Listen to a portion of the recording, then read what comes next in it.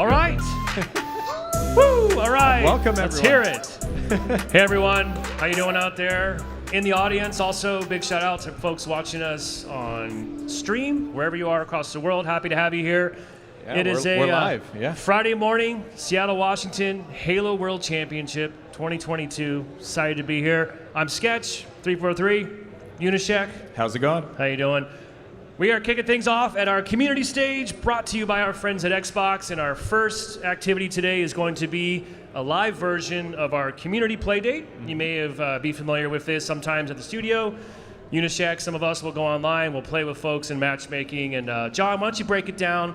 What's Playdate Live? What are we doing? What's going on? So we're doing a 2v2 playdate here on the stage. We're going to pull up 4 members of the audience. We're going to be giving everyone who gets selected ice unicorns at the end.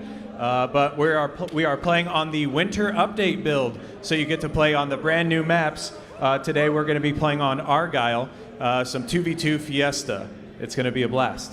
So and the Ice Unicorn, super exclusive. Only way to ever get it is either playing on stage or doing one of our online play dates. But even then, Correct. the odds are ever not in your favor. So yes. It's a tough grab. super exclusive. Also, just want to reiterate, we're very excited. This is, I think, the world premiere debut of just live raw Argyle gameplay, right? Live gameplay, yes, absolutely. Yeah. All right. With Any community members, yeah. We are playing on PC, so if you're a mouse and keyboard fan, sorry, we just can't accommodate you on stage today. We got controllers and all that, but Yep. I think it's time to get right in. John and I aren't going to play. We want y'all to play. We got a little bit of feedback here. Stay away from me. I don't know what's going on. We got a magnetic field, so I think we're going to need 4 volunteers to start. Hands up, hands up. We're going to get a couple games in, and then we're also going to be back tomorrow. Right there, yeah. If John calls you, please come over here to this side. And then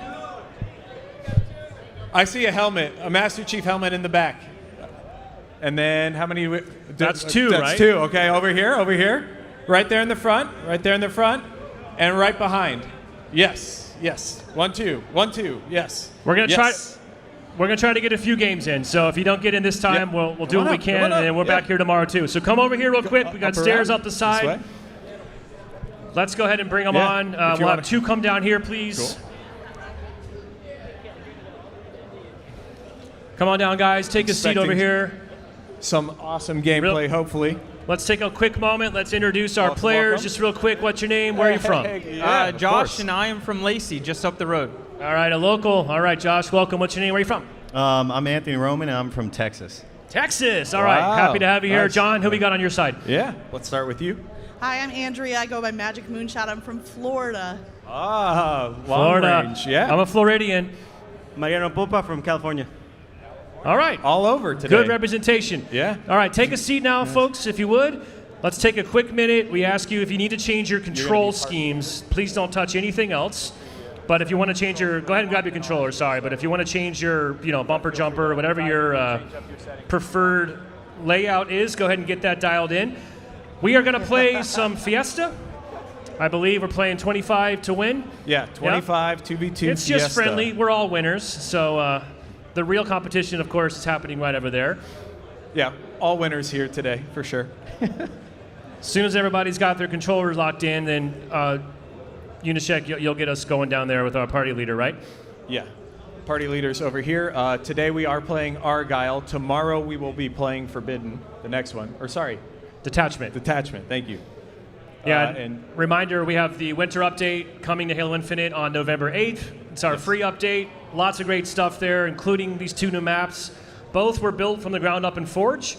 So this is our brand new Forge editor, most powerful tool we've ever released. You'll be able to get your hands on that as well on November 8th, along with network co-op for the campaign, mission replay. We have a 30-tier battle pass loaded with reach goodies, all free. brand new achievements in campaign. Yep.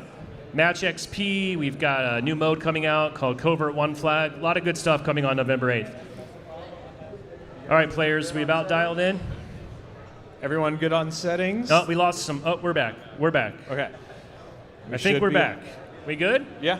We're looking Should be good. good. Thumbs up across the board. All right. Settings are all set. Cool. All right. Let's load in. Let's go ahead and initiate. First match on Argyle. This is our pre-release build, by the way. So live environment, pre-release. Yeah. No pressure.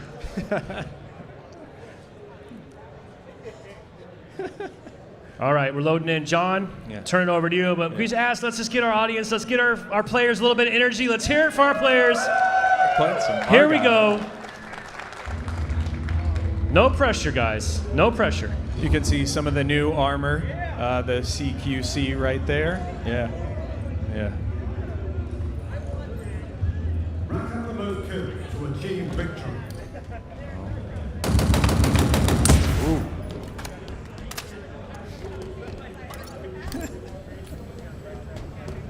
Don't sleep on that Mangler. You're all right.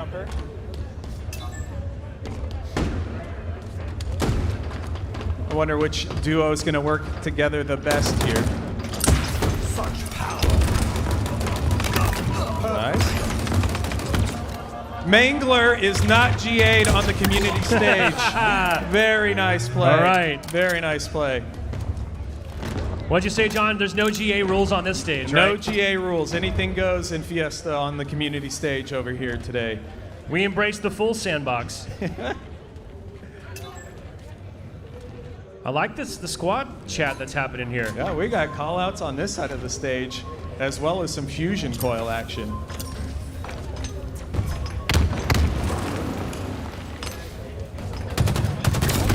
Very nice. John, I'm going to go to an Astro listen-in. What's up? Oh no! Oh. Cinder shot took out both of them. And we are at a 3-2 game here. I think I just saw someone intentionally pick up Mangler. So they are going out of their way to disrespect the GA.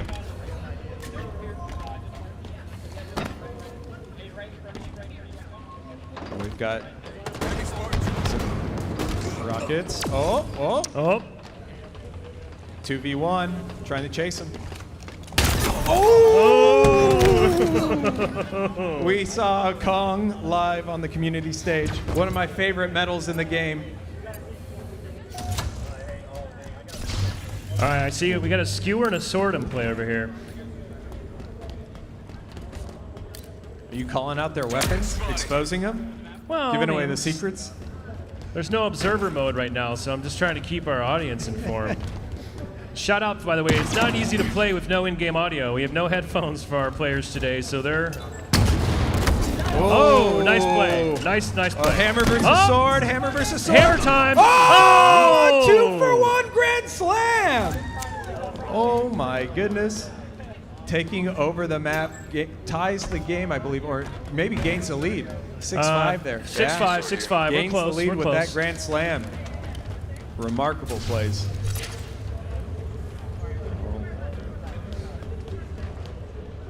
Oh. No! Oh, nice mangle. No! 2 down. They're trading blows back and forth in this match.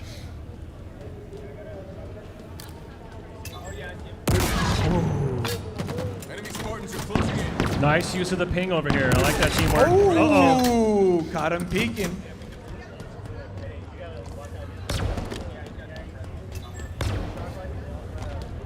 Enemy there.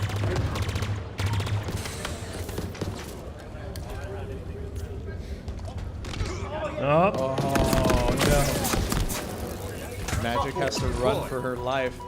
Gonna get 2v1 here.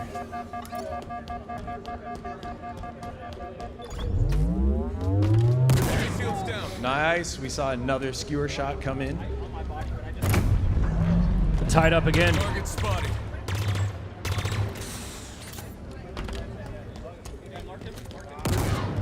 Oh, my team over here has dual skewers. Dual swords? Dual skewers. Oh, skewers. Yeah.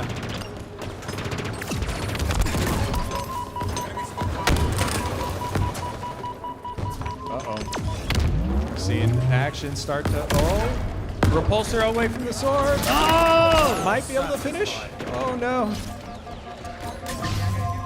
The sword coming in clutch. I'm seeing a lot of sword and hammer plays.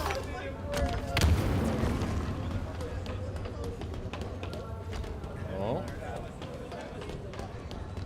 Scanning as the other team is in this side of the base. Oh no, the damage had been done. The disruptor damage over time, slowly ticking away at your health there. John, we got Cobra starting to pull ahead a little bit here. That is true, yeah. It's 8 to 11. Let's see if we can get some good coordination out of the team over here. Oh.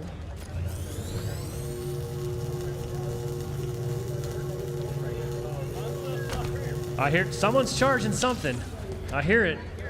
You don't hear anything over there. You can't. That is funny though. Yeah, you can kind of hear the sounds and have that be the giveaway for what weapon you might be holding. Teamwork saves Magic from a deathly sword. Oh my god.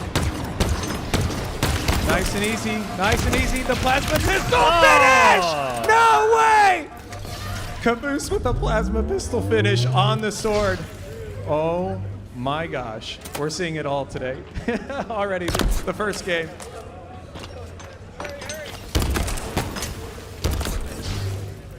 Target spotted. Oh, nice. Seeing some shots go back and forth. No. Close. Nade comes in. Great nade. Taking him out. Oh, a Ravager versus the Stalker rifle. Nice finish with the pistol there.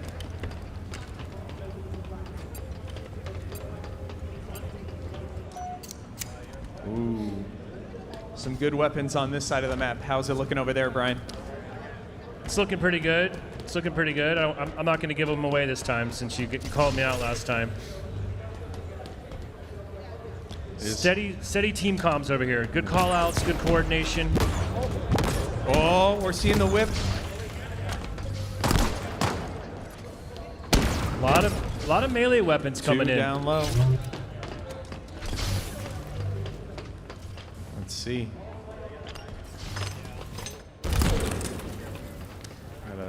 They're Nice little acknowledging. center shot. Nice. Oh. They're backing Center off over shot here. coming We got to the play. low ground.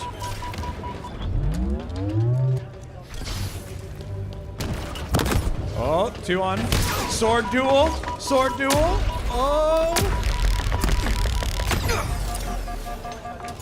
Okay. Ooh, great whip with the center shot on this side. Get and the him! sword Yes. comes in. They trade out kills. Let's see. Oh no. It's anybody's game. 1 point. It's back and forth. Another sword duel. Sword battle.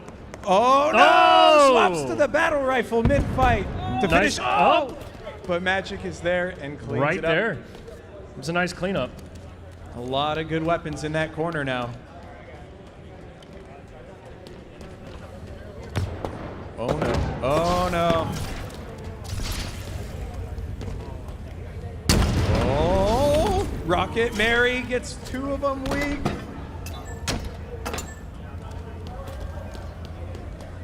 (14 to 16). It's stayed tight. Oh. 16-15. Ooh. Nice. It's a 1 point game. Remember, we're playing Wow. at first team to 25. It's going to come down to the wire. This has been a pretty heated match here on Argyle.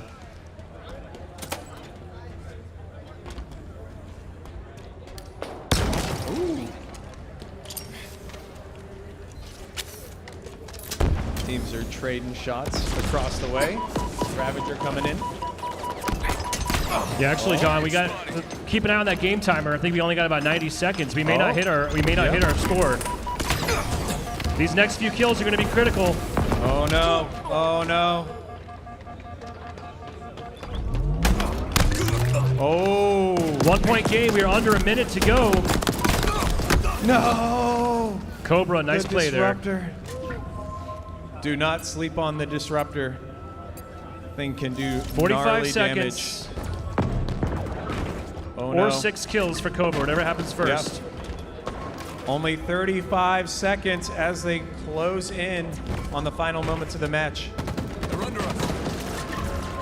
If they win this trade, it'll be a tie game and force some overtime. but they only have a limited amount of time to do that. There. Needs to survive! Oh, my goodness! They no, can't it's- afford any deaths. 1 point game. 10 seconds. 15 seconds. Uh-oh, fusion coil. Fusion coil. Nice shot. Gotta push him. No! He got the kill. Gotta go. 4 seconds left. 3. No! No, we tied it up. 20. We tied it up. We're no going to time on the overtime. clock. We're going in to overtime. Fitting commendation. Oh, I've never seen a more clutch, Clutch needler play. in my life. The action is here on Community Stage, Halo World Championships, overtime. Our first play date of the day on our new winter update map, Argyle. We are deadlocked 2020. Tango's closing in. Have you ever seen a needler so clutch, Brian? I have not. That was incredible. Didn't Optic win using the Needler in Orlando? I don't know. I don't know how they closed that out. I think. No, they didn't. Okay. Oh. So they got 2 more minutes or the score limit at 25 that they're fighting for. Oh, there we go. No. tied. Oh, Oh. Rockets. Nice. Double kill. And trading blows. Seriously, back and forth all game.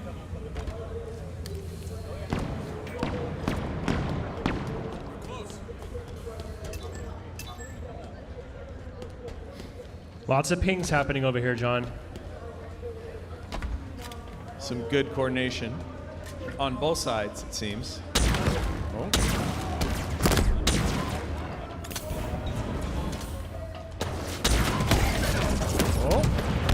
Oh, trade it. Okay, okay. All right, good trade. We're still tied up. Tie game. Back back and forth.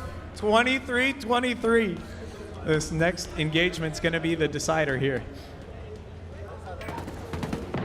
Oh. Oh. There is a skewer on the field, which makes it very, very dangerous. Because that one pick could open things up. Under a minute 1 to minute go. left, though. Yep, 1 minute. Oh my goodness. Right there. It might happen. I think they're going to push this advantage. There's no Oh! Oh no! The no scope. No! Oh my god, 24-24! We're still Oh, tied. And that's it. That's it. 25-24! Wow. We have the winners over Wow. here with the Eagles. Oh my goodness. Wow. What a match. The drama. The GG's. intensity. Great game. Congratulations. That was riveting. Great game. Great game. So if you want Y'all to wanna get your come out Ice this side over Unicorn here? nameplate, go ahead and give your gamer tag over to Colton And there we wa- on the side of the stage. Hey, awesome. Brian, you Awesome. actually want to pull magic for a winner interview? When? Yeah, get a winner interview. I'll pick the next Okay. people. Hey, actually, All right. Who winning wants to team, play real on quick. stage? Who wants to quick, play on let's do stage? Let's do it. We're doing Let's see, real let's quick winner see. interview while John's finding 2 I'm more. seeing some hands. Step with me Seeing out some here. hands. Just what was going through your mind that Standing final, up in the final front. 10 seconds there? Jumping in the back. The final I saw 10 a jump. seconds, I was Excitement like, is a we good got them both factor weak, when I let's decide collapse. people. And then the skewer Right shot there, took me out, Outpost and I was, Discovery like, shirt. shaking. I Kansas was like, City I blew shirt. It, I blew it. Let's He do it. clutched it with the double kill. That was Cool. That was clutch. I think that, is that how, 4? how was I Argyle? think that's Any 4. sort of Welcome, any guys. advice you want to Just give the go all next way team down. here? Just go all the way down. Know that they can always get around you and behind you. Just Just, use that keep one, an eye please. around Yeah, because they kept getting behind us. up, That was guys? the key thing. I was like, oh wow, that was our death. It's just always behind us. We got All right, so okay. stick together, communicate well, and hope you get a good weapon in the Fiesta roll of the dice. Thank you both so much. If you and just have a great played on time. community stage and lost your keys, please see Colton. Okay.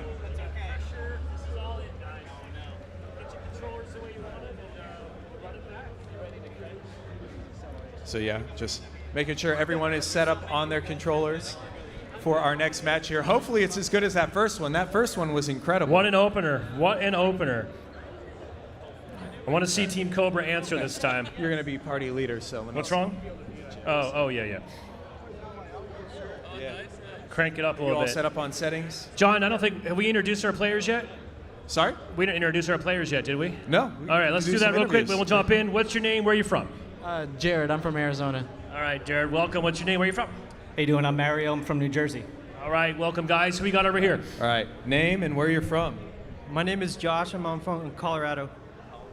And Connor from Austin.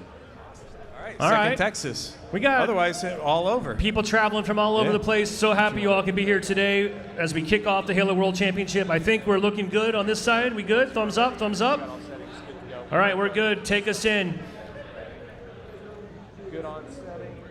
Okay. We're going to play Go another ahead and hit game here. start. It's going to be another round of Fiesta. Once again, Awesome. we're playing Thank on you. Argyle. It's one of our brand new maps coming out November 8th, part of our free winter update. Yeah. This map was built from scratch in Forge. It's the same Forge tool that we are excited to put in your hands Yeah. in just a few weeks. Got to get a selfie on the main stage. Got to do it. Got to do it.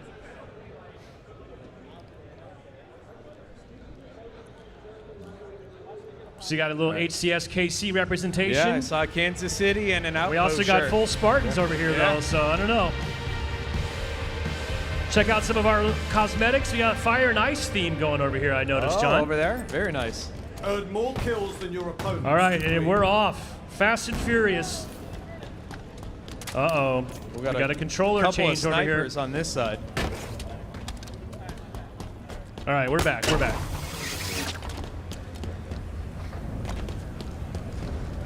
Curious how they're going to play this. Are they going to play it the same, or are they going to play it different than the previous duos we had up here? Whoa.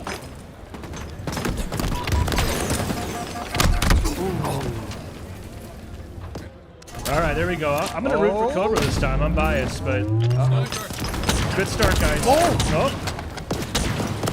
Rather terrifying with that thing. Good no-scope grenade there to get that one kill.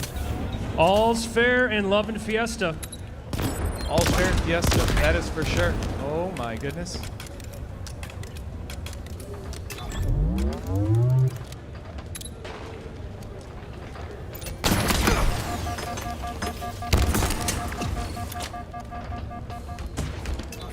Oh! The sword is too strong.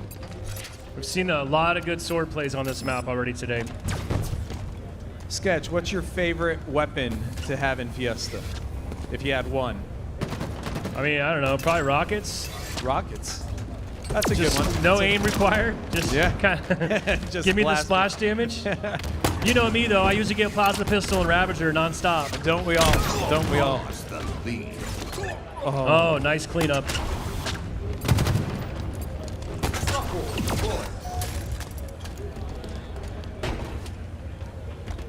What would you want with those rockets as your secondary then? Something more up close and personal. Wouldn't mind Something maybe a like sword. that sword. Yeah. Sword's a good call. I think I'd go like rockets and sniper, you know? Yeah, That I way- just don't have the precision skills you do, Target John. spotted. We actually got dual snipes happening right over here on Team Cobra right now. Actually, oh! Seeing an aggressive push. Oh, Lost the lead. ooh. Oh, that was a nice cleanup again.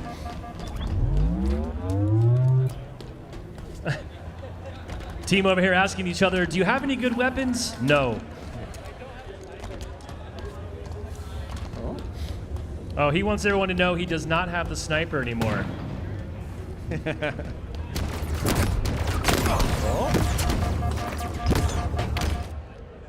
Seen some shots go down with that cinder shot.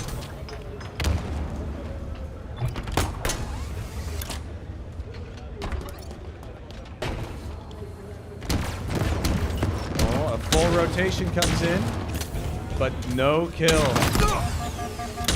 Oh, the no-scope finish!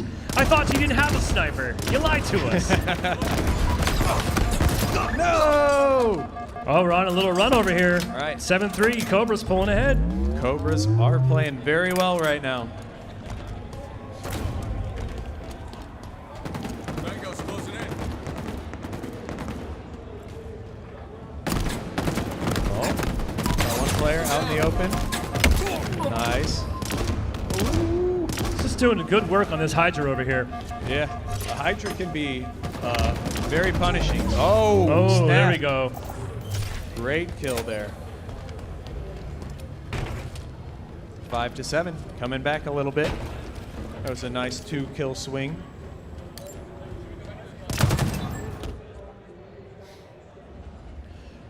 It's a new dynamic, John, when each team can hear the other team's call-outs to each other and they're strategizing, right? Yeah. Oh, I don't know if they know what's about to happen. Oh, the sword on the nice, flank. nice grapple to the sword. Did he do it again? He did! With the double. Great flank with the sword there. 9-5, a little bit of a buffer. We're coming up on 5-minute mark here. Oh, now we're gonna try to showboat for the crowd with the Kong. Another Kong. Wow, wow. Oh, hammer coming in, clutch. Nice. Kong is, it's so good. Oh.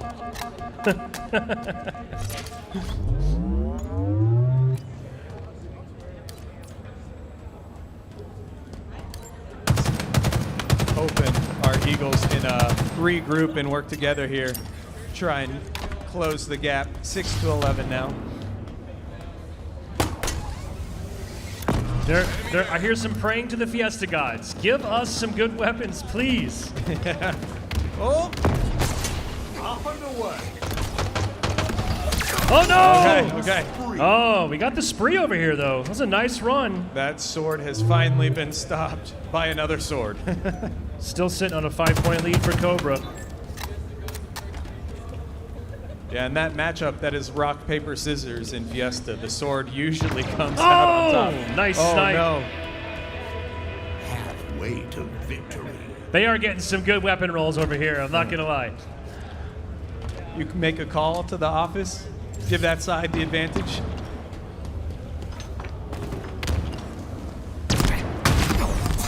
Oh. Just barely gets. Oh. Let's see if we can. Oh. Just barely missed the Kong.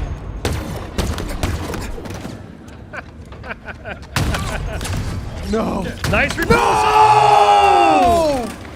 What Who a is play! Oh my goodness. Wow, some high-level play up here under difficult circumstances. First time on the map, no audio, your opponent's sitting 2 feet away from you. Some quality plays though, for sure. We're still close, so we got a little over 3 minutes, 6 points. First team to 25, or whoever's ahead by the time we hit 0. No. No. Okay.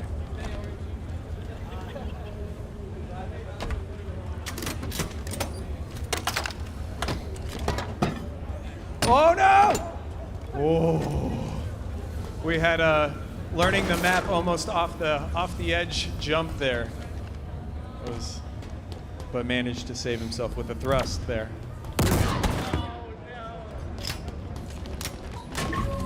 Such power. Nice use of that threat sensor right there. Both got, Nice. Oh, the Rockets coming in clutch in this matchup. John, everything's coming up Cobra over here. We're getting all the power weapons all day, every day. Sometimes that's the way it goes.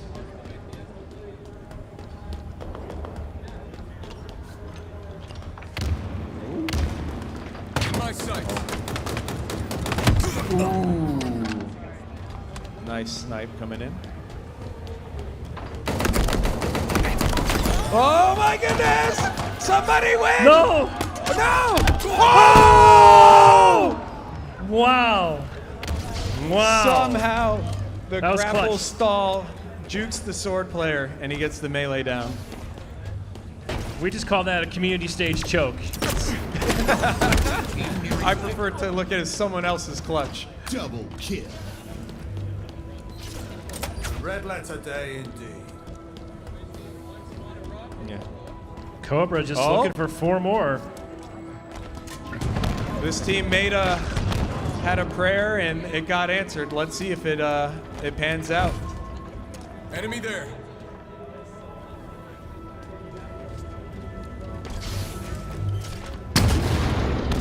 Oh.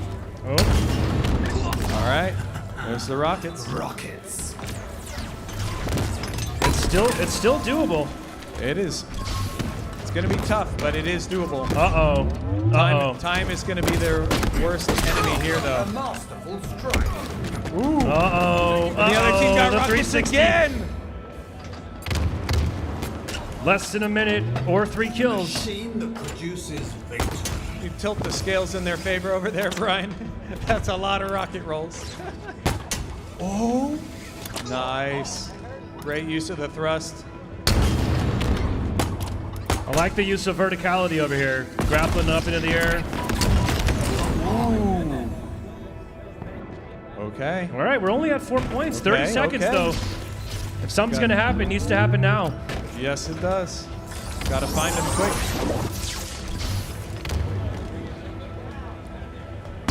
Oh, God.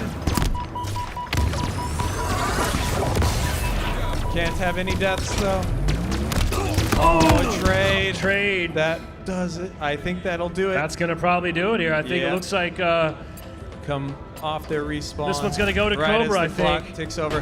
24-19. Let's give it up. All I believe right. Good Cobras job, won everyone. this game. Yeah. Great game. Yeah. And if you want to go ahead and give Colton your gamer tags, we you can guys get you want to hooked up just with hang the here for Ice 1 Unicorn. second. Thanks for playing, guys. Hang out with me for 1 sec. You guys want to give your gamer tags down here. Thanks for All right. playing. Next. Team Who Cobra, wants to real play? quick. Who wants to play? What was the key to It's, your victory here Beanie. today? Beanie in the back. Him, actually. Yeah. Him and Yes. the lucky spawns we got for the weapons. Okay. Is there any trick see. to get non-stop Waving rockets of the and shirt. snipers? How Waving did you of do the that? shirt's a good one. Way in the back, waving. Be lucky? Yeah. Just lucky. All right. Final boss. Maybe hit Final the boss. casinos tonight. Keep that ruck rolling. And Come on up. congratulations, Come on up. guys. Thanks for playing with us today. Welcome. Hey. All right, Welcome, we're going to get our welcome. next round of players up. How's Just it as a going? reminder, we are at the community stage How's it here, going? brought to you by Xbox Halo Let's World go ahead and get Championships settings set up. 2022, Seattle, Washington. The smoke is cleared. It is a glorious day for Halo. We are playing Fiesta Slayer on one of our brand new maps called Argyle. This was developed in Forge. It's part of our winter update coming out on November 8th. 4 new competitors getting their controllers situated here. We've had 2 very close games. I believe we've had a win and a win now. We are tied up. Yeah. We're getting our settings set up. Brian, you want to go ahead and introduce your side? Yeah, let's go real quick. Tell us who you are, where you're from. Hi, chat. My name is Sam, and I'm from California. All right, welcome. I'm Chris. I'm out of Cleveland. Cleveland and California over here. Awesome. And then what's your name and where are you from? My name's Jeff. No, my name's Ryan. Where are you from? I live in Seattle. Yeah. I'm Brian. I'm from Virginia. Rocking the Final Boss sweatshirt, too. All right, we Very good over choice. here? We got a thumbs Everyone up? Good on settings? All Ready right, to we're jump on good. in? Take us in. Take us in. We got people from all over the country so far Yeah. here today. Really, really happy everybody came out. Thrilled that you're here. Really appreciate everybody watching us online as well. Wish you could be here. Hope you're having fun virtually. You cannot play in the truck. I gotta watch that. Gotta make sure no one gets in there, just in case. Otherwise, John, you we got some that Grand VIP Theft Auto parking, happening right? on stage.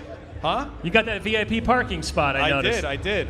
I rolled in, parked it up here. All right, here we go. It's the closest parking spot to the stage.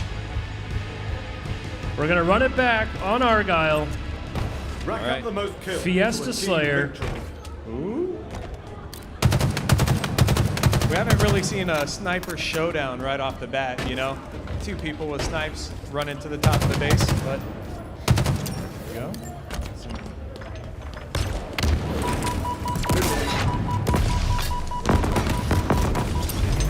Ooh. Seeing some good shots right now.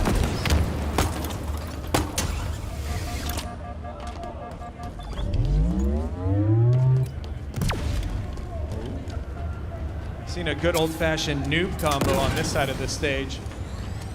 If the game wills it so, you must use it. Oh. Plasma pistol finish again! That's the second one on stage today. It's a hot start for Eagle. Oh, cinder there we shot. go. We Watch got- out. Watch out. Oh! We got dual center shots over here, John. Oh my gosh. 2 cinder shots. That is a scary thing to go up against. Yeah, just like that, it's 2-3.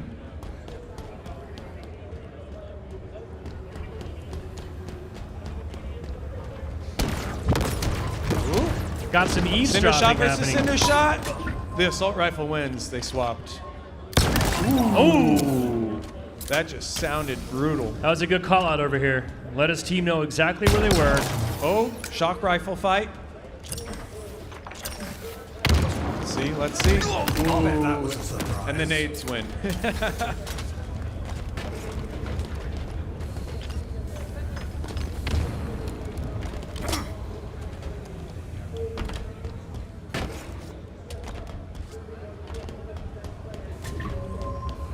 Just a 4v4 matchup. Shock rifle versus stalker rifle. Ooh. And we're tied up, John. The Niebler coming in clutch once again.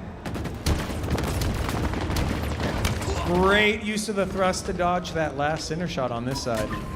Wow. Seeing some high-level plays today on the community stage. Yeah, they're bringing it. I've always said Fiesta has a place among the most competitive of Halo modes. Fiesta belongs on the main stage. Fiesta has Game 7 at the Halo World Championship Grand Finals. Ooh. Crispy shots.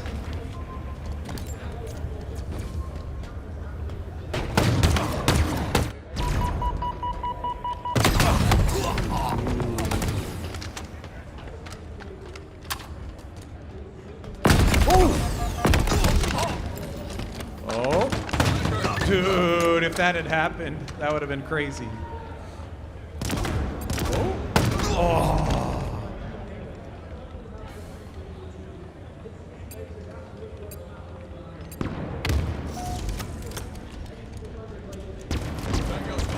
Ooh, and perfect with the stalker rifle.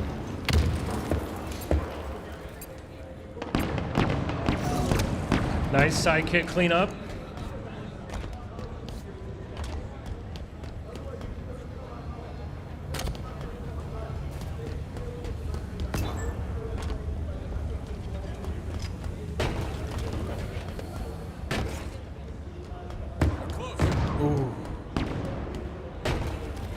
Seeing some good call-outs on this side.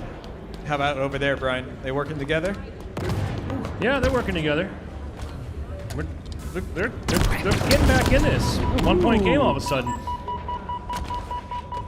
10-9. Oh, there we go. 10-10. Tied it up. Tied it up.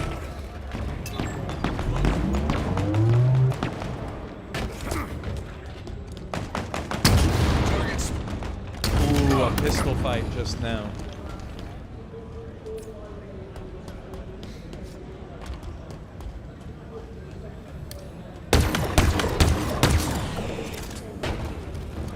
Seen a lot less rockets and snipers over on this side, on this match, Uni. But a lot of cinder shots as we see more flying across the map there. Brian, if you had to choose between CQB or CQC helmet, which one is your favorite? We got a CQB fan over here. It's a toss-up, maybe B. Okay. It's a classic. I can respect the CQB choice, but I think I gotta go CQC. Just missed that no-scope right there at the skewer. Oh! Another plasma pistol finish. Way to victory.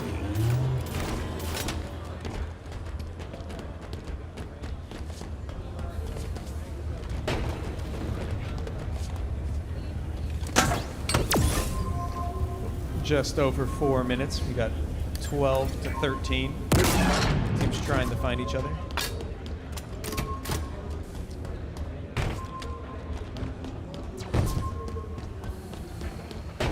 Uh-oh. Ooh. The cinder shot can be quite brutal. A lot of cinder shots in this match so far. Has definitely been the deciding factor.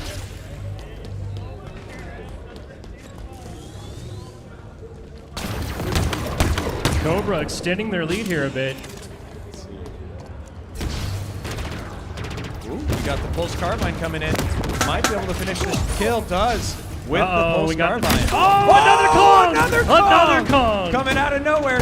Pulse carbine with does the not double. get the finish, and Griff gets away with 2 kills there with the Kong and shotgun. Wow. Nice double pickup, extending the lead now. Cobra up 17-13. Ooh. Right off the respawn, not being phased by losing 2 there. Just picking off the other player with a perfect shot from the shock rifle. Oh.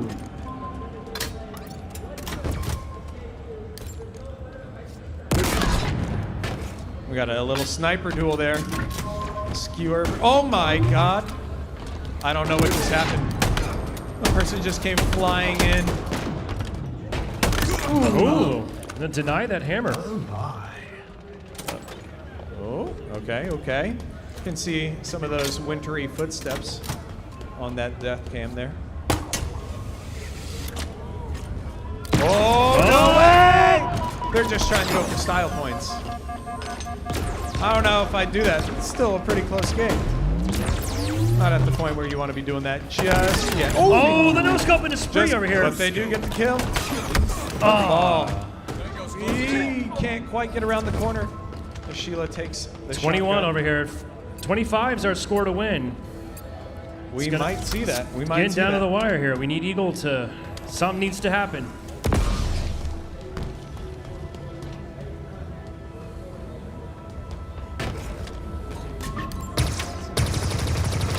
Oh. Ooh. Needler comes in, but there was a skewer. Oh, let's see. Another plasma pistol! Another plasma pistol kill! I have never seen, oh my goodness, great shots. I have never seen so many plasma pistol kills in my life. It's truly a pleasure to see. Okay, we got 4-point game, 90 seconds. Perfect.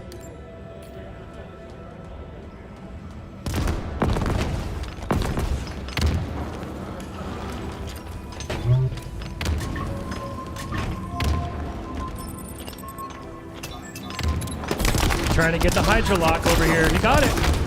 Oh, Let's see. Sounded like a. Ooh. Okay, okay. Teamwork, teamwork. Swap in, swap out. We're seeing under. it. We're seeing it over here. under a minute to Very go. nice. Uh-oh, 3-point game. It is totally doable. Just have to find him real quick. It's going to come down to this last sequence here. This is probably going to be it. We got 40 seconds. We need 3 kills for Eagle to force an overtime. You got it. Nice. Uh-oh. 2-point game. 20 seconds.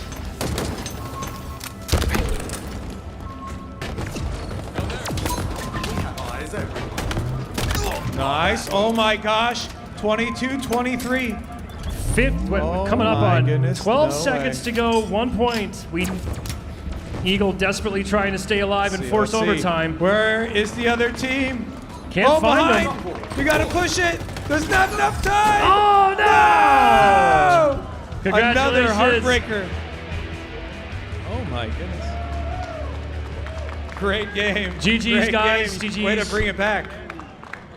Awesome stuff. And then if you want to go ahead and give Colton your gamer tags, we can get you hooked up with your Ice Unicorn. We'll have you guys just wait here a second. We'll do our winner interview. GG's, guys. And then GG's, thanks. I'm going to check and All right, see guys. how much time we have. Well, we got a timer right there, my friend. We have 5 minutes. We have 5 minutes, so Another game or no? I'm not sure. I don't know. That's what I was going to I say. don't think we have time to squeeze another one Okay. in, but That's let's gonna talk be to our it. winners here real Okay. quick. First of all, what do you think about Argyle, your first time trying out this new map?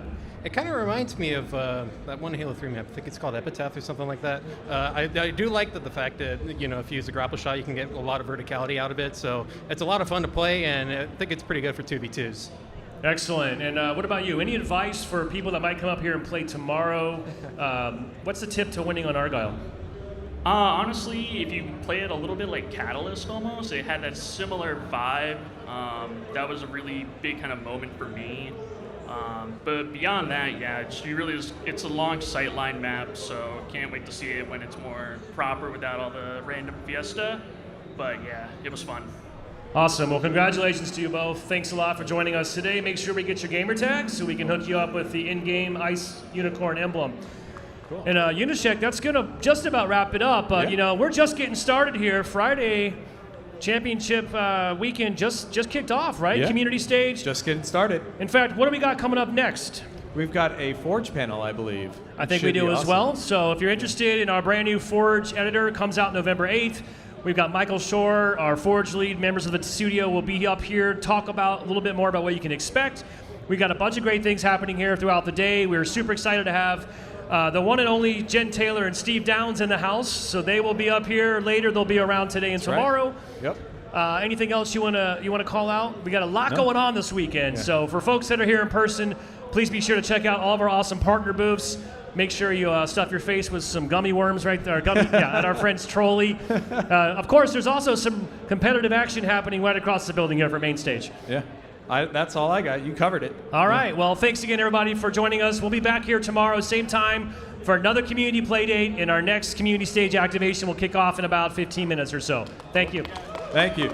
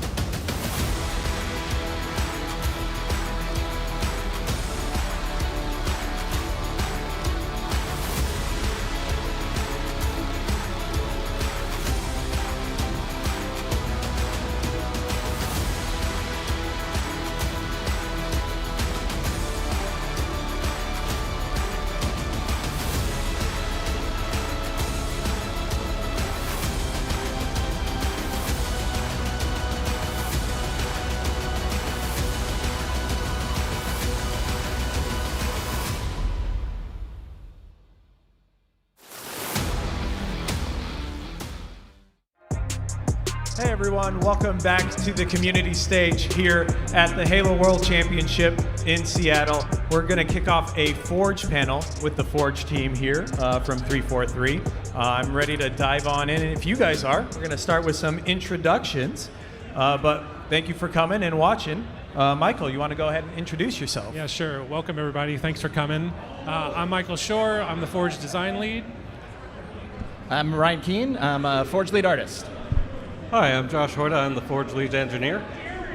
And I'm Tom French. I'm the multiplayer creative director on Halo Infinite and was Forge lead on Halo 5. Oh, yeah.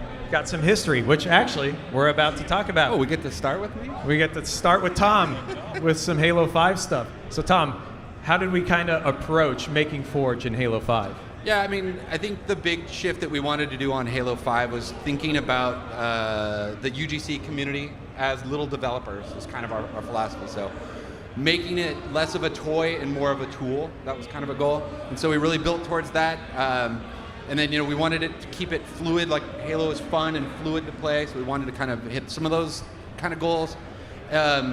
Really start to build it out as a more robust tool. Like, we don't want to have, we want to push the map story in Halo 5, but then, how do we start empowering things through scripting and things like that? Again, little developer things. Unity went backwards. I can't see my bullet points, man. That's my bad. Yeah, and then we finally got to do scripting, which is something that was exciting to me. I think as a developer, especially as a starting developer, it's like your most powerful tool you can give somebody because they can really start to connect in with the engine and actually just do things that the game normally doesn't want to do by itself, which is super cool. But you really, I mean, I don't want to just read through all of these, but really it was about making little game developers and empowering the community to make fun new content.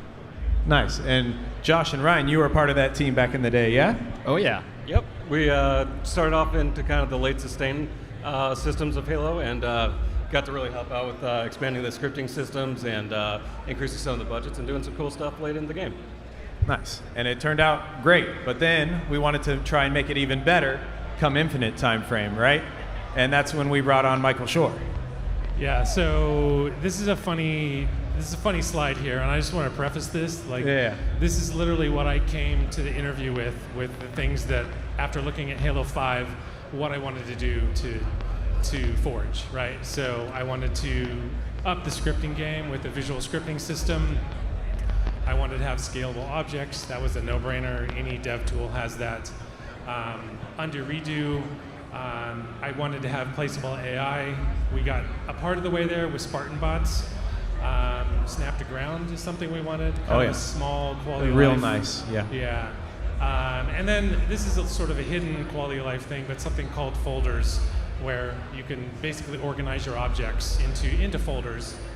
And when you have bigger budgets, like in the new Forge, it's helpful to organize that stuff. And then, back in the day, I certainly wanted a terrain editor. Maybe one of these days we'll get it, but we traded that cost for some other things. Yeah. Fingers crossed. Fingers crossed, exactly. But so you brought this to your interview with Tom? Yeah, well, with Tom, and then once I got the job, we also cross-referenced this with Tom's wish list, with the designer before me, his wish list, the community wish list. Like, there was a lot of asks for features.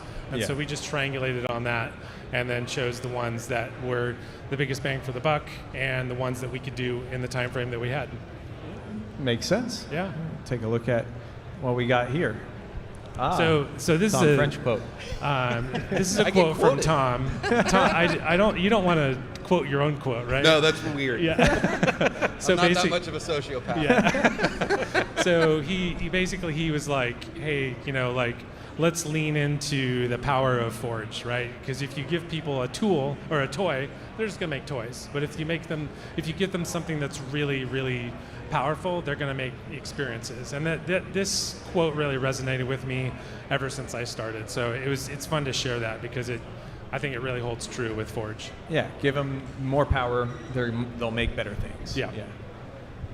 And then from there, we just worked together to create some design pillars to make sure that we were always on the right track, right? We wanted the new Forge to be familiar, right? If you played a previous version of 5 or of Forge, you were like, oh, I get this, I know what this is, right?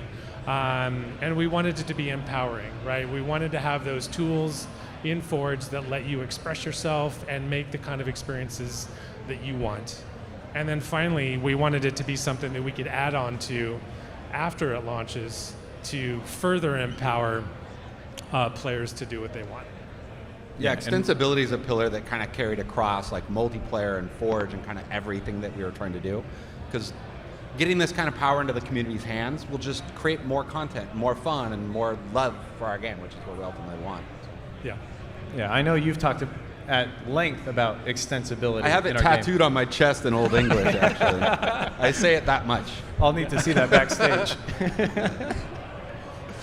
But setting the table for some art.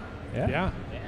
So coming into Infinite, we were again. Came on into Forge off the Halo 5 sustain effort. We kind of hit a lot of walls with what we could and couldn't do with tech. So we, using that as kind of a springboard, we kind of picked some guidelines, some guideposts for things that we wanted to do. Visual fidelity is one of our biggest things. We wanted to get as close to like a dev-made map as possible, kind of blur those lines, while still kind of leaving as much space as we could for any kind of the weirdness, the fun stuff, the stuff that isn't necessarily the military-grade shooter stuff that you would expect from a Halo Forge map. We take Halo very serious. So serious, so serious.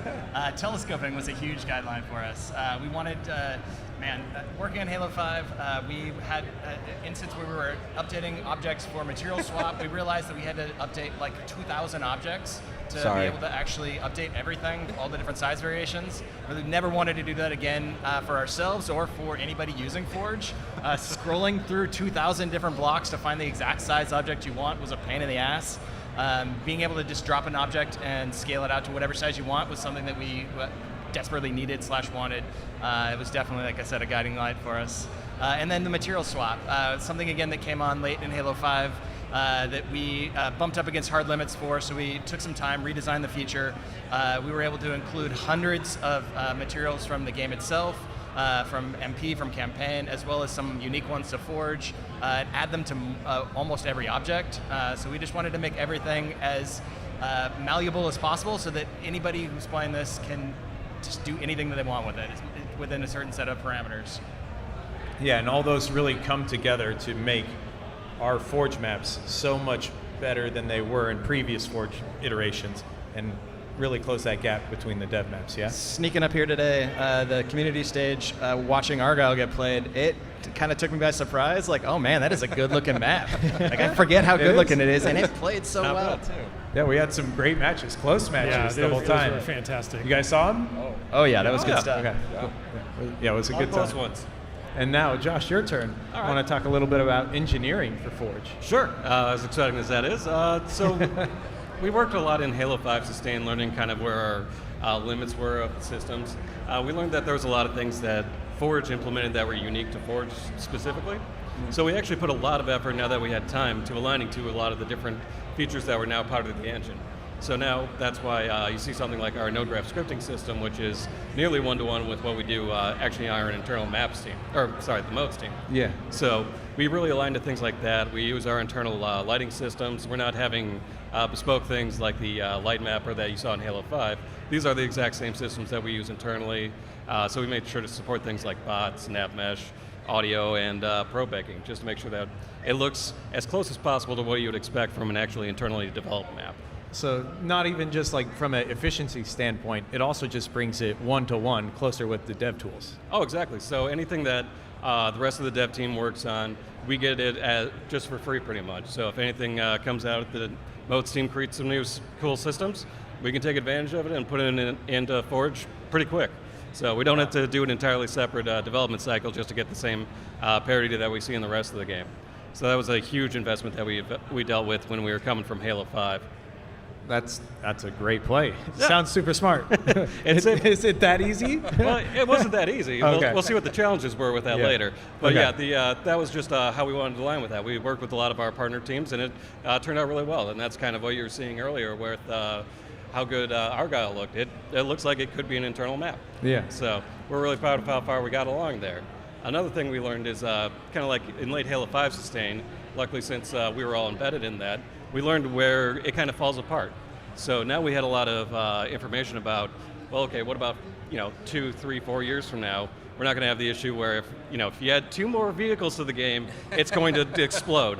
So we made sure to plan ahead for that now. So we did a lot of work doing memory management, improving the pipeline it takes to get to get more content into the game. We can get objects in faster. Scaling means we need fewer objects. So we've done a lot of investments to make sure that we can get as much content as possible into Forge, just so that our users can leverage that just as much as we can.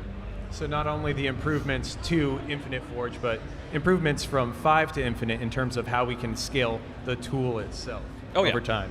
Yeah, there's a lot less concerns about making sure we load every single object. Now we're doing that a little bit more intelligently, so we don't have to worry about just blowing out the memory pool and crashing sometimes. So that's a big thing that kind of held us back a couple times. So we definitely handled all that.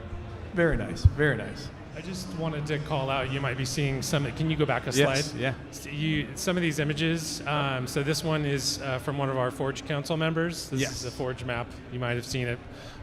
So I just want to call that out because they're darn pretty. Yes, we got some beautiful Forge maps made by members of the Forge Council that you'll see throughout the deck. Yeah, thank you. Thanks. Biggest challenges, production. Who wants to take this one on? Do you want to take this one, Josh? Yeah, sure. Well, we have a little video of what NodeGraph looked like, I think about 2 years ago, maybe. But some of the challenges we had was now we're investing in things like our nav match, our probe bake, and all that stuff. So we had to develop kind of entirely new ideas for how we handle all the data that's associated with Forge. So that's why you're seeing now we have a build process that instead of just building these things out of load time, now we are actually dedicating time and uploading the results of those things. So we can actually attain a level of content quality that was just not possible before with how we structured our data. So that was a big challenge, but it definitely paid off, and now we're aligned with pretty much the rest of the studio, so it's really paid off at least. That's really cool. And we were looking at just NodeGraph. You guys want to talk a little bit about that? Or? Yeah, so what you saw in the video here was the first time we stood up the visual scripting system NodeGraph. At this point, I don't even think that the Lua was actually working. It was just fake data to get the UI proven. And obviously, it's come a long way. It was so cool to find this video and kind of go, oh yeah, I almost forgot about this. From humble beginnings. Yeah. Humble beginnings for sure. And we had to build all this UX, UI from scratch because there wasn't a visual scripting system before. There's one in our developer tools, and so I think we inherited a lot of that, but we still had to create a lot of that UX. We had to figure out, okay, well, how does this work with the controller, right? Because the 343 devs, they don't use a controller with the what am I trying to say with Faber, right? And so what's it like to develop a script with a controller, right? That was a big challenge. And actually, when we did finally stand that up, it kind of was one of the best things. Like, this never happens with design, where you're like, hey, we're going to do this thing. And then you implement it, you're like, that's pretty cool. Like, usually it's like, that's not really cool, but I think it's going to get there, right? But with NodeGraph, the first time I was actually playing it with the controller, it was pretty fantastic, and I was like, man. It feels good. It felt good. I was like, okay, I could totally see how someone could sit down and do scripts and make stuff they want to do.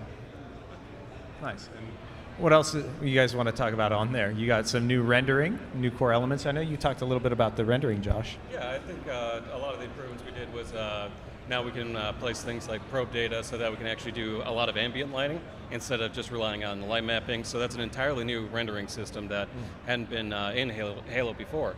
So as we improved that for campaign and the rest of MP, we latched onto that, as well as just kind of between probe baking, cube mapping. Users are pretty much able to do almost everything we can do internally.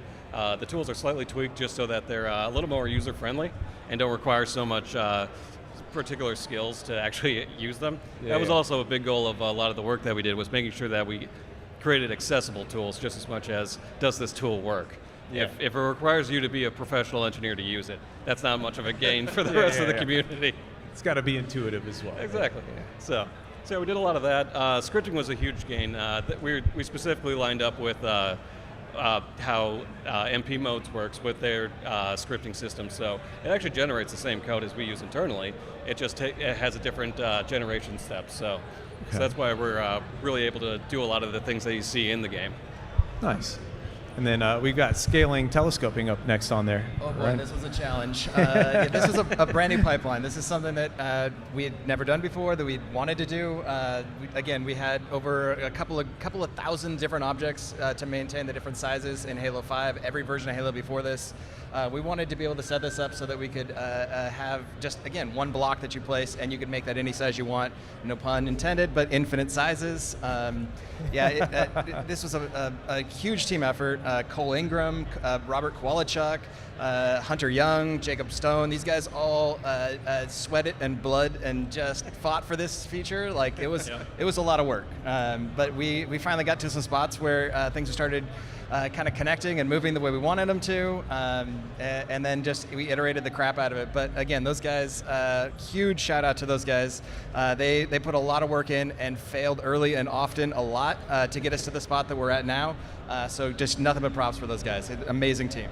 Yeah, I'd like to echo that. And also, like, for the people who aren't familiar, like we have scaling. We have, like, we call it dumb scaling. Sure. And we also have telescoping. Like, can you sort of elaborate on the difference between those two? Dumb scaling is literally just taking an object and either uniformly or non-uniformly scaling it in any direction. For the telescoping objects, it was something we wanted to try where detail would stay in the same positions relative to the size of the object. So as you scale an object up, you have a trim along the bottom of the object. That trim always stays the same height, stays the same position, and it kind of locks in the size of that, or the look of that object, so that you can have, for instance, like walls that line up that have different size walls, but your trim on the bottom is always going to be the same. Yeah, awesome. Yeah, and that's why that system became much more complex and a challenge to work through. It definitely for sure. was a little bit of a quagmire, Yeah, for sure. for sure. We still have fun with it, if I'm being honest. And any talk about challenges, I need to give a huge shout out to Skybox Labs. Yeah. They're a partner. Like, we treat them as an internal partner. They're not an outsource place. They're internal devs to us, even though they live in Vancouver, and we've worked so closely with them in Forge. Like, they were responsible for the PC version of Halo 5's Forge, right? Yep. And we've continued to work with them. They've been fantastic partners, and all these challenges, like, we owe them a huge debt, a big gratitude to that group for helping us work through this stuff. I think maybe we should apologize for putting them on the challenges side, but they were not. Yeah, they were really that's the solution. my bad. I didn't know where to put them. I feel like they came in and they helped us solve some challenges. Yeah, that works. They helped us through them. Yeah, exactly. And I also wanted to call out that we've not only been working with them for so long, but we've been working with pretty much the same people the entire way. Yeah, we've had people who have been years, working on Halo with us for 6 years straight. Pretty much when I got hired, I started working with these guys immediately on Halo 5 Forge, and we've just continued that relationship the whole way, and it's been amazing. You guys took a couple Vancouver trips. Got that out out of there. it too, yeah? I love going up there. It's not bad. Yeah. It's a lot of this. It looks very similar, surprisingly. Vancouver and Seattle are about the same age, actually. Really? In terms of, like, I was kind of surprised when I learned that. Interesting. But yeah, that's such a fun city. If you haven't been, you should go. It's especially in the summer. It's just absolutely gorgeous. Yeah. One thing at the top there, bots. I know we touched on nav mesh a little bit. What were some of the other challenges we had with the bots in implementing those Spartan bots in the Forge? Sure. Well, we initially had the challenge of just getting nav mesh working. Without nav mesh, bots just don't have any idea about where to go or where they can traverse. So after we got that stood up, we worked a lot with the bots team that were actually part of the MP modes crew, and kind of figured out, well, if we just have them wander around, that's not really a good experience either. So we actually worked with them to figure out exactly what kind of additional data we needed to sprinkle around the maps to make sure that we were really getting the most that we could out of this feature, because we want to make sure that we're not creating a system where our internal users of Forge are unable to create as good a quality as what we are able to make internally. So we have a lot of pathing info as well that people can place to kind of inform the bots how they can traverse the map, like here's a good spot to stake out, things like that. So we had a couple improvements like that, worked with the bots team, and it turned out really well. Nice. And we auto-generate the bot nav mesh. How do you get that? How does Forge know when you've got a floor there bots need to walk on there versus it's any other kind of object. I think it uses the collision mesh to define sort of the edges of that, right? Yeah, I believe it. What's that? It is magic. Oh, it is. Well, it's magic, part yeah. magic and then part collision mesh. Right. Yeah, it grabs a couple of items along the map and just figures out, what floor plane are they on, and they kind of just run around, try to figure out exactly which pieces can be added to the nav mesh so that they can traverse around the map. A big part of it as well is jump hints. These things are automatically generated that the bots can figure it out. If it's a small jump, they'll automatically figure that out. But we also have features inside of the nav mesh tools to mark those up later by the user, because they can realize, the bots can jump down from the top of there to the bottom of the stage just because there's no fall damage. So you might as well just have them do some goofy jumps every once in a while. Yeah. So we allow them to have quite a bit of markup for things like that. Very nice, very nice. So we got future. This is future. always an exciting one. You could talk about this forever, Let's see, what do we got here? Near future. For the future, obviously, we want to be community focused, right? I've said this in the winter trailer.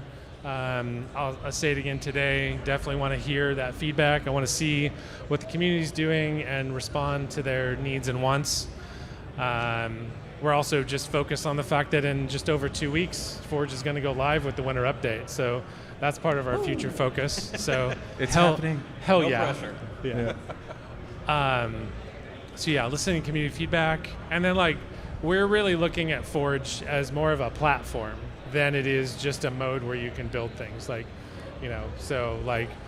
expect to see things that transcend the Halo, universe in Forge, right? I see people having portfolios in Forge and landing game dev jobs. That's a platform, right? And so and we're going to be looking at it forward thinking through internal feedback and community feedback to develop it to be much more of a platform.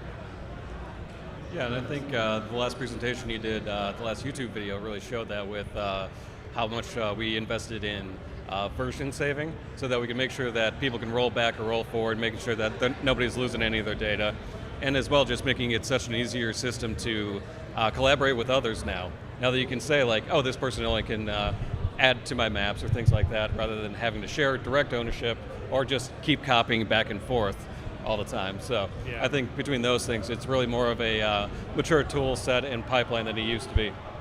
Yeah, that was something that Tom and I talked about early on, was what kind of features can we add to Forge that help a group of people who want to develop together? How can we help them collaborate, right? And that's where versioning came out of. That's where asset permissions came out of, right? All these things really help a group of like-minded individuals to work on a piece of content.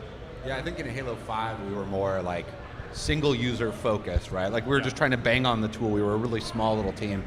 And then when Mike joined, Michael, I should probably say. I never called you Mike before. Full name. It's weird. He's holding a mic. We really talked about, Forge as a platform. That was kind of a dream and a goal of ours, but then really just, letting Michael run with that and kind of go crazy with it. But yeah, how do you treat them, give them more tools to be like game developers, let them do things that we don't even think about or we can't do for whatever reason, and just give them those tools and let them build chaos. Yeah, we used to get a lot of bugs that we would talk about how much power or how little power we should give players. And ultimately, my answer to every one of those bugs was freedom. Yep. I was just always my answer here, freedom. Let them do it. Give them more rope to hang themselves 5 times with. Exactly. That's kind of the goal. At that point, it's just a bungee jump. Yeah, it's scary freedom, for sure. I was just going to quote Tim Allen from the more power home improvement, back in there. More power. Got people grunting, Yeah. But yeah, Forge is a platform. It's very exciting. We're going to continue to improve it as a platform. We're also going to improve the ways that you can kind of share content, play content, right? We've got awesome file sharing system right now coming in the winter update, and then we'll have custom game browser with season 3, right? So lots of ways to play and share your those two your creations. go together. Yeah. Peanut butter and jelly right there. Yeah. But yeah, I think we got time for Q&A now. Yeah, sure. You guys want to jump on in? If anyone wants to ask questions, I know we're going to have Colton out here with the microphone here shortly, and we can have you ask questions to the Forge team. Yeah, but we'll wait for Colton here. But do you guys have anything you want to talk about before we jump in the Q&A?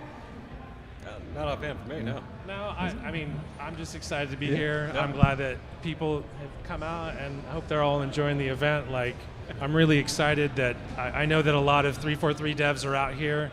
I've seen nothing but positivity from the people here, and it's such a joy to see that your joy in watching the competitions or like, you know, meeting other folks. It's like it's really. It's a warm fuzzy, right? It just feels so freaking good. Too. Sorry, I almost did it, right? I was like, yeah. I curse like a sailor, but I'm not going to do it right now. Not main stage, community stage. But it looks like Sketch does have the mic for Q&A. If you have a question, go up to Sketch and we can get your question asked and answered. The thing I wanted to say is I'm super proud of this team. Like, they've knocked my dreams out of the park from what I was doing in Halo 5 and kit bashing and trying to make these ideas and like having, like Michael and I clicked immediately. Like we geeked out over bands like in just like the first 15 minutes. That's like a big soft spot for me when we can talk music. And so we just clicked, and like finding that position to replace myself was mentally taxing. And to find that right person and be like, I love you. And that's kind of what happened right away. Was a beautiful moment. And then like watching them run and watching them like take all of these ideas and bring them to life. And you know, we had it on Halo 5 where we didn't get the ship Forge right away too, but then we kind of like dropped it out there, and it was a big moment. And having them have this moment where all of these dreams and the extensibility tattoo finally paying off on my chest, having those things all come together and dovetail with what these guys have done, it kills. It's amazing. So I think, we're just excited for day one to see what people can do. So excited to see what people do with it. I mean, just what we've seen already. Forge Council and the leak stuff. Like, people are already doing some really amazing things. So I'm super excited to see what people are doing with the official version once it's out. And speaking of it going into the hands of the community, we've got our first community question.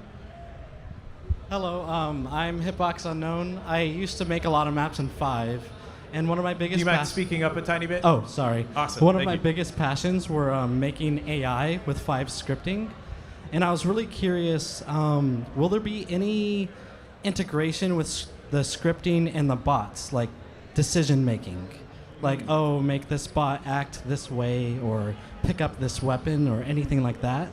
So is the question, can you fine-tune the scripting and logic that the Spartan bots do in the maps that you make? Yeah, so with this node graphs, or the visual scripting, let's say you wanted a bot to like attack this person specifically. Like, could you use the visual scripting to communicate with their decisions? Influence its logic? Yeah? I think he's talking about explicit control. Oh, explicit control. Manipulating bots with the node graph. So, you want to take this? Sure. I mean, like, these are a lot of the features that we've looked in over the last couple of years. And I think these things are definitely on our radar. These are things we've investigated. I think they're within reach, but it really depends on what the community sentiment is and what people are interested in. So if we see a lot of people creating really unique game modes that require unique Spartan logic, because they already do have systems to control their behavior based on whether or not, like, CTF has to have an entirely different bot brain than something like Slayer. So we've looked into that, and there is an alignment there that we could investigate and get into. But for right now, we're just figuring out exactly where the line is for what we want for next for bots and AI. Yeah. So the existing objects in Forge will be. He sat back down. He's okay. Okay. Sorry, I was looking over there, but you're there. Cool. So what exists in Forge right now is implicit control, which is basically like, you're going to help bots know that here's a kinetic launcher, and this will take you to this point. And so then the bot's behavior can then look at that and go, oh, now I can make choices, right?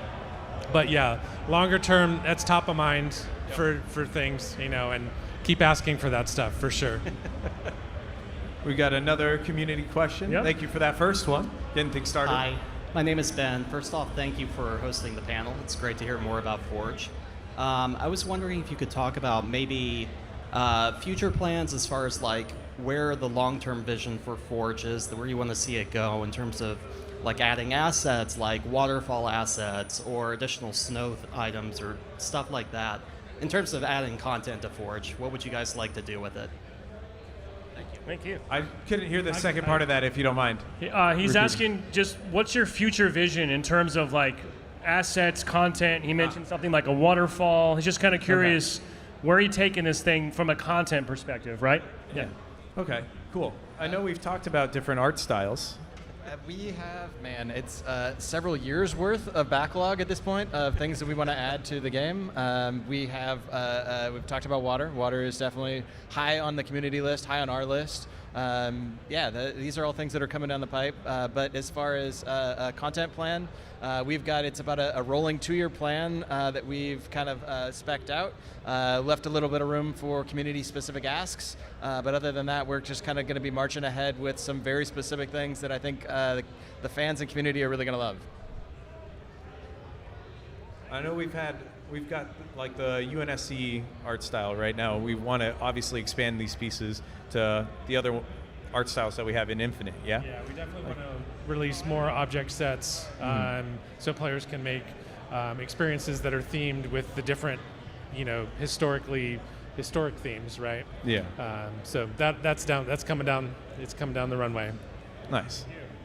All right, we got another question here. Excellent. Hello. That's loud. That's good. I can hear you. We can hear you. We Yeah. can hear you with that. So Tony, otherwise known as Samurai KIBIJ on YouTube, KBG. I have somebody from my community actually. I thought they'd ask you guys something. They're saying, okay, I have so many, but can you use free-for-all affiliation to have multiple secret teams in free-for-all? Think infection, but there's also like a third team, quotation mark, or can one player have multiple FFA associations? Do you get what they mean? I think they're getting at like... They're getting at multi-team, and last I remember, we're not supporting multi-team yet. It will happen. Does that? It's in the works. It's just not there yet. So, yeah. In the scripting or Forge or? All that, like. Oh, okay. I think. I'm trying to remember. I know that there's multi-team options. I don't know if I don't think we can support multi-team yet because it requires a mode to support that. Does that make sense? Okay, so Forge mode, there'll be modes that aren't quite there yet at launch. Yeah, we'll support 2 teams.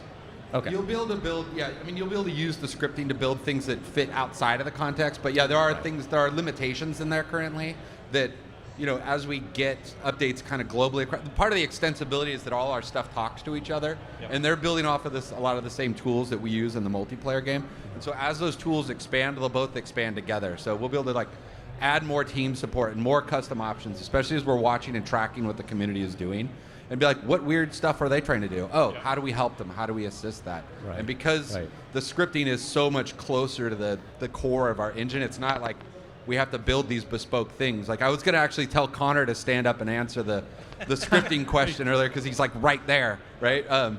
As that keeps expanding, he's going to be grabbing more nodes from our engine and putting them in there so players have access to those tools. Yeah, and I think there's a little bit of an experiential question there, but really the node graph is so much more expressive than it was previously that really there's nothing stopping anybody from creating a list of players in the game and then just dealing with the pointing system later. So there's a lot of stuff you could do to get very close to that, I think, but explicit control probably not. Right. Thank you guys very much for what you do. Really appreciate you. Thank you. Thank you. Thank you. Of course. Okay. Thank you. Any more questions? Yeah. Hi, my name is Stu Copeland. I just, for one, thanks again for all the work you guys put into this.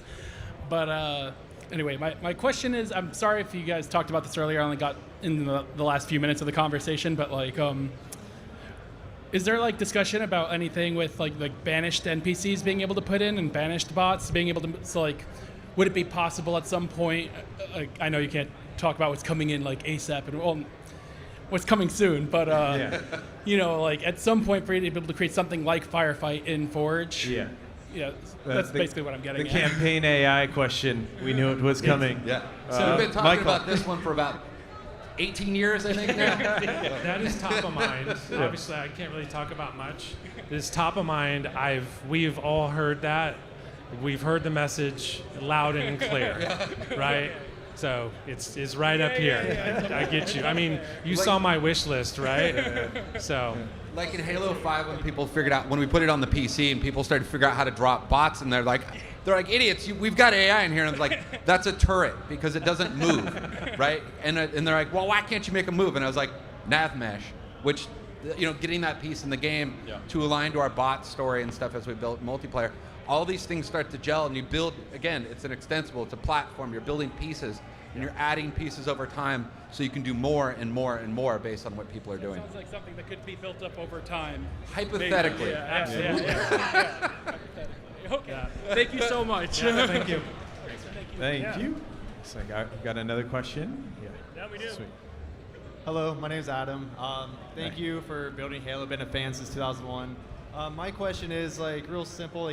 What are you guys most excited for in the next upcoming year of being launched to the community? Ooh, what are you most excited for? Oh, you want me to go first? Yeah.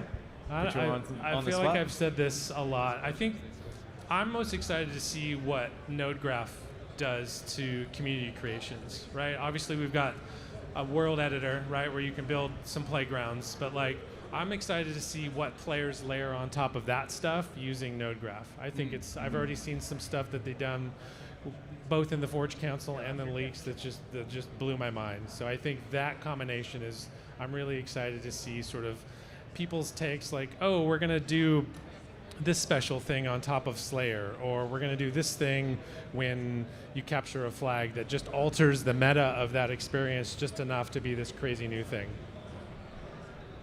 For me, I'm always excited to see the weird things that people come up with.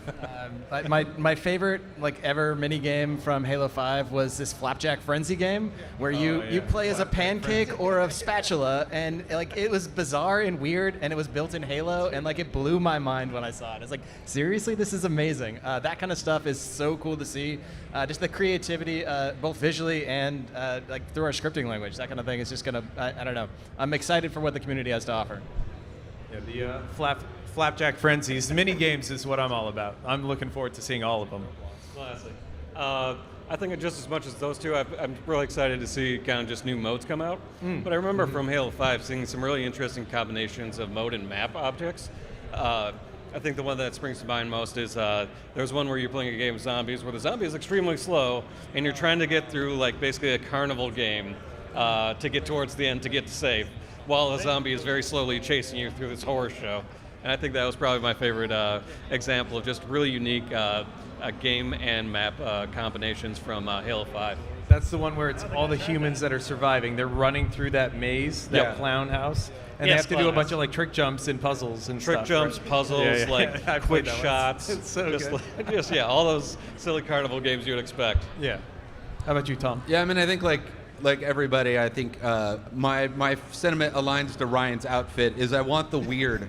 I can't wait for the weird. When we shipped Forge and Halo 5, and even with our kind of quirky esoteric tools, the moment somebody sent me a YouTube video and it's a toilet opening and you're flying into the toilet, I was like, oh, they speak to me, they know me, right? And I mean, despite being really connected to more core Halo now, I really love weird, nerdy Halo, and where people do things that I don't expect, or we can't do. You can't put that in Canon. You can't do that. So when that stuff happens, I get really excited. It makes my heart flutter. So yeah, I'm excited. I think that Forge in general is just such a great opportunity to have not serious gameplay in that kind of way that I really love to see what comes out of that. That just is a completely unique setting to see the Halo universe in just this kind of a way. Well, and it's just the tools are so much more accessible now, right? I remember when we were working on minigame stuff, literally us standing at a whiteboard and trying to map out the flow chart for all the logic for modes and stuff, and then being like,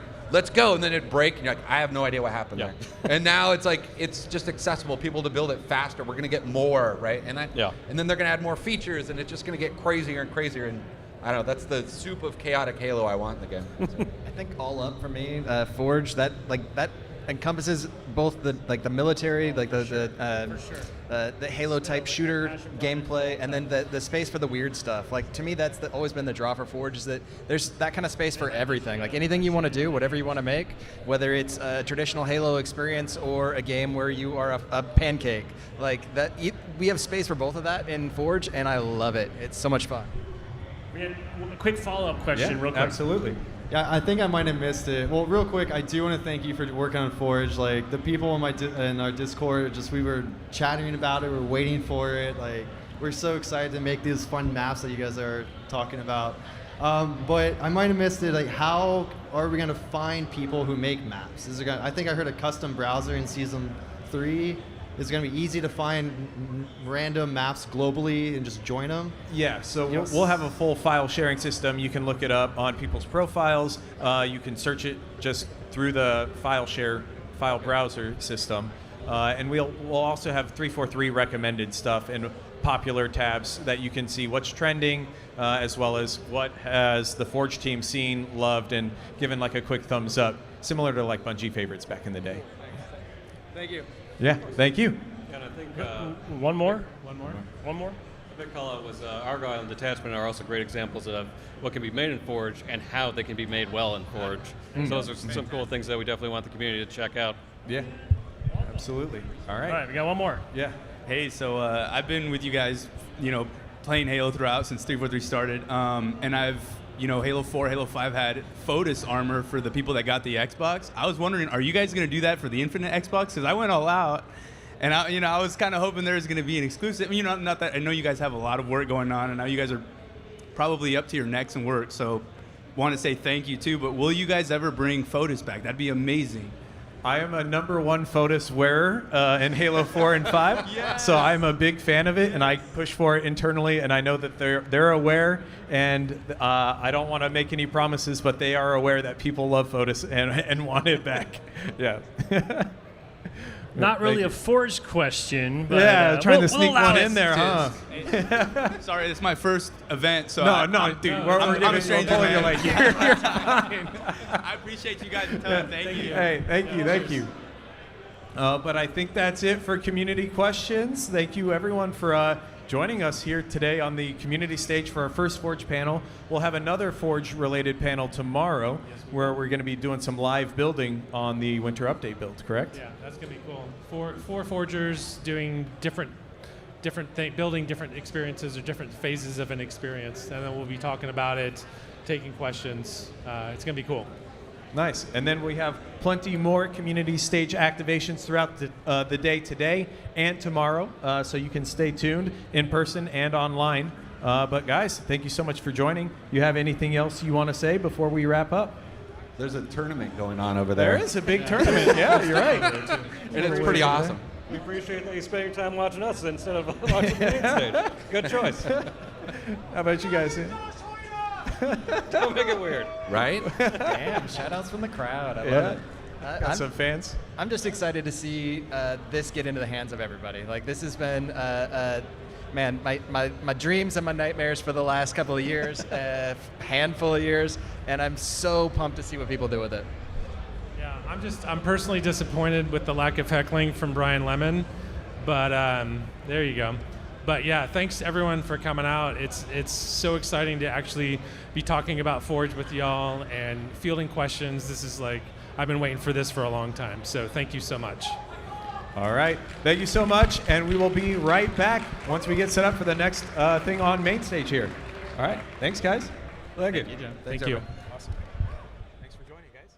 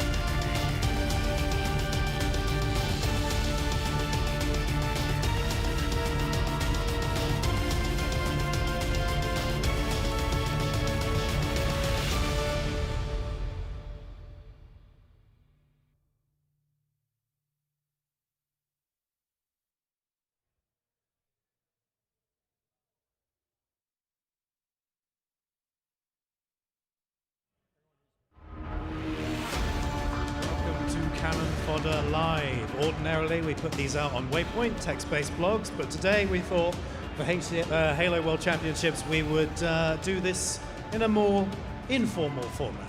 So I would like to very much introduce the three wonderful guests I have with me today. Starting off here with Mr. Hidden Xperia, an iconic Halo community member. Woo! Yeah, Hey, let's hear some thank noise you. for him. The actual most famous person here. Yeah. I wouldn't go that far. Thank you very much. I'm honored. Thank you very much. Thank you for everyone who's here, and thank you for having me on. This is going to be fun. Pleasure as always, man. And then next up we have a Mr. Jeff Easterling, Halo franchise writer. See, I told you. It got real quiet after Hidden Xperia. You just got to start some YouTube content, man. My plan is working, actually. That's what that means. And then finally, Mr. Jeremy Pattenow, also the Halo franchise team. Awesome. Jeremy's my favorite person. I thought I was your favorite. He has seniority. All right, so we thought we'd start off by talking about Halo Expanded Universe in general, right? So we've got quite a lot of fiction out there, I think it's fair to say. Jeff, do you have an exact number of books altogether?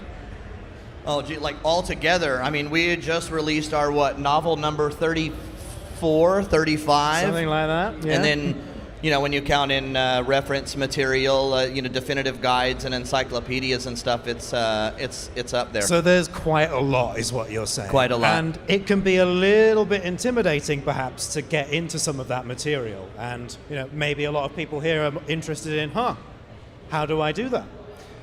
So I thought we'd start things off. The first question I wanted to ask, and we'll start with you, Luke, actually, because I think it could be some interesting diversity of answers here. What do you think is a good onboarding piece of Halo media to get you into that expanded universe? For me, I would honestly say the book, The Flood, because it's the easiest crossover point between the games and the books, because it's a novelization of Halo 1. So it has a story that you recognize, with characters that you already know, and kind of plot points that you understand as well. But the best thing is there's extra stuff there that is either hinted at in the game or just isn't in the game at all and only adds to it. So I'd say that's the best kind of onboarding, and then that gives you a taste of what the expanded universe has to offer. And then once you've read all the extra details, you're right, I can go deeper into this, and then you go on to the Fall of Reach or whatever else you want to read. But for me, definitely the Flood. It's the greatest kind of bridge between both parts of the universe, I think. So we are getting The Flood from Hidden Xperia. I don't think anybody... Super unexpected. Yeah, who could have seen that one coming? Jeff, what do you think? Oh, man. Honestly, it kind of depends. All right, I've got to keep you on time. Yeah, Jeff. I know. You know what? I'm going to go a left field one. I actually really like Halo Legends for something like this. It's cool because it's a visual medium, it's short stories, and it gives you an overall flavor of the universe, with some different styles. There's stuff that you can recognize as that feels very game-centric, but then there are other elements that, kind of highlight some of the different, alien cultures, but it still hits all the same themes, and it's widely accessible, being the type of medium and you that it is. start off with that Origins two-parter as well, which is Cortana giving you a complete rundown of kind of everything that's happened from the time of the Forerunners all the way up to the end of Halo 3. So that is a really good primer, and then you launch off into these other stories, which you've got the elites on their homeworld and the sort of how the Arbiter became this badge of shame and stories like that. I think that's a really good answer, yeah. And then Jeremy, what do you reckon? I mean, I'm going to go with the, I guess the typical one, Fall of Reach, because I think Fall of Reach sets the sort of the ground rules for the universe, and you get the deep roots of lore that you would expect. But I'd also say, and undergird it with Halo Contact Harvest, because I thought Contact Harvest did a great job of really laying some deep history underneath the universe that wasn't there before, and it came from Joseph Staten, so there was a kind of tone of this was really coming from the heart of Halo, and so Contact Harvest I think had the deepest cut in terms of lore and getting somebody from a position of not knowing the universe to having a really good understanding and really good grasp of the story of Halo. Absolutely, yeah, that's a really good answer. Luke, did you have something to say there? I was going to say, and also, who doesn't want more Johnson, right? Like, you have Johnson on the cover art, it's like you're going to read it. You are going to read it. There you go. It's always a good shout, yeah. I think for me, actually, I've got a slightly different answer in that I think Halo 4 Forward Unto Dawn, the live action, so it started off obviously as a web series that would release in 5 parts, but then we kind of turned it into a movie format in future releases. I think that is a really good sort of onboarding experience as well, because you get that initial flavor of like the human versus human conflict going on in the universe as like a background bit. You're introduced with Thomas Lasky and he's kind of in the middle of that, and then the Covenant suddenly arrive and just like suddenly all the bets are off. This is this new fight we're in. And then the Master Chief shows up and he kicks the Covenant's ass, and then they escape the planet and you are teed up for the events of Halo 4 after that. So wherever you kind of are coming in, I think that's a really good onboarding experience as well. So there we go. Yeah. We got Forward Unto Dawn, we got Halo the Flood, we've got, Jeff, what was yours again? I've already forgotten what you said. Legends. Legends, that was it. And then Contact Harvest and Fall of Reach. And Fall of Reach, I mean, of course. You can't really have that kind of question without the Fall of Reach coming up. Someone's got to answer that, right? There's got to be one person that answers that. Absolutely. All right, so moving on then to our next topic. This is a multiplayer-centric event. I think people would probably agree with that statement. And the Halo universe, I think, is quite unique because when you go into multiplayer, you're not just fighting in these kind of abstract spaces. You are in these areas where you get a real sense that there's a world, a history, a story behind a lot of these multiplayer maps that you play on. And that, I think, has been true throughout the series from like start to finish, really. Well, not that we're finished at all, but from Halo 1 to Halo Infinite. So yeah, I thought we'd talk a little bit about like what some of our kind of favorite multiplayer maps are, which have that kind of sense of history around it. And Jeremy, I guess I'll start with you.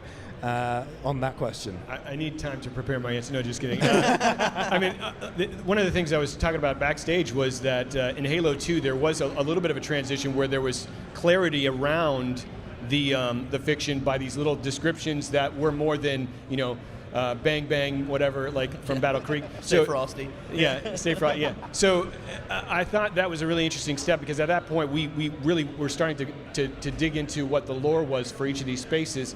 And I mean, Midship, for example, was the Pious Inquisitor. I found that fascinating, and we took like that lore, expanded into Heretic, and then into even the books. And so I think that's where I found this interesting, is that the multiplayer environments, because they're part of the universe, they can show up in other mediums, and people recognize what they are. It's not, like you said, an abstract space that's just throwaway after you're done playing it. Absolutely. And then Jeff, what do you reckon? Man, there's a bunch. I've always stared at Epitaph, and I mean that was a nice, gave us a nice opportunity even to have some connective tissues. You know, when we were working on the story for Halo Infinite, to actually draw a direct connection to that hologram that you've been seeing floating up there since 2007. This guy's getting a bit excited. That's what I like to hear. Your reaction video made it all worth it. That's the entire reason. It really is. Yeah, it's the entire reason. I should tell this story because we were obviously part of Forerunner pilot group and everything back when the game was coming out. And I had played through on Heroic the first time, whereas this madman here, he went Legendary first time through. Yep. And so I had finished it. I got to the end of Halo Infinite. I was like, see how your faith has been rewarded, you know? Exactly. I got to the end of the game. I thought, oh yeah, that was really great. I love that ending. And then I immediately get a call from this guy over Discord, and he's like, we need to talk, because I just finished the game on Legendary, and they just did something. And of course, the name drop of offensive bias there. And man, I wish you could have heard the noises this guy was making. I will never forget that moment for as long as I live of hearing those two words said in a game. Offensive bias has been deployed. I will never forget that, like ever. That is my purest reaction to anything. But I think that, I mean, even just you saying that, like that, is another example of how this space that was not a because the neat thing about multiplayer, you touched on it a little bit, is sometimes the multiplayer maps give us the ability to showcase or visualize another corner in the universe that may just not make sense to spend a whole campaign on, or even a campaign level on, but we still want to give like a glimpse into some of that, and like being able to draw some of those connections and then cross that ground. But yeah, Epitaph like stands out to me a lot. But Halo 4's maps were also ones that I spent a lot of time they were absolutely beautiful. Absolutely. Like looking at a monolith and wondering like, what is this for and what could this be for?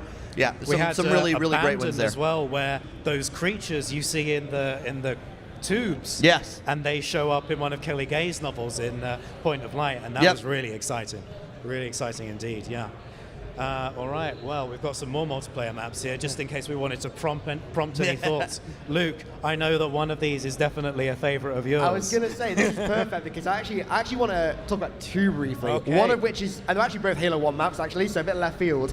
Chiron, right? That map is a gem, both in terms of its gameplay, and also, I believe its description is just like basically confusion. No one knows what's going on in there. It's a weird training facility. Like, I like maps that get your mind kind of like going, and leave a lot to be kind of interpreted, which is why I also love Derelict, because the kind of description of that map and also the theming of it and the atmosphere, especially given when in the franchise's lifespan it was made, like when the universe was very uncharted, nothing was cemented in, and it still had like a lot of that like late 90s sci-fi in it. It has this really like mysterious and creepy and like, I mean, desolate. The Halo 2 mirror is called Desolation for a reason, right? Like atmosphere to it that just has you wondering like, who was on this ship? Why is it here? Like, where's it going? Is it going to go anywhere? Where have they gone? Like, I love Halo 1's map's lore in particular, because they really tried to, because the universe was still so new, they relied so heavily on your interpretation, and I like it when stuff does that. It's why I loved Epitaph as well for so long, because the hologram was left open. You know what it is now, and it's exactly what we all wanted it to be, and that's what I love. I love maps that do that. And that aspect of the community is something that I think is great. Like, the years of Halo 3 of people speculating about the secret of Sandtrap and stuff like that. Just those things that really bring people together and just talk about these things. It's great. Well, and an element there is that it's kind of important, like, when we're talking about lore, what things do we solve? You also have to be very careful with solving everything. Because part of the allure of some of these spaces is the fact that you don't know what every little thing is going on. And we always try to even be careful, even with something like, we talked a lot about like the Epitaph stuff and drawing this in and drawing the connection directly into the Infinite campaign, knowing though that, okay, we're gonna satisfy this mystery, but it has to also open up other ones. So now that you know, like, oh, that is this, but wait, now what does that mean? Does that mean that, so like if you can solve an element in a mystery and it splits off into further questions, I think that's the best kind, because not every mystery can be a mystery the whole time, because if you have no payoff ever, then sometimes it's hard to get into it. It's been 10 but years, like you I've not also had any answers. Yeah. But I think if you can open it up to other mysteries, and you have thoughts on that. We've had many a conversation there. Yeah, I mean, it's important to have mystery, because mystery is what the force that drives the questions. And if you remove all the mystery from these maps, then there's not going to be any reason to speculate about it or to bring them into books. And so, it's important to preserve the mystery where it's necessary and create new mysteries where we actually resolve some. So that's important to us. I think there's a really good one also on this slide as well, where in the bottom left we've got High Noon from Halo Reach, which was one of the Combat Evolved Anniversary maps, which was added to the game. And it's the Hang 'em High remake, isn't it? Yeah, where you look out at the skybox of this map, and there's just this massive portal complex, almost like as big as the one you see in Halo 3's campaign. It's like, where does that portal lead to? And we got to tie in some stuff with that in Halo Shadows of Reach. I don't know, Jeff, what do you want to exposit a bit more about that? Yeah, I mean, the High Noon, I wanted super badly to find a way to eventually figure out a way to use that, because that's another map that I would just spend a lot of time in it. Jeremy and I did a lot of conversations with, specifically when we were talking with Troy. We knew certain things were in place with the plot of the book that would necessitate some of this, and it was just a natural fit. In fact, there's interesting give or take there, because once we realize, hey, we want to make the High Noon map pivotal to this element in the story, then it works backwards, where we actually take the map and all these screenshots, and then we were working with Troy closely to be like, hey, as we describe these things in the book, here are the points of reference, ideally so that a player could start to recognize, wait a second, like I know that mountain range or that like forerunner structure, and see, so now it's, you know, it's neat. You can go and, you know, if you read the book, you can go and play on this map and look, be like, wait, that's the portal they came through. Like that's where this happened. And it also gives you a cool kind of moment in time for the map that doesn't close off like some of the mystery of like, you know, other elements. But now when you look at it, you see like there's a whole deeper meaning to this specific space.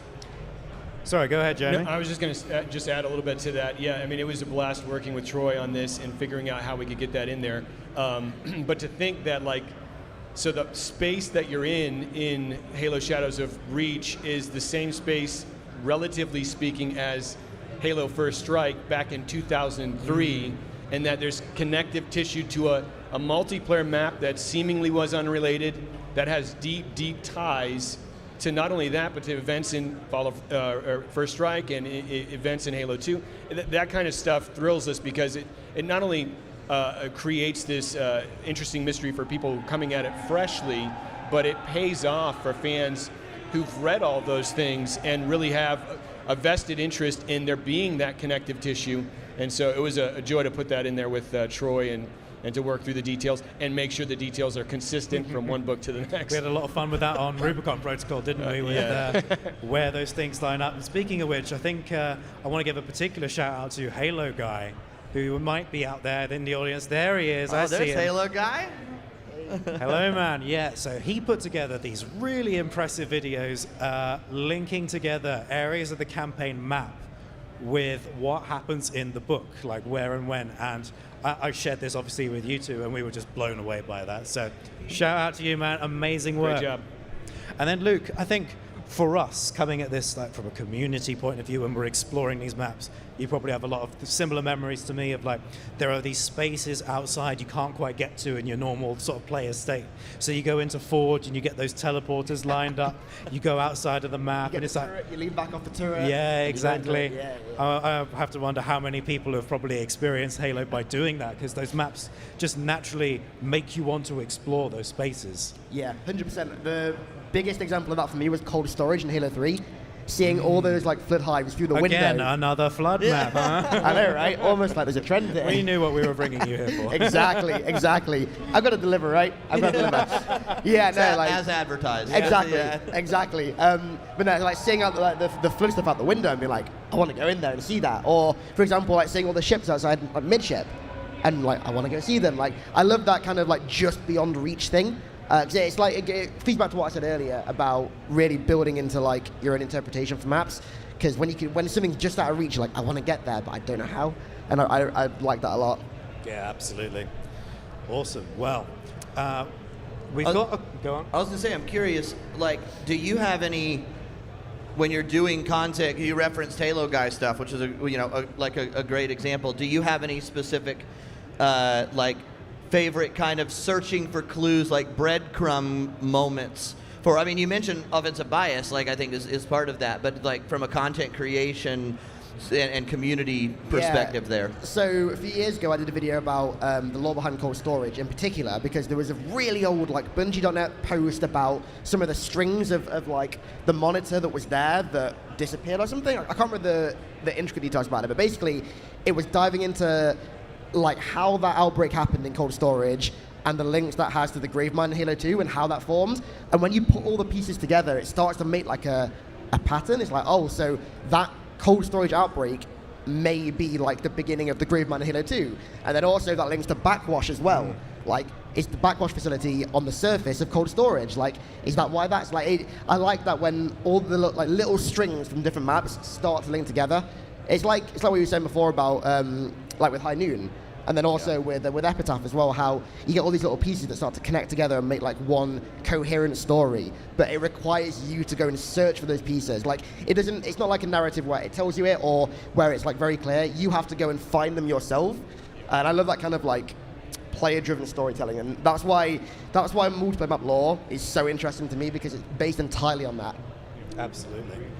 And then going back to this slide as well, I just love when elements of the universe sort of like connect in ways that like they're not really surface level. I mean, if we look at Solace from Halo 4, you know, you've got this beam holding this star in some kind of stasis field, and then that connects back to, you know, for people who are aware of it and have read into it, like some of the stuff we talk about in the Forerunner trilogy from Greg Bear about how that, you know, there's a whole area of Forerunner society that do this sort of thing, that play around with stars, and that is just like a key area of the universe.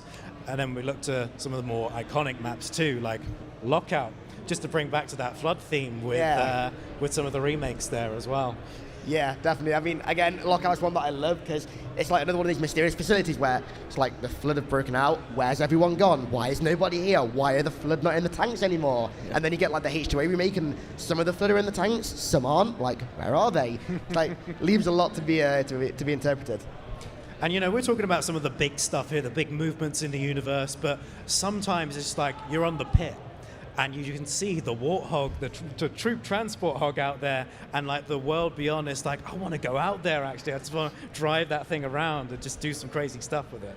Also, it's a shout out to things like the audio teams that work, like the soundscape on these kinds of things too. And, you know, it's just like when you look at it, there's storytelling, but an interesting thing about multiplayer maps is that all of that storytelling pretty much has to be done through the environment. So you have obviously the incredible art like that goes into that.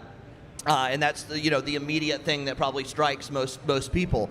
But also just the soundscape beyond them. And that goes, you know, across like Halo maps, new and old, all have elements there that, whether it be, you know, you had mentioned even like backwash, or even like when I think about in Halo Reach maps where the radio chat, you know, you could find some of the radios that are giving you little glimpses of that. And again, it's all kind of part of this multi-sensory like way to communicate a story.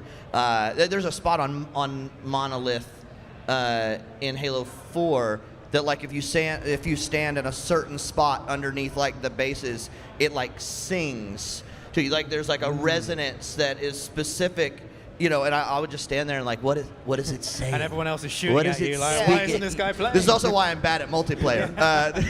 Because I'm standing, I wonder what this Forerunner structure is for. And everyone's like, please arm the bomb. Like, please just arm the bomb. Well, it's like Epitaph as well, right? Like, you stand there, you see this massive, like, ornate hologram, and then you hear the hymn in the background, and it's like, who's singing that? Why is it playing? Like, it gives off this real, like, regal and holy aura to it. And I think it speaks to something that's central to Halo, which is, and Alex and I were talking about this the other day, Halo, whether you're in campaign or multiplayer, the environment is really one of the main characters of the story, one of the main characters of the you know, the context and the framework of what you're playing. And so it's incredibly natural for Halo to have environments and maps that actually are that. They have their own personality, they have their own vibe, and they feel real and alive through the audio, through the way that they've got the props set up in the map, and just the basic geometry. And they do a really great job of executing what we expect from the campaign in multiplayer spaces. It's funny when you talk about mystery, even bring up when you were talking about like, oh, and I wonder if this or if there's some of that stuff that we purposely just don't answer on, even like for ourselves.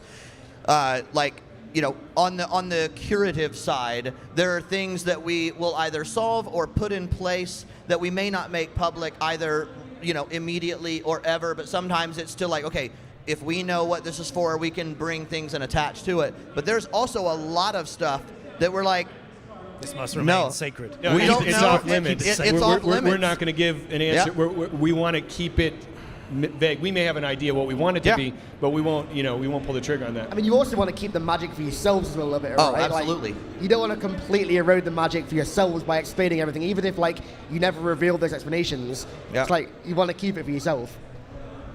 I think as well, tying that back to what you were saying, Luke, about Halo 1's maps, you know, with the auditory experience, that is such a part of making these spaces feel so like lifeless in a really deliberate way. Yeah. And, like, what happened here? What have I sort of like stumbled upon? I will never forget the ambient sound of Derelict.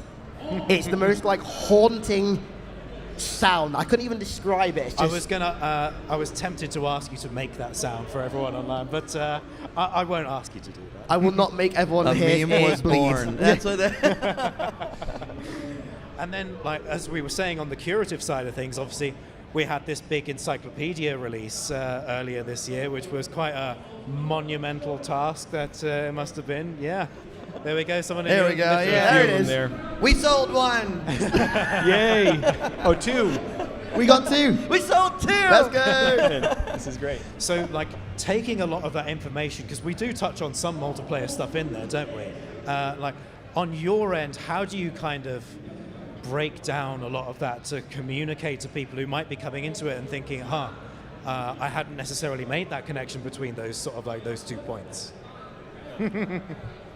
Asking the big questions. So, I mean, in terms of connections, I mean, I'm getting PTSD from the year and a half, 2 years of compiling this thing. But like, no, I mean, at some level, we already have flowing in our veins the kind of connections that we want to make, the kind of connections we want to keep sacred and mysterious, and not actually make links where people might think that they're going. And so I think a lot of it has to do with, as we lay out the book and as we engage what the pagination is going to be, what makes sense to start to connect the dots on, and what makes sense to hold our cards down and not show them. And for some stuff, the interesting thing about the encyclopedia is we'll have ideas for other stories as we're processing the material that we have beyond what we normally were planned and slated for. And like there'll be times where we'll be working through, like Jeff and I were holed up in a room basically reading it out loud in some of the final iterations. And we paused for a second. I was like, that's actually a really interesting corner. Let me jot that down. Yep. We've written and edited, but when you got it all in front of you at the same time, you see things with a clarity that you wouldn't otherwise have. And so there are connections that come into being, not necessarily answered in the encyclopedia, but that actually did come into being for the future that came about just by reading through the material that was in the universe already.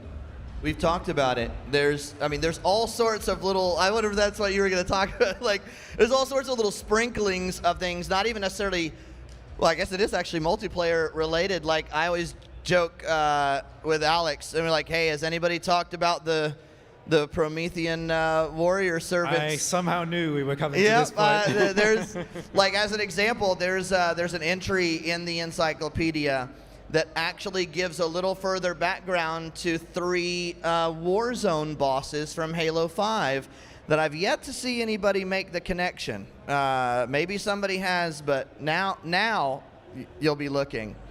Challenge to the audience to do that. Yeah, that's right. I've waited long enough. I now want to see. There's a little bit of an extra breadcrumb. But yeah, to your point, it's some of these things just spring up organically, like and like a franchise like Halo has so many different storytelling channels that sometimes something else will come out of it, and they're like, you know what? Actually, we can connect here.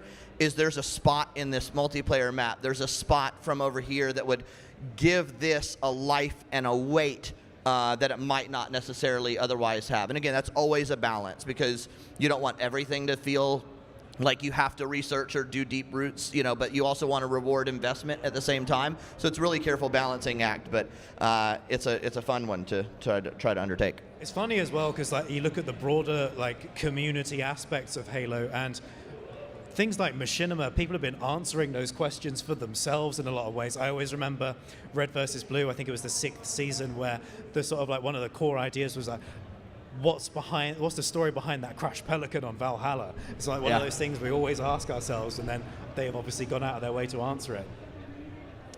All right. Now, so Jeremy brought up something. You were talking. You did. Yeah. You did. You brought up that when in the encyclopedia development, that sometimes stories would pop up from it, and a particular story did pop up from it. That we actually decided to tell a little bit more of. If you want to talk about that, I think we should. If they're interested in like a reveal of some sorts, I feel like we should. All right. So shall I set some context here? I guess. All right. So as we were going into a certain game called Halo 4, we were introducing a new character and villain to that particular story, a central kind of nemesis to the Master Chief, and I feel like we've not seen him for a little while, perhaps. Last time we saw him was in the Halo Escalation comic series, where we sort of follow on from the end of the Halo 4 story, and we kind of defeat the Didact in a different way with Blue Team, and it's been a long time since then. So I guess if we move forward here, we can do a special announcement that a new novel from our beloved Kelly Gay is coming out. Halo Epitaph, The Didact Returns. There it is. There it is. I have been, as soon as you told me about this, like months ago it must have been, I was like, how am I going to keep this one quiet? This is just like, I'm excited. I can't wait for those drafts to come back in. Yeah, the Didact story continues soon. Yeah. You told me like a week ago now, and I've been the exact same way for the last week. Like, this is something that I've waited for so long. And So this is just an example. I mean, I'm not going to give anything away about it, but this is an example of something that just, we were talking through the Didact's profile entry in the encyclopedia, and Jeff and I were on the same page about kind of a general direction that it should go in, and now we have an opportunity to with Kelly, who's an amazing author and is going to knock this one out of the park. Can we get a shout for Kelly, by the way? You guys like Kelly Gay? And we're blessed, honestly, to work with creatives, not just like internal, but like internal in a way. You know, the authors that we get to work with and help craft these stories, and that's I am just as much excited about her name being attached to this as the Didact, Yeah, absolutely. It is absolutely something that is in her storytelling wheelhouse, and you want to see a fun reaction, as you should have seen Kelly's reaction when we first broached this with her. Kid in a candy store, a very ancient candy store. And of course, like, she's handled some of those really historic characters for Halo as well, like Guilty Spark throughout her books. And I think those are like really great stories to dive into, as well as like a new era for that character. So like kind of going back to our onboarding sort of like point, I think that is another sort of like mini series within Halo, which is a good one to explore as well. And just all of Kelly's books, they're amazing. They are absolutely amazing. Can I just say as well, absolutely excellent title decision. Loving the title. So weird, yeah. What a multiplayer map connection. Almost like we planned it. All right, so I think we want to look to wrap this up then, potentially. All right, so thank you all very much for tuning in for this very special live edition of Cannon Fodder. Thank you. And enjoy the event. Do we want any closing remarks, everyone? No. Thank you for coming. Thank you guys for coming. Yeah. Awesome. Great. Thank you all very much. Thanks, everybody.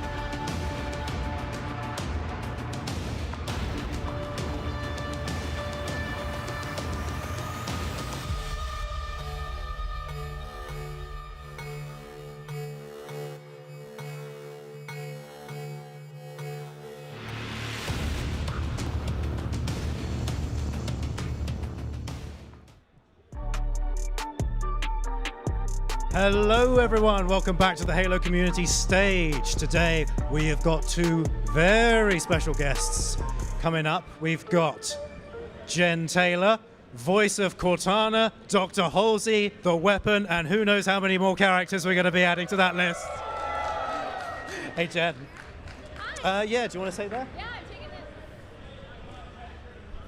And then we've got the man, the myth, the legend. We've got Mr. Steve Downs, voice of Master Chief. Bring it in. Bring it in. Thanks, Alex. How you doing, Steve? All right, so everyone, we've got the opportunity to get some signings done here. So if you want to start coming on up, then let's get started.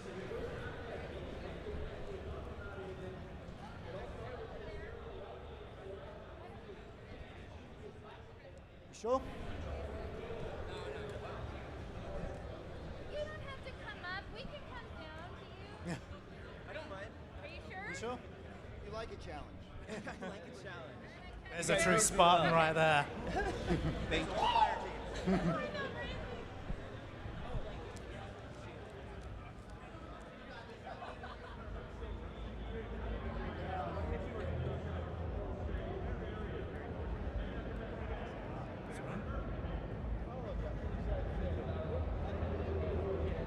Thank you.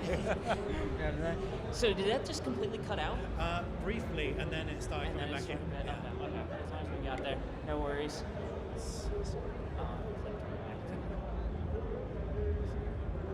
Awesome, thank you.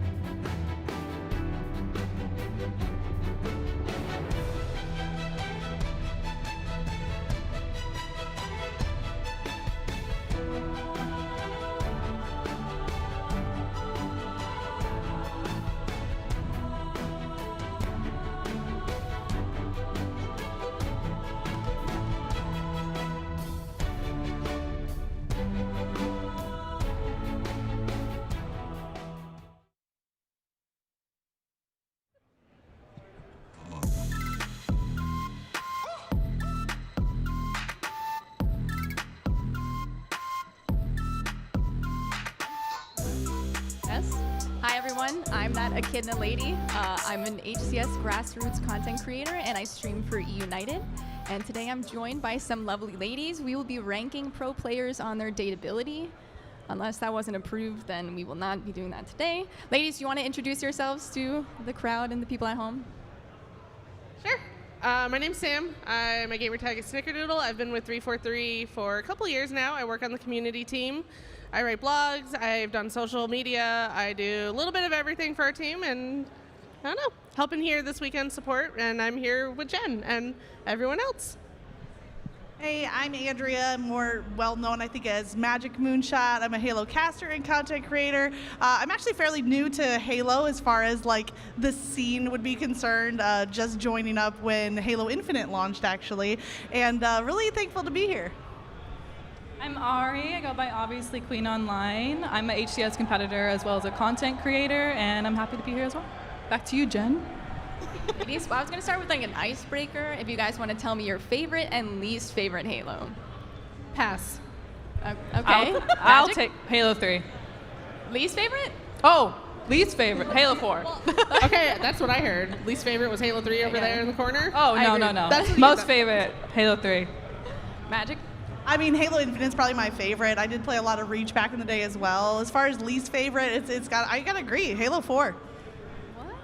Okay, I guess I can agree with that. Halo 3 might be close to Halo 4, and I love getting hate for it online. Thanks for the free impressions, everyone. Halo 2 might be my favorite, but I want to see where we all stood with that. Yes, thank you. Halo 2 is pretty good. I genuinely am not actually going to answer that because I don't need any mean tweets coming my way. All right, I'm going to kick us off with our first question. I have a cheat sheet because I have the memory of a goldfish, but I guess this applies to everyone. But esports careers are still relatively new. How do you deal with the stigma from the general community or like normies? So like, imagine you're at your high school reunion. People are like, hey, like Ari, hey Magic, like, what have you guys been up to? And you're like, I'm a streamer. Like, or like, what do you say to them, and like, how do they react? I personally still struggle with that question just because of the generation. They don't really know what Twitch is. They don't really take video games seriously. That's honestly something I still need to deal with. But really, you have to explain it to them, and then they'll get somewhat of an idea, but it is still relatively new. So it's something I still deal with personally. Yeah, I think for me, I also get a lot of very mixed reactions. Like if people ask me like, hey, what do you do? I'm like, oh, I talk about video games. Like, how do you explain? So I usually go with the safe like sports analogy. So if you watch football, you have your football commentators. I do that, but for a video game instead. And so then usually you'll see like the light bulbs kind of flicker on like, oh, but I did actually have one person who I met, and I said, you know, I talk about video games, and they were like the first person that didn't act like surprised. They were actually like, oh, that's really cool. And I was like, first person I met that's actually like really chill about, you know, a career in gaming. So they're out there. How about you, Sam? Oh, me?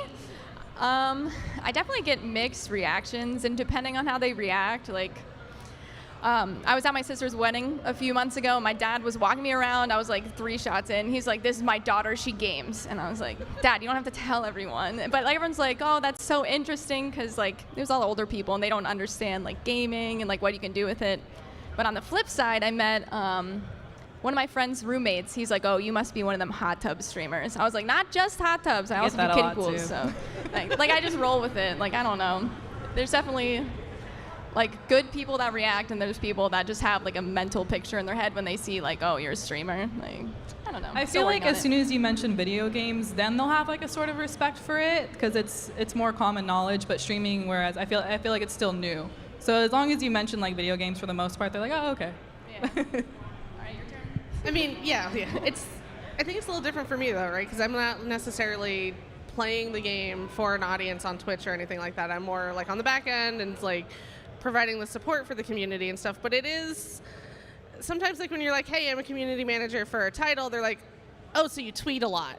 It's like, yes, but I also do other stuff. So it's like, it's just kind of explaining what you do is sometimes hard, but when you can explain it in terms like, you know, oh, I help manage like these projects, or I help, you know, take feedback, and we go through it, we triage it, like we're like, hey, here's what we can do for this, here's how we interpret this, and it's like, that I think makes it a little bit more understandable for like the general population. But I think mine's a lot easier to explain than sometimes what you guys do. It is exhausting having to like over-explain yourself like to every person you talk to. So I will be skipping my next is. reunion. Every time they're like, oh, I work for, I do community management. Oh, you're just on Twitter all day. It's like, I mean, I was, but now we have a social media manager, so it's not me anymore. Awesome. But I was going to get into, I guess, like a more controversial topic. I had to throw one in. But I want to talk about like all women's tournaments. Like I see some of you guys like debating on Twitter about it. Do we think overall all women's leagues and tournaments are good or bad? Yes. Which way are you leaning? Yes. Okay, I like I that. mean, it can be both, right? Like, if you say it's all women, then it's like, well, why aren't they good enough to play with the guys? And it's like, that's not necessarily the point, right? The point is like, you may not always be given a shot because of, well, you're not a guy, you don't know, like, how many of us have heard girls don't play video games, right? Like, all the time. So it's not inherently good or inherently bad. I think it's just, like, the perception or, like, how it's handled and, like, how it's perceived by the, like, just the way you present it, I think, makes a big difference in like whether it's good or bad. I think that's well said. I feel like that's the question I get asked the most too. I go both sides with it as well. Personally, I competed in one of the first female leagues, female pro league in, I believe it was 2015 or 2016. It came to Halo. It really gives women that boost to compete because a lot of them feel they're not included. So although there is a bit of separation, it gives them that boost to really try out the major league. That was me personally, but I know there is still like a lot of stigma around it. I agree with like Sam's points. I think it's all about how you present it, but overall, I think it's a good thing to have, but it shouldn't be like an end-all be-all. Like you shouldn't strive to just like compete in women's tournaments. But if you do, like, who cares? Like you're having fun. But I think at the end of the day, you're looking at it as a means to an end, right? Yeah. It's like it should be a way to like amplify and like elevate, and then like be like, hey, look at all these awesome people. Like they're great. Like let's make it better. Let's get them. Let's just elevate them to the next level. Let's make them better. Yeah, because I want to see more ladies in the open bracket, like standing over their monitors, just yelling at people. That was me. I'm one of those. I love it. Magic, do you have anything to add? Yeah, I was just going to say good as well, but I loved your point about how it's not like just having a women's tournament, that's not enough. It needs to be taken to the next level. For me personally, I love the women's only events because it allowed me to meet a lot of the female competitors. So then if I see them like in an open tournament, I already know who to look for, and it gives me like a little bit more context, a little bit more information on those players. So that's kind of playing back to your point, right? This is a good like starting point for these competitors, but we want to see them take that experience and bring it to the next level. Thank you. I think that was a very like positive conversation. Not a lot of yelling, arguing. But this one is actually for you, Sam. This next question: what got you into the video game industry? Honestly, by accident. Really? Like, I've always played video games. I remember, like, growing up, we always had a Nintendo of some sort. So, like, I've always played games with my dad, my sister, not so much my mom. But, like, so gaming has always been a thing. But, like, specifically then with Halo, my dad came back from a deployment, and he's like, we got to play this game. And I hated it. Hated it. I learned later, is like, because you could invert the controls, and I didn't know that. And he never told me, because he inverted his, but he wouldn't tell me. You don't play on inverted? No, I do play inverted. Me too. Okay, anyway, go on. But I didn't know that because on CE the default is like default. So I was like, I had no idea. But so I just started playing, and like honestly, like I got really into it. I started just volunteering and like just helping out in the community.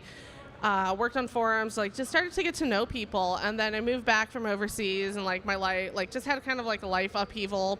I was like, I needed a job, and I was like, hey, there's this job at Xbox support. So I applied for it thinking like, hey, I haven't had a resume in forever. Like, let me see what happens. And like, hey, when can you start? And I was like, oh, I can start in like 3 weeks. Be there soon. And then it just sort of like evolved into, working for other video game titles at Xbox. Worked on like Ori and Crackdown and stuff like that. And then I got an email. I was like, hey, we have a spot on the Halo team. Are you in? And I was like, yes. So like, when can I start, That's sick. Thank you for sharing that. So like I said, it kind of happened by accident, but like it felt right when it happened. Like, it was just like a natural evolution of where I'd already been. So you never like aspired to go into like video games or game development? No, because like, and I tell people this, like when I went to high school, and I went to a very small high school, but like when you talk to the guidance counselor about like, you know, what classes you need to take, and when you go to college and stuff, they're like, what are you going to be when you grow up? And it's like, oh, I guess I'm going to be a teacher or like a scientist or whatever. But like nobody ever said, you can make video games. Like, you can go to school and like learn to program and like make a video game. You can go learn all these soft skills and like work in video game. Like, that was never an option. Like, it's far though. It is. It's crazy. It is totally an option, but like I was never told that. So it never occurred to me to think that like all these games don't just pop out of thin air. Like, where do they come from? Who's making them? Never occurred to me. So like I love it. Like, now that I'm here, like, this is great, but it never would have been like, yo, I want to be a video game developer for a living. I feel like nowadays, like at least my nephew's like 13 now. We're like, oh, Chase, like, what do you want to be when you grow up? And he's like, I want to be a YouTuber. I'm like, I feel like everyone in his entire grade just wants to be a YouTuber. Is that like the new, I want to be a veterinarian or a ballerina or something? I want to be a live streamer. I want to be a YouTuber. YouTube, like TikTok, all that stuff. Yeah. Magic, how did you get into casting? So I started casting actually because I was just hosting my own like community tournaments, which wasn't in Halo actually at the time, but I just loved competition. What game did you start with? What's that? What game did you start with? I used to do Destiny, a lot of Destiny, like 5,000 plus hours in Destiny, but I also did some Apex Legends. I did Fortnite for a while, and so I would just like host my own tournaments for the community with like either no prize pool or like very small because I just loved it. Like, I just love the competitive. I come from a background of athletics, like traditional athletics. I was an athletic director, so then kind of taking those skills and like finding a way to transition it into esports. So I didn't really set out to like be a caster. I just wanted there to be more competitions, so I kind of like wore all the hats. So that's kind of what led me here. I actually did a couple of like paid casting jobs with Destiny, which a lot of people don't even know that they exist. They're very I didn't know they existed. There's a few out there. And then like that transition to Halo Infinite was really kind of like taking that to the next level. Is that like your favorite game to cast, or do you have like a favorite game that you casted before? Halo Infinite is my favorite to cast. I do also love like battle royales are really fun, but it's totally different. Like, it's a separate like mentality, a separate rhythm. So like Apex Legends is really fun to cast. I did some PUBG tournaments a couple weekends ago. I was talking to you about that. So I like battle royales in that sense, but Halo is still like, it feels like home when I'm casting. Like, it's like, this is where I'm meant to be. Did you start like content creation around the time you started casting, or were you like a caster first? I think that I started streaming first and then was trying to find a way to like kind of make my own mark or be a little bit more individual, and that's when I really put a lot of thought into like, how do I take my experience and like skill set that's in traditional athletics and bring that into like streaming gaming space. And so obviously that's where like community run tournaments kind of branched in. So I think that the streaming actually came first, and then this was like an offshoot, I guess, of that. If you had to choose between like casting and content creation, do you have like, are you leaning towards something you like more? Yeah, absolutely. It's casting at this point. I think I would have had a different answer like a year ago, but for now, like, obviously with a lot of, Friday night weekend tournaments and stuff, I had to make that decision. Like, am I going to stick to my regular streaming schedule, or am I going to break it in order to cast events? And I was like, when you do that thing that makes you like feel alive, that is casting. So as much as I love streaming, I still am keeping my channel going as like a little bit more of a personal connection, right, to the community. Casting's really like where my heart is at. I feel like we're the complete opposite because I hate public speaking. I don't like talking right here. I probably was going to throw up in the bathroom like 3 times. I can't, no. But that's awesome that you love it so much. It's so weird to hear people say, oh, I love casting. Like, I love talking in front of people. I'm like, you're so weird, dude. Like, I just want to hide in my room. But that's nice. Ari, you have been creating content for how long? I started competing when I was like 15 or 16. I would say probably like 6 years. How did you get into that? Like, how did you discover like I think Twitch? it was like this, like similar. It kind of takes you from one place to another because they're so related. So it was like I mentioned, I started competing in the female pro league, and that's when I was kind of like, oh, like I could stream myself, playing in these tourneys, and by doing that, that creates a name for yourself, and then in turn makes more content for yourself, and then I've just been doing it ever since. I do have a passion more for the content creation side. Just because it's something I love, like how you feel about casting is how I feel about making content, and I don't think that's ever gonna get old. When you're truly passionate about something, you're never gonna get tired of it. I always enjoy seeing like the clips you upload on Twitter because they make me laugh every single time. That's the goal, yeah. But do you prefer like a more casual stream, or do you like streaming like your more like competition focused stuff? I say there's two different sides of me. I feel like there's the content creator side where I'm like, you gotta be like exaggerative and outgoing and constantly talking to the chat. But when I'm in like competition mode, it's the complete opposite. I'm not looking at chat, I'm just fully focused. But they're two completely different things. I prefer more the content creation side. Can I interject a question? Oh, okay, take it away. Which side is the get back in the kitchen, make me a sandwich, blah, blah, blah? I mean, you're gonna get that regardless. Probably, when I'm competing, I'm not worried about necessarily I don't really mind what people say, just because, it's something you get used to. You can't really care about what people say. So I don't necessarily acknowledge it when I'm competing, because like I said, I'm not looking at the chat. I'm fully focused. But probably the content creation side is when people come in the chat and, feel like they can say whatever they want.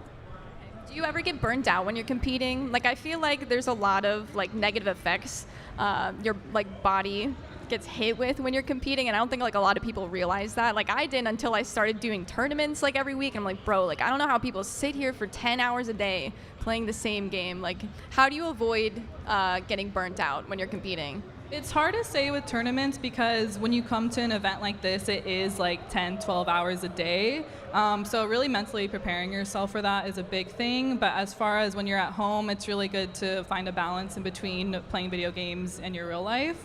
But that's just something that takes time, I think, to find that balance. I feel like that like real life like video game balance is huge. Like, I remember the last like tournament I did, I think I chugged an entire Red Bull, played 2 like matches, and then took a nap, woke up, chugged another Red Bull. I was like, dude, I could not be sitting here for like 12 hours like an entire weekend. I'd go insane. But this is also for like content creators. Sorry, Sam, I'm leaving you out. You should start streaming so you can answer these questions too. When? In what free time? Tomorrow. Okay. When you're not tweeting. I'll get on that. For Magic and Ari, what do you think has allowed you to create and maintain like an overall positive community and streaming experience? That is a difficult one because some people can be toxic at times. But like I said, you can't care about what people think that's going to bring you down. Really just having like your own goal and really keeping that positive mindset. People are going to notice that, especially when they're watching you, and they're going to want to join that. So if you're being toxic, you're going to attract that toxicity. So it's really important to stay positive. Basically, you're saying you get back what you put into it. Yes, correct. I mean, if you want to be toxic, that's I can be too sometimes, but really when you want to build a community, it's important to like stay true to yourself and, create that niche for your community. Yeah, I think my answer is pretty similar. Like, I agree with what you're saying. I think that like understanding like yourself and where you're at mentally is really important. So if it's just like, there's no way I can get on stream and this be a positive experience, like I'm not going to be putting out any positive energy, I usually will just like cancel it, which is different because for me streaming is kind of like on the side, so it's not like I have to stream, so I can kind of play it off of like my mood and where I'm at. But the other side of it, I think, is being able to focus on like the community that you're building or the people that you're interacting with. Like, that's really what fuels me. So like we could be on a streak of like 5 losses, but I got to play with someone I've never teamed up with before, and like we're making memories together, we're sharing this experience like together, and like to me that's what like keeps it positive, even if other things would like try to pull you back down. And then also on like the content creation side of things, I feel like tournaments and like pro players get like the majority of viewership and stuff. Is there something you guys would like to see like more often on the content creation side for like Halo, like Forge or like pro players doing like assassination tower competitions or something. I don't know, something like that. Yeah, Forge. Like, honestly, that's really what I'm looking forward to. I have a friend, Omniscient Wolf, and he hosts like crazy custom nights on Thursdays. But like Forge is just gonna be able to like bring that to the next level, which is like, I love the esports scene. I love the competition and the tournaments. But sometimes you want something that's not that, and you want to be able to just like goof off and play Jenga or Duck Hunt or whatever. And I feel like that is really gonna just like take the whole community side like to the next level. Yeah, I feel like in Halo 5 at least, one of my favorite streams I ever watched was Spartan the Dog joining clan kid communities and trolling them and like trying to take over. And Oh, people because there was that custom browser. yeah, and people are like, oh, this guy's like so bad. And like Tyler would hit every shot and just like show them up. I don't know. He would just troll those kids so hard. But I love seeing like pro players do things like that, like stuff that you normally don't see them do because it's just funny. I want to see more of like the, how many years ago now? South by Southwest when they did the Big Team Bonanza. And you just see like Lunchbox or something on the Mongoose like just go flying by, beep, beep, beep, beep, beep, beep, beep, beep. And like Bravo's trying to cast and just like cracking up. Like I want to see more of that. And like I love this. I love the 4v4. I love like the intensity they bring. But I also love when it's just like, it's just fun. It's just goofy and it's nonsense and it's fun. And it's just, I think it's just a whole nother side to like the gameplay. And it's a good like, okay, today was super stressful. Let's bring it back down a little bit. I would love to see more of that, and I think we did like a grassroots cup in Halo 5 where they had like a content creator, a pro player, someone from like 343, and then someone else, or like a tournament organizer or something. I would love to see that I remember again. that. Oh yeah. Wait, weren't we on the same team? It was me, you, Ubernick, and was it Sean? Dinah Sean? I think it was Sean. I don't know. I knew we weren't going to win, but I also knew looking at With the rosters that we Uber had Nick the on our most fun team? team. No. No, we had the best. We had like the most fun. It was. Wait, so you're saying what we have right here, like this is the team, right? Like Uber Nick, Sean, sorry, like this is the squad now. I'd run this squad. We'd win it. Let's do it. Yeah. But I'd love to see more of that, especially with like someone like Tashi playing and like Unishek. Anyone that gets roasted by the community on Twitter, I would love to play against them. I think Tashi's over there. Is he? Oh. Oh god. I don't know if I have any more questions. I feel like you guys exhausted my questions. Oh, this one was for Magic. Do you have like a certain like caster you look up to, or like someone you model your style after? Okay, so you kind of prepped me for this question, which I appreciate because this is a hard one, right? Because no matter what I answer, I'm not going to be able to like say everybody. Cut to commercial and let you think. As far as casting, I will say that somebody one time compared me to Tony, and I was like, that's like the biggest compliment ever. So as far as like the energy and the passion and the work ethic, obviously someone I like super look up to. But as far as like more of like what brings out like my best casting style, it has to be like my duo Mikowski. I love casting with Mikowski because we're both fairly like intellectual and also competitive, but I feel like we're on the same like wavelength when we cast together. So I would say either of those are like a couple of my favorites. Are you ever like put off by casting because it's just like a very male, like you saw the lineup for like this tournament, it's just Lottie and then just men everywhere. Are you ever like put off by that, or does it help like fuel you? I mean, the short answer is no.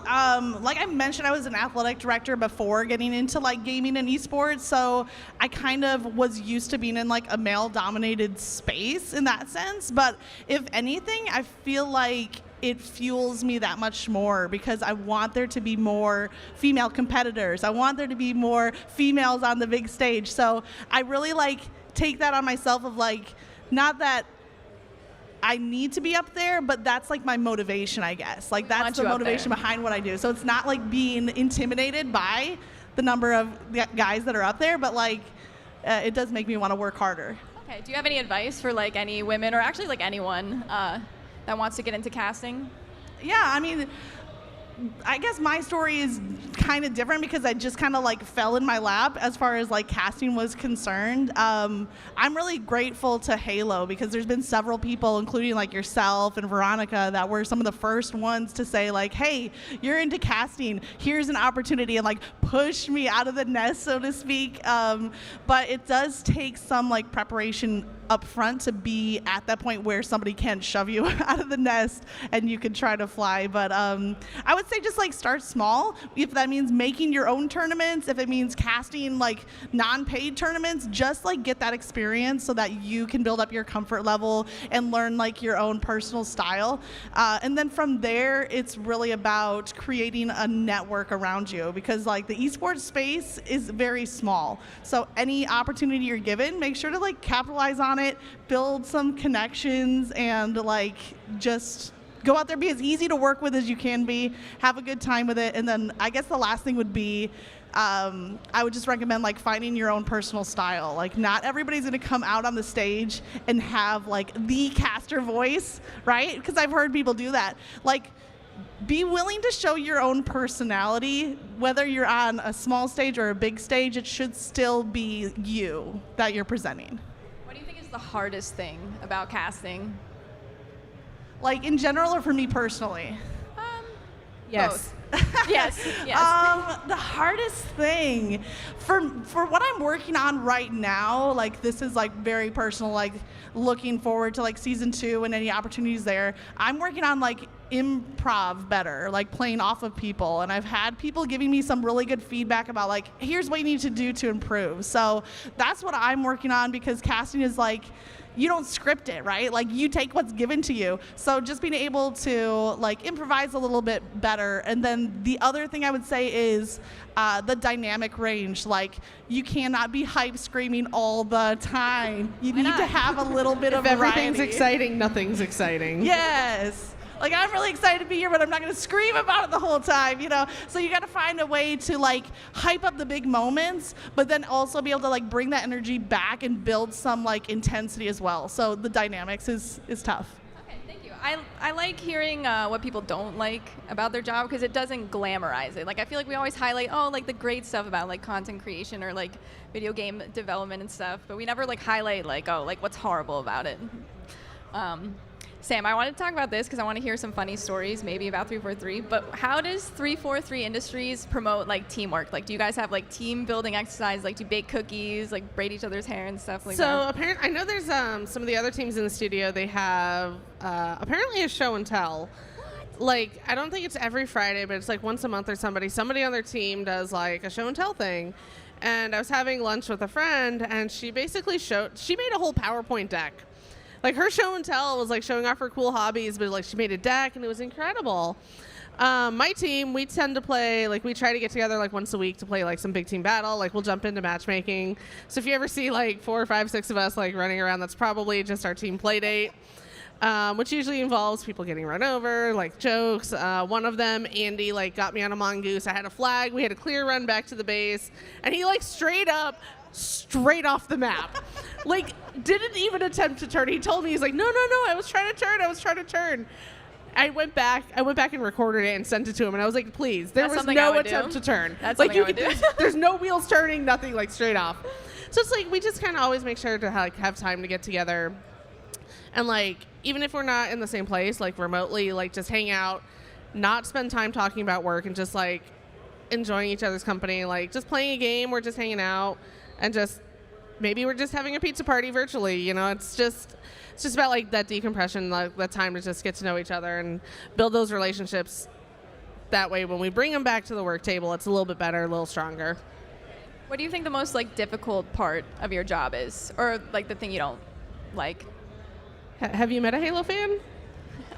I think they're kind of pleasant sometimes. Like, it's hard, right? Because like Halo is 20 years old. There's a huge like 20 plus now at this point. There's like a huge legacy, and it's coming to grips with the fact that like you will never please 100% of the people, right? Ever. And like we understand that, but it's like, what can we do to like move the franchise forward? And like how can, like in my job particularly, is like how do we take the feedback we're getting, present it in a way that is like actually meaningful to anybody that's listening, anybody on the other end, and take that and just make sure that we're still representing everybody in the community, good or bad, because like we do take the bad feedback.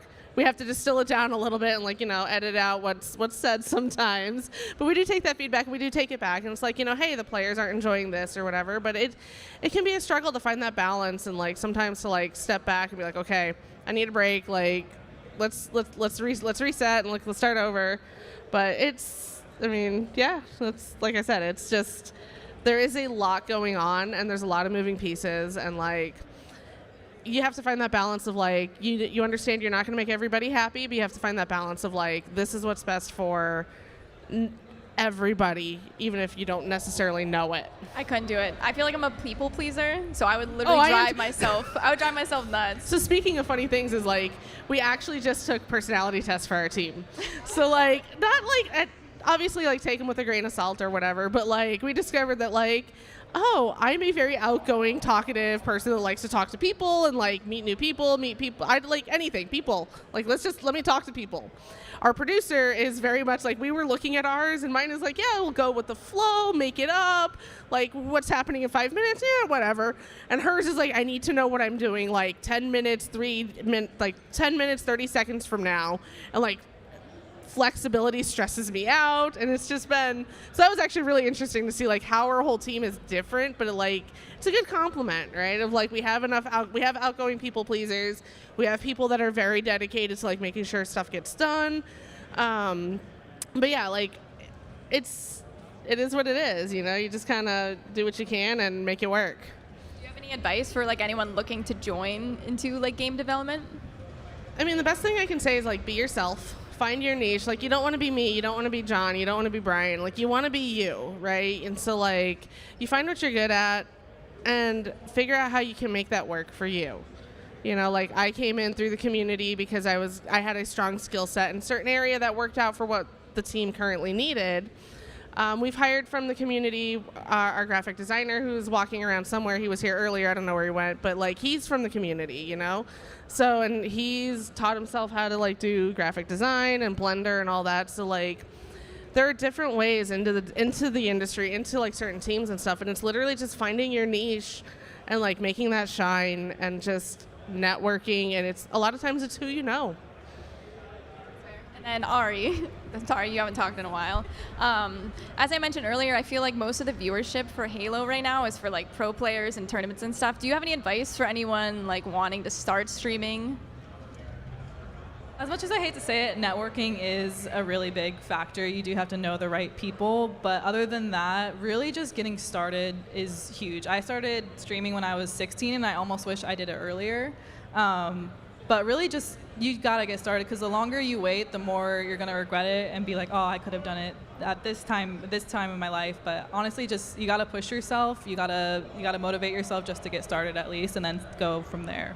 So when you say networking, you mean going to every single Halo streamer's stream and being like, watch my stream, I'm live right now? No. I love those Please people. don't do that. That's a pet peeve of most streamers. Please don't do that. Can you send me that, like, those instructions so I can do that later? I actually copy-pasted it in every Halo stream. I just sent it in the Halo channel just now, so. But I think that's all my questions. I'm not going to lie, unless you guys have any. But we can open up for like a Q&A. We didn't do too bad. 13 minutes to spare. I have a question. You're crushing it. I thought this was going to be 5 minutes long. How do you guys separate work from play? I don't. Yeah, I literally sit at my computer most of the day, and like I'll have my console on, I'll play a match or two. But, like by the time work is done, I'm so tired. Usually, I'm just like, I'm done. I don't feel like playing. Yeah. I play less now than before. That's something I struggle with personally, because if I'm playing off stream, my OBS is off, and if I get a clip, it's gone forever. Like, and especially I have a hard time enjoying it when I'm not streaming too. So I was just curious what your guys' input was, because it's hard for me personally to separate those two.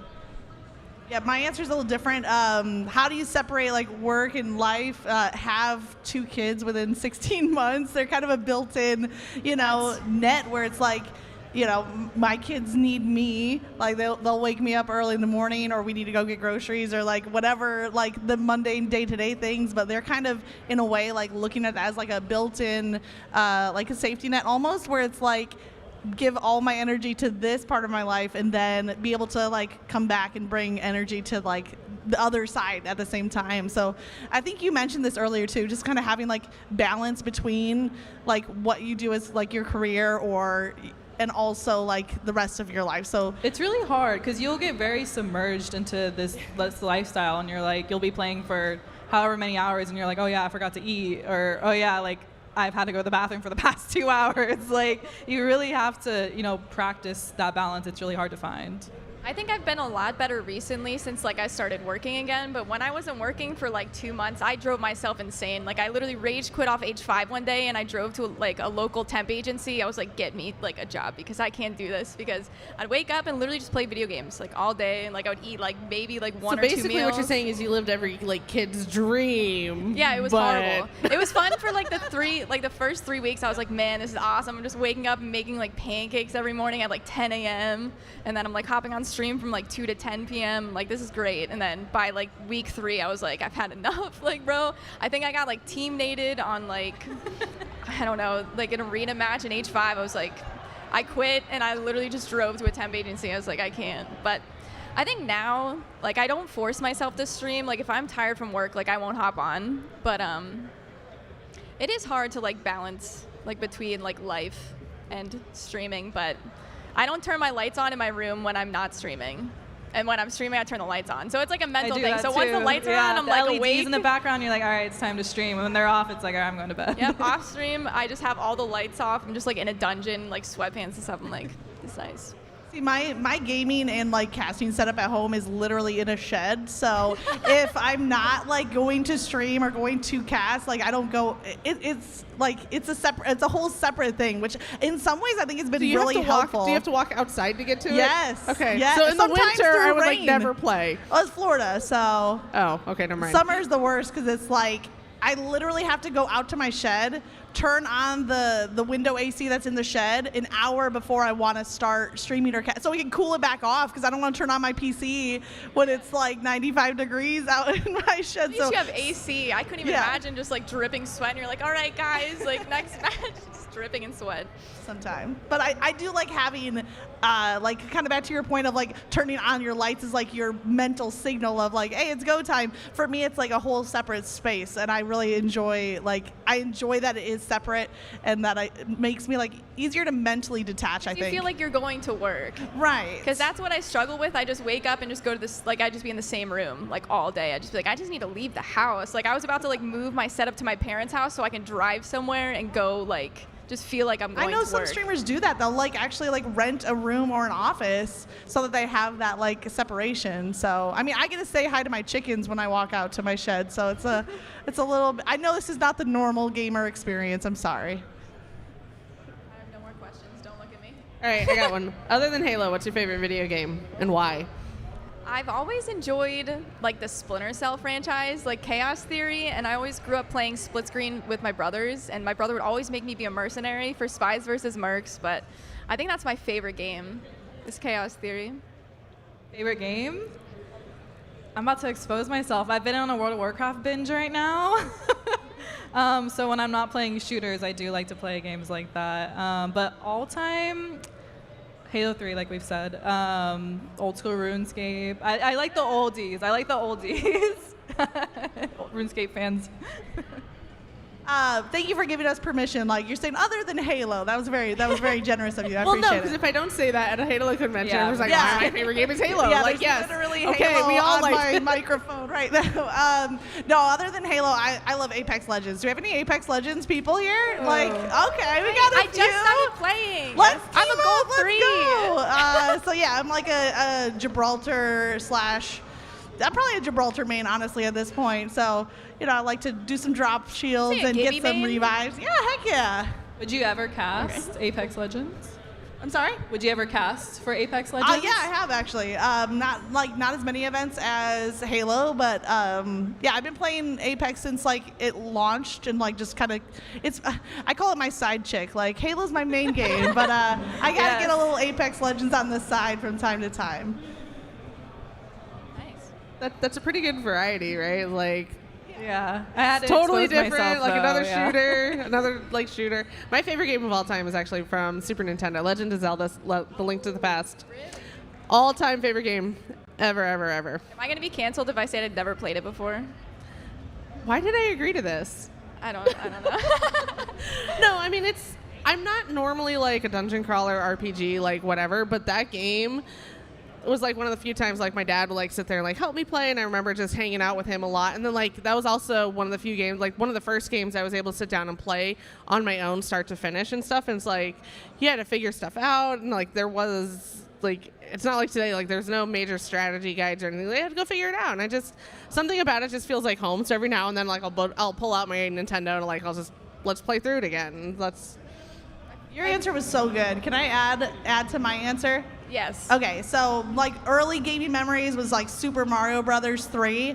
So I did complete that, but also Star Fox 64 gets an honorable mention. I was a barrel roll queen, I have to admit. And I remember going off to college, and my brother calls me, and he like never calls me, and he calls me up, and he's like, I just beat your high score in Star Fox 64, and he was like so proud. I'm like, I'm literally in another state for college, and you're gonna Time to go home and like show them who's who. Yeah, we'll see on Christmas break, little brother. We'll see what's up. What was your first video game, if you guys remember?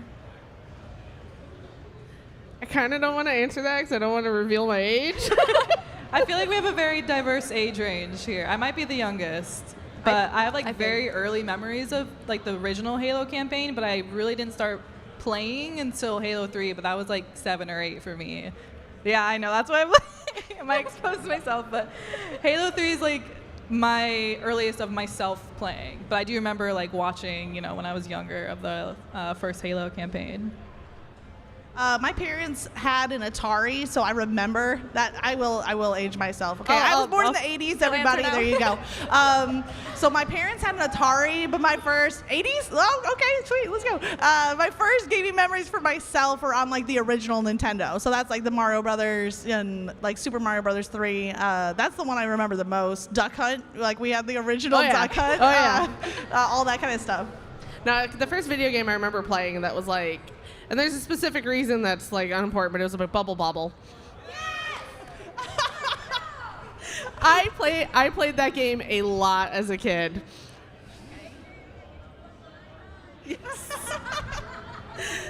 I always liked getting the shoe, and like I would play with my dad, and like so we'd be the two little dinos. Like I would get the shoe and like zip around and eat all the fruit before he could. And he was just like, "Why?"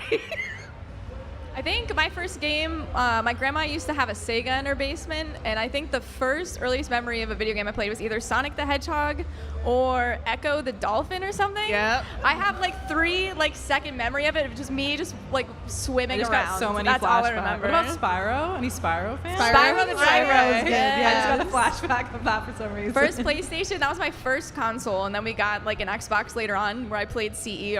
I think I was like 6 when it came out, but I love that game. But I loved Spyro the Dragon. Yeah, it all just started coming back to me. I was like, wait, Kingdom Hearts, Spyro. I used to make like... my older brother play like all the flying ones because I couldn't do the time trials.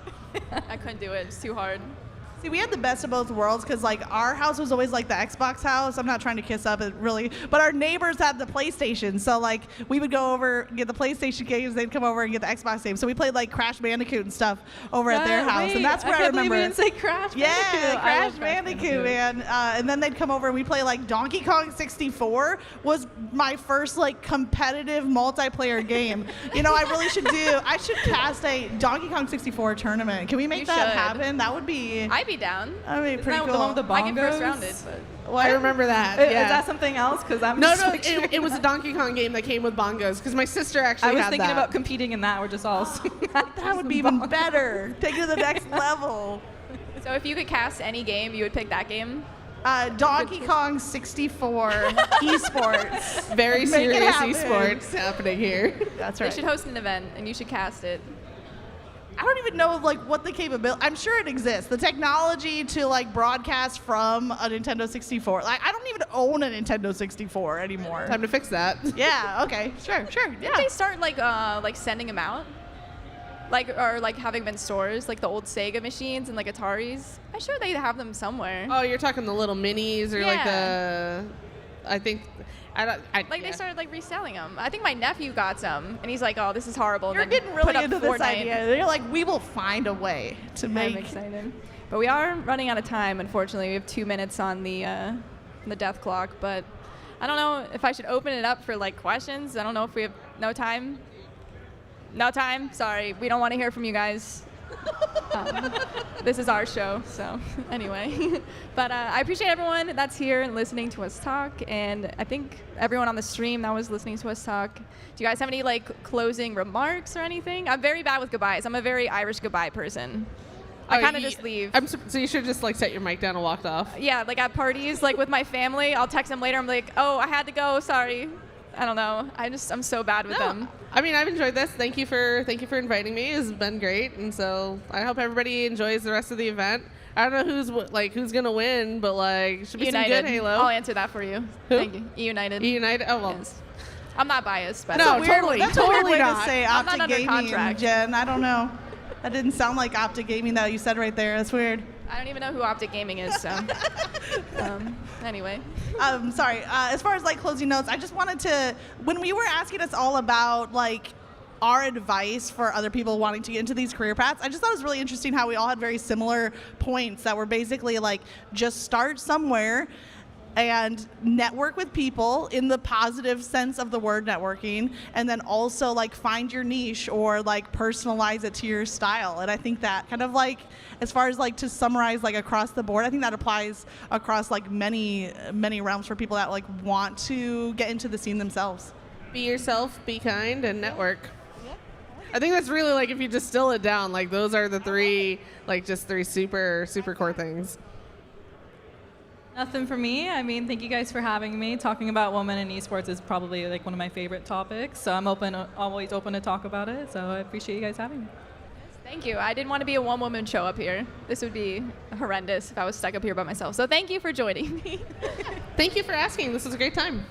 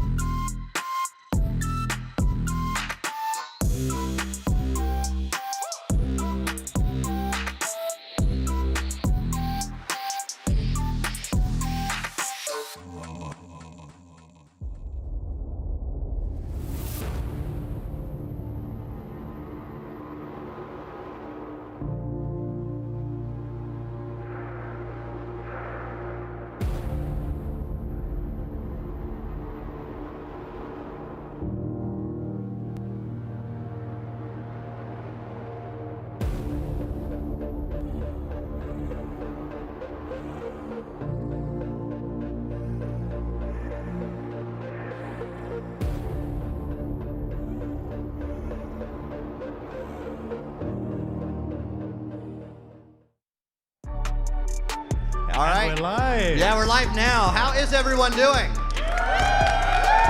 Let's go. It was definitely the first time they did that. Absolutely the first time. No rehearsals at all. Welcome back to the community stage at Halo World Championship 2022. How many of you guys have caught any of the action that's been going on main stage so far?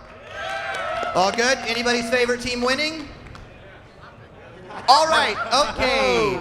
Oh, man. Shame. As a Tampa sports fan, I know a lot of that feeling right now. Jeez. All right, goodness. Well, I would like to introduce the wonderful people that we have up on stage. First and foremost, we have Alex Wakeford, everybody, writer at 343 Industries. Thank you. I'm Jeff Easterling, also at 343 Industries, but the most important people on the stage, obviously, we have Steve Downs, ladies and gentlemen. Master Chief. Steve Downs, most known for his stint as a radio DJ in Chicago. Wait, what? And of course, we have the voice of 912 characters in Halo alone, Jen Taylor. Oh, 913, give or take. Additional voices, I think, is what they call it in the credits. We actually add a new character every 10 years for Jen to play. That's true. It's just job security, right? So, how many of you guys have ever heard of Mad Libs? Okay. All right, that's How good. many of you guys know Mad Libs from like the Jimmy Fallon era? No? Okay, kind of. See, when I was a kid, Mad Libs were like on a notebook thing, and you had a bunch of, oh, see, old people are here. Yes, awesome.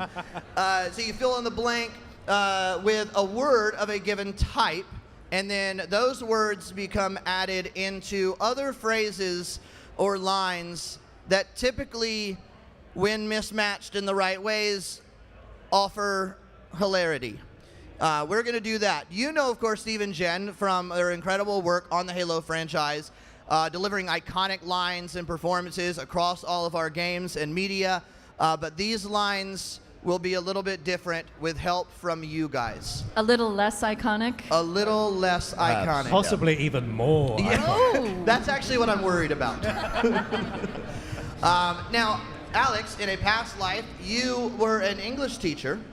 This is true. Yes, and you survived, which is awesome. I did. So, Alex, what we're going to need to do is we're going to need a little bit of a refresher, I think, as we go on what word types actually are. Okay, everybody, anybody, raise your hand if you don't know what a noun is, or a verb. There are not enough hands. Wow, I like that we just lost all of them from noun to verb. Okay. How about a you guys conjunction? feeling? Anybody know what that is? Conjunction. Anybody watch Schoolhouse Rock? Yeah, finally. That's it. This is the only English experience that we have here. So what we're going to do is we're going to solicit words from you guys. You guys are going to provide those here. The magic people behind the screen are going to compile them, and they are going to turn into newly iconic lines for Steve and Jen. Sound like fun? You guys ready? Awesome. All right. So you want to kick us off? Yeah, why not? So for our first one, can somebody give me a body part, please? Now, a body part is... sorry, my bad. We're not there yet. Yeah. No, Okay. we're fine. How do we... All right, hand in the back. Hand Give in it the up. back. Yell it out. Big toe, starting strong. I like it. All right, big toe is our first body part. Excellent. All right, number 2. Can somebody give me a physical activity? They're not pointing in. Keep it clean. I heard... What was this? Jogging. Jogging? Okay, jogging. We have jogging as our next one. All right, we're going to get a bit trickier now. Can somebody give me a plural noun? What is a plural noun? That's a good Alex? question, Jeff. Do you... A noun is a what? Person, place, or thing. Yeah, that's, Steve's like, I know this one. I know this one. Okay, so plural means that there are more of that thing. So who has a plural noun? I see a hand in the back. Pickles? Pickles. Let's go with pickles. Let's go. I thought he said tickles, and I was just as excited, even though it didn't really fit. Pickles and tickles. Pickles and tickles. Maybe we should rename this That's panel. a different line. I thought they hadn't read ahead. All right, next up. Can somebody give me a family member? Let's go with sister. Sister. Sister's good. Family member. All right, next up. Somebody give me an animal. Hedgehog. Hedgehog it is. I love it. Okay, I'm going to need 2 nouns. 2 nouns. 2 nouns. Who do we have? I see a hand. Unicorn is 1 noun, and give me another one. A taco. That's great. Unicorn and taco. I love that I'm not going to remember these by the time we get back. Need to be plural. Do they need to be plural? I've done it. Oh, he'll do it. See, he's the English teacher. You guys don't know how good this is. I just make things up. What's next? All right, next up, I need a noun that describes something you don't like. Oh, God. A thing you don't gross like. isn't a noun. But like the actual thing you don't like. Garbage. Garbage. Unless do you mean the band? All right, next up, we need a verb. Verb.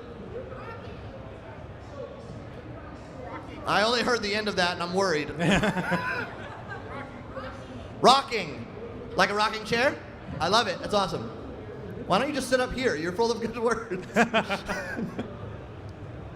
All right. So I think it's rock, right? Rock. For that one. All right, next up, we need another verb. Another verb. Another verb. Tickle. No, tickles. Tickles, Steve. I'm trying to keep up. Alrighty, we need an adjective. Has anyone got an adjective? Anybody have an adjective? Oh, disappointing. That's solid. I'm happy someone immediately knew what an adjective was. What do we have next, Alex? Next up, we've got a band name. Let's get a band name in there. A band name. Oh, now they know. Yeah. I heard Nirvana. Local Seattle fair, so let's go there. I feel like we need music here. Oh, I guess that's wasn't the beat I was expecting, but. All right, next up, we need a location and a famous person. A location, so let's go with the location first. Disneyland. Disneyland. This is gonna be good. And famous person. Robert Downey Jr. All right. Are we allowed to connect those two things? All right, next up, we need a noun and a verb. A noun and a verb. What was the noun? What? Grass. Okay. Touch is the verb. Wait a Sorry, second. was that grass? Grass. Should we go for a different one? Do you want us to re-roll? No. All right, we'll roll with it. Okay. That's just sort of Whatever plural. Dr. Halsey says is what I'm going to do. It's just, okay. no, it's Halsey. Oh, it's just sort of plural. So it's grass is sort of plural, and I don't know if that'll fit. All right, there. next up, we're going to need a number. Any number. I hear some 22. sevens. I heard 22. Let's do 22. What do we need next? Next up, we need a verb. A verb. Sweat? Swimming. I'm going to blame the other noise for not being able to hear. Next up, we need a celebrity name. A celebrity? Wait, what? Jimi Hendrix. Another local Seattle. There we go. I thought someone just yelled Jen Taylor. All right, we're back to the plural noun. Uh-oh, plural noun. We're Plural winding noun. into the end, guys, of the first batch. It's going to be good. Okay, plural noun.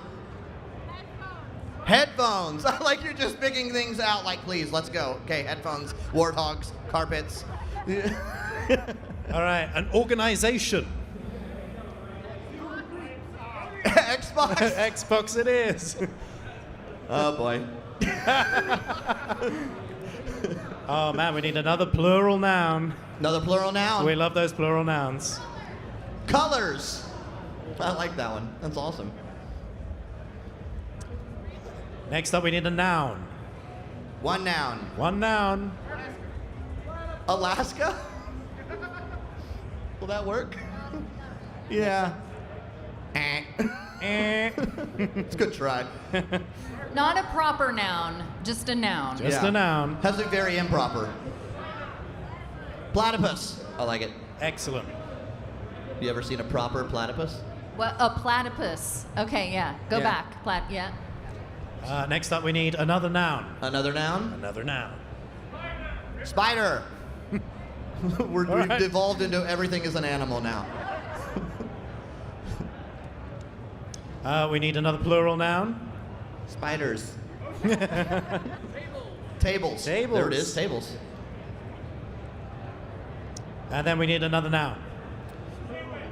Sandwich. Sandwich. Oh, tables. Yes, tables. Oh yeah, the last one was tables, and then yeah. All right, final one. We need a verb ending in ing. Oh God. Wait, what? Acting.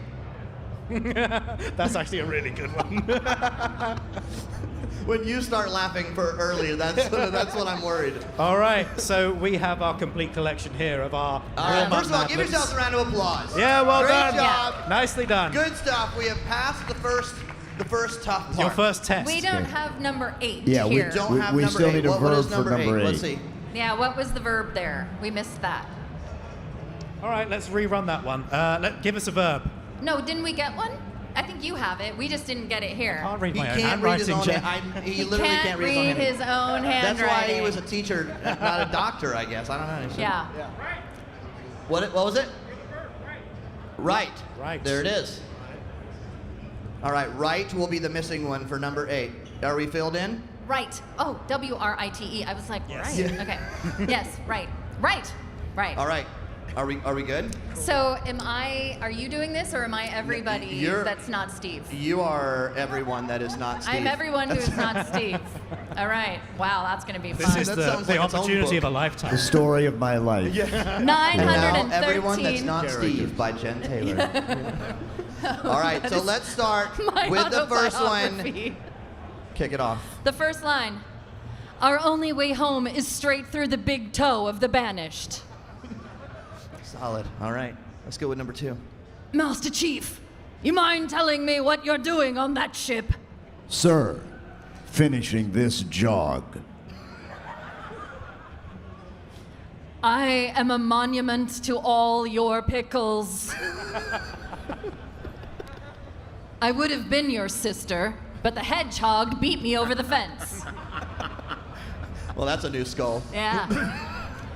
Halo doesn't kill unicorns, it kills their tacos. Kind of true. That makes actually just as much sense. It really does. I love this. This is okay. You're to return to infinity immediately. Negative infinity.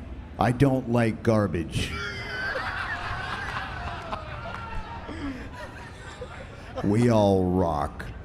We all make mistakes. And Spartans never write. The Covenant believe that what they call the disappointing cartographer is somewhere under this island. The enemy has captured Captain Keyes and are holding them aboard one of their cruisers, the Nirvana. If we can just get back to Disneyland and find Robert Downey Jr., we can fix this. That is so true. That sounds like an actual scenario. I mean, Yeah. Where is Halo RPJ 7. when we need him? Don't make a girl a grass if you know you can't touch it.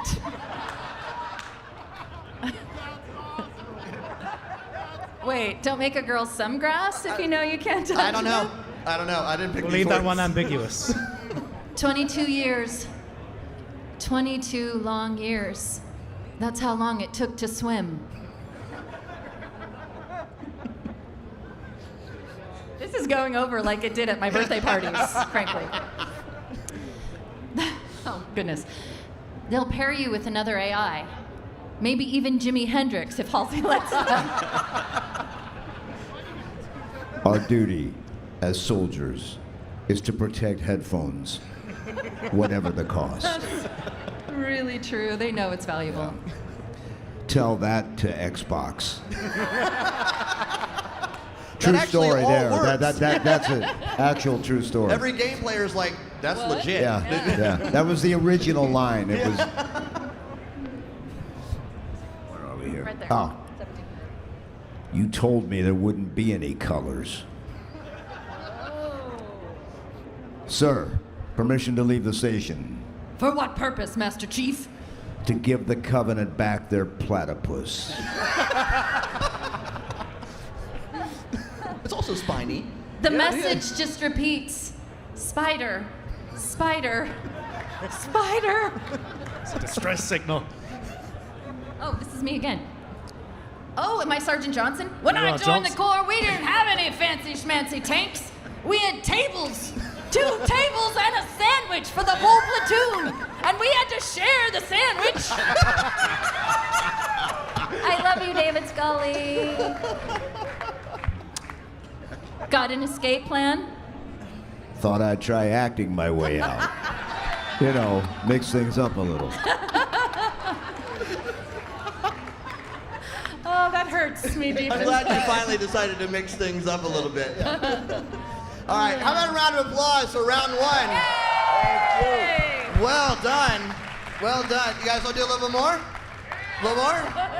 How about, I think we should change things up. So rather than going maybe some one-liners, how about a little bit more of a scene flair? Does that sound good? Feel good? Feel good to you guys? Yeah? Scene? That's good. You're really just supposed to cheer whatever I say. That's honest. Awesome. All right, let's start us off. Let's go. All right, let's start with a noun. Penguin. It's always an animal. Noun is a person, place, or animal, or animal, or animal. We can go with penguin. Yeah, penguin. Penguin's Let's good. do it. Penguin's a legitimate noun. We're going to need another noun. Chicken nuggets. Chicken nuggets is awesome. All right. And then I need a feeling. I heard hurt. Hurt.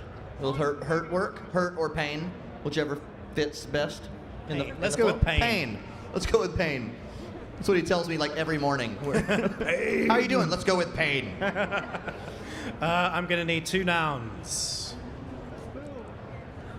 Say it again. Spoon. We got spoon. Fork. Completely unrelated. Sure. I'm going to need 2 adjectives. Sticky. Sticky. And what? Blue? Okay. That's true. Blue. Okay, next up. We're going to need another verb ending in ing. Trolling. Trolling? Trolling. Let's go with trolling.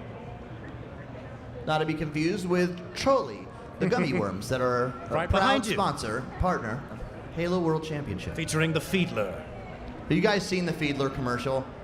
Like, how incredible and haunting at the same time is that? It's amazing.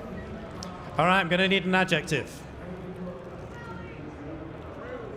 Smelly. Smelly? Let's go with smelly. So smelly? All right, smelly. And give me a feeling again. I need another feeling. Angry. Oh, hangry. Oh, they're Even hangry. better. That really works. Are you speaking from like personal experience right now? Or? Hangry. I'm going to need a job title. Job title. Whoa, say that again? Assistant Regional Manager. Let's go with that. Assistant to the Regional Manager. Assistant to the regional manager. All right, we need a type of place. House, Alaska. It's not a type of place, it is a place. He's like, I will make Alaska happen. You say farm? Or barn? Bar. Bar. Okay, bar. Ah. And then finally, to close out this scene, we need a verb. A verb. Say it again. Smack. You don't know how spot on you are with some of these. All right, that's all of them. We good? So All we're right. good to get the next scene going. Here we go. Here we go. Sorry. Do we have okay, them so all? we're Yeah, yeah, okay. All right. This is it. Halo's Penguin Room. That terminal, try there. You all right? Never been better. You can't imagine the wealth of information. The chicken nuggets. So much, so fast. It's painful.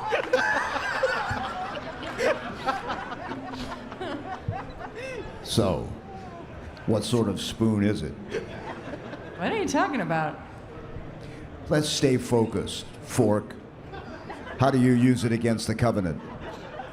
Did you just call me a fork? I'm confused. I think I did. The ring isn't a cudgel, you barbarian. It's something else, something much more important. The Covenant were right. This ring, it's sticky. Give me a second to access.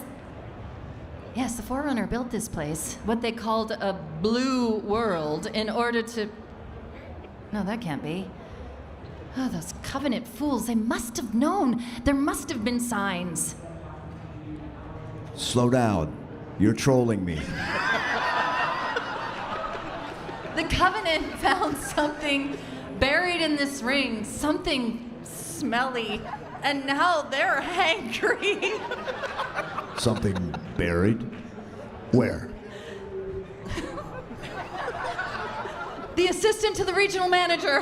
We've got to stop the assistant to the regional manager. Keys? What are we? The bar he's looking for. It's not really, we can't let him get inside. He's a horrible drunk. I don't understand. There's no time. Get out of here, find Keys, smack him before it's too late.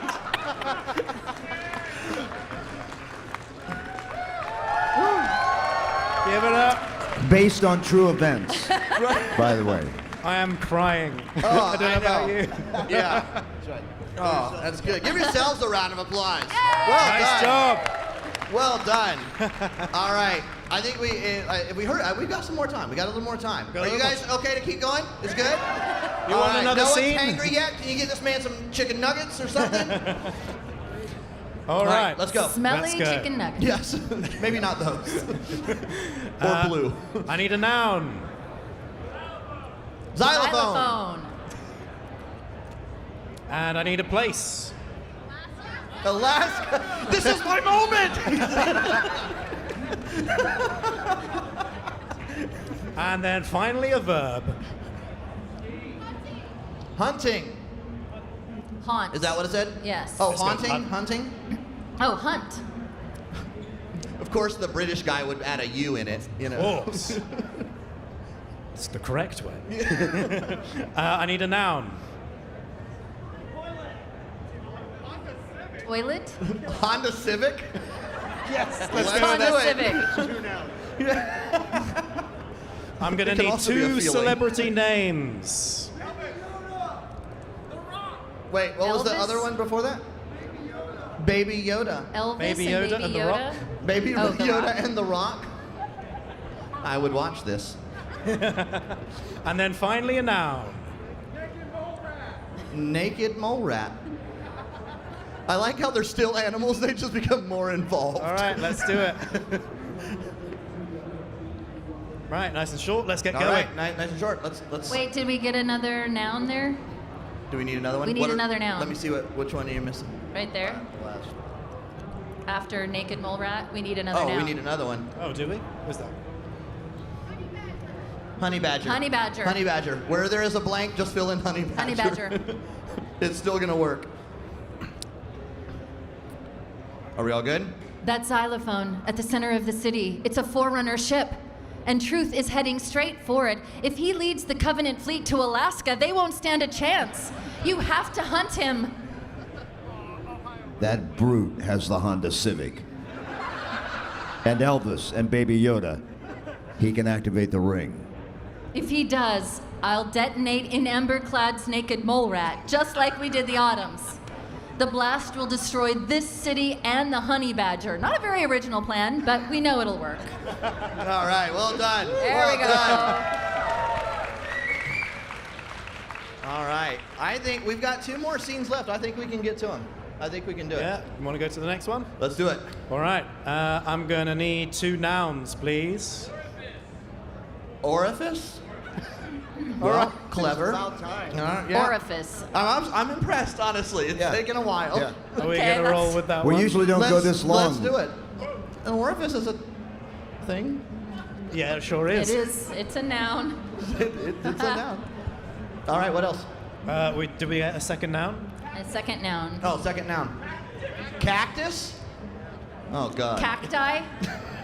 Yeah, we can do cacti, however we need that. All righty. I'm going to need 3 adjectives. Delicious. Delicious. Squishy. Squishy. Slimy. Perfect. I really Just feel still like going. I feel like I'm 8 again. Squishy. I love And it. then we're going to cap this off with another 2 nouns. 2 nouns. Jimmy John's. Jimmy John's it is. It's really Jimmy John's is more of an idea. And then a final noun. I think it's What? Michelle Obama. Michelle Obama. All right. That is a proper I thought you noun. said shallow boba, like a tea. I think we should go on and do the rest, because then. Yeah, I think we should too. Yeah. Let's go ahead and knock all the rest out, and then we'll do both those scenes. Yeah. Yep. What was the last one for? Michelle Obama. Michelle Obama. Okay, right. Or shallow boba. All right. Somebody backstage thought it was llama. Let's I like get a that. bit more personal. Can somebody give me a pet name? A pet name, not for your pet, but Okay, like. yeah, not a name like, for hey, your pet. I knew sugar this was gonna buns. trip Hello, you up. darling. Like a pet name for someone. What? Buddy? Buddy. Buddy. Buddy. Buddy. Verb, please. Verb. Lick. Licking. Well. Yeah, we'll go with lick. Yep. Okay. We always knew this was an eventuality. All right, I need a command or an order, some kind of instruction. Eat your vegetables. Eat your vegetables. Let's go eat our vegetables. Now I feel like I'm 8 because I'm like, this is gonna be funny. You said vegetable.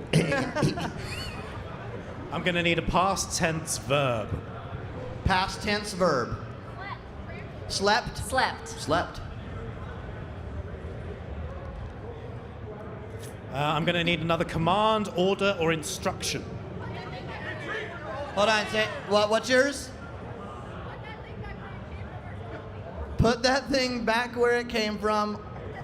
Or so help me. Help me. That's perfect.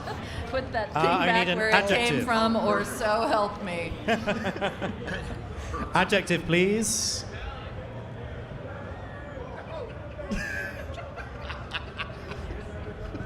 Are we Tashi?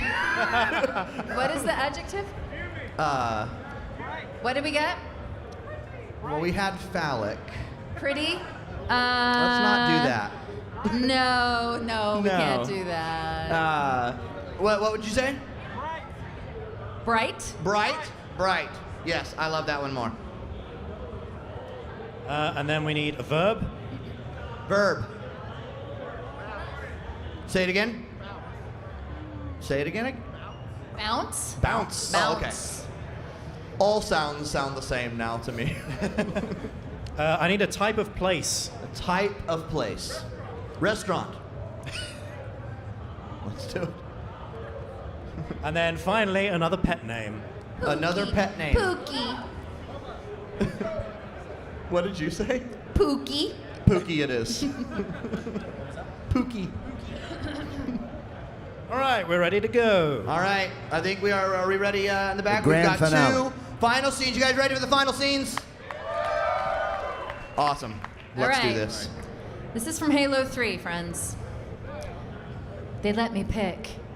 Did I ever tell you that? Choose whichever orifice I wanted. You know me. I did my research. Watched as you became the cactus we needed you to be. Yeah. Like the others, you were delicious and squishy and slimy. A natural Jimmy John's. But you had something they didn't. Something no one else saw but me. Something no one saw but me. Can you guess? Michelle Obama. All right, final scene, guys. All right, You ready? Here we go, Halo 5. Let's do it. Let's do it. Hello, buddy. It's good to lick you. You've changed. It was time. I know we have a disagreement, but once you understand my plan, Your plan is we eat your vegetables. I'm offering people a chance to be more than they are naturally. Like Dr. Halsey did for me. No, that monster slept you. This is a gift. Listen to yourself. Stand down, Cortana. Come home with us. It's not too late to put that thing back where it came from, or so help me. Stop. No, John, this is too bright to stop. Who are you? I just think it's what are you, but yeah. Okay. I like who are you? Who are you? I think it was Steve talking there. Sorry, real life crept in. I just needed to know if I could still bounce you. You'll be safe inside this restaurant until my work is done. Cortana. Goodbye, Pookie. Ladies and gentlemen, Steve Downs, Jen Taylor, Mad Libs of the century right there, of the millennia. Give yourselves a round of applause. It all came from you. Look at all the new Halo writers we have in the audience. Fantastic. This was actually a hiring. Yeah, this was actually an interview loop. Haha, got you. Awesome. Well, thank you so much. We have got, we have some prizes. Did you have any answers that jumped out at you that was just like any great, put that thing back, or so help me, here we go. How about a pair of Astro headsets? Is this good? Congratulations. Steve, do you have one? Assistant to the regional manager. Where was our assistant to the regional manager? Right. Let's go! There he is. Come on, up, around. There we go. And how about you? Did you have a favorite? Okay, keep going. Yeah. Oh, it was two different people. The headset. There he is. Headset. No, you're good. And then Alex, did you have a favorite? Oh, that's a good one. This also requires Alex to be able to read what he wrote down earlier. Let's go with Platypus. Platypus. Who's Platypus? We got Platypus right here. All right. Let's go. Might have to negotiate with Jen. Yeah, I kind of want to fight you for her this. nephew. That's next, the cage fight. My nephews Well done. Guys, we have a ton of would stuff like it. going on. We still got some rad stuff the rest of the day on the community stage, and then we have it all day tomorrow. We've got, if you enjoyed this, we've got some fun stuff tomorrow. You guys are going to be reading some lines, maybe with some fans, actually, if you want to read some lines alongside. It'll be a lot of cool stuff. We've got some play date, and also there's a tournament going on. In case you haven't heard, yeah.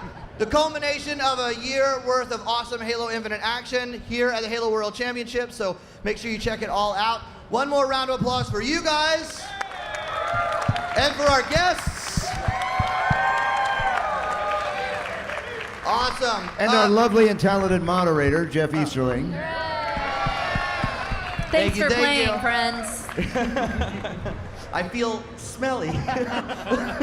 Squishy. Smelly and squishy, I thought, That's just every Friday, honestly. So for Jen, for Steve, for Alex, I am Jeff. Thank you guys a bunch. We'll see you soon. Thank you.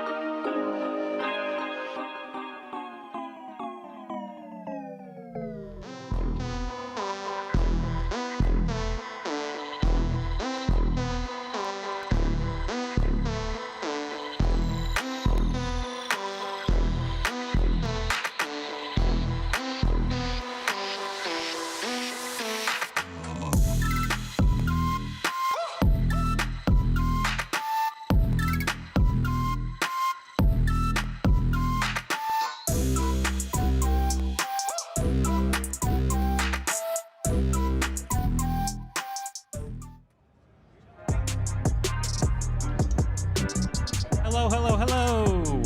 Welcome. I hear myself. That's fun. Welcome to the Animation in Halo panel. We are at the community stage at Halo World Championships. Thank you for joining us. If you're like, I'm in the wrong spot, where's the gameplay? That is on the main stage. Please check that out as well.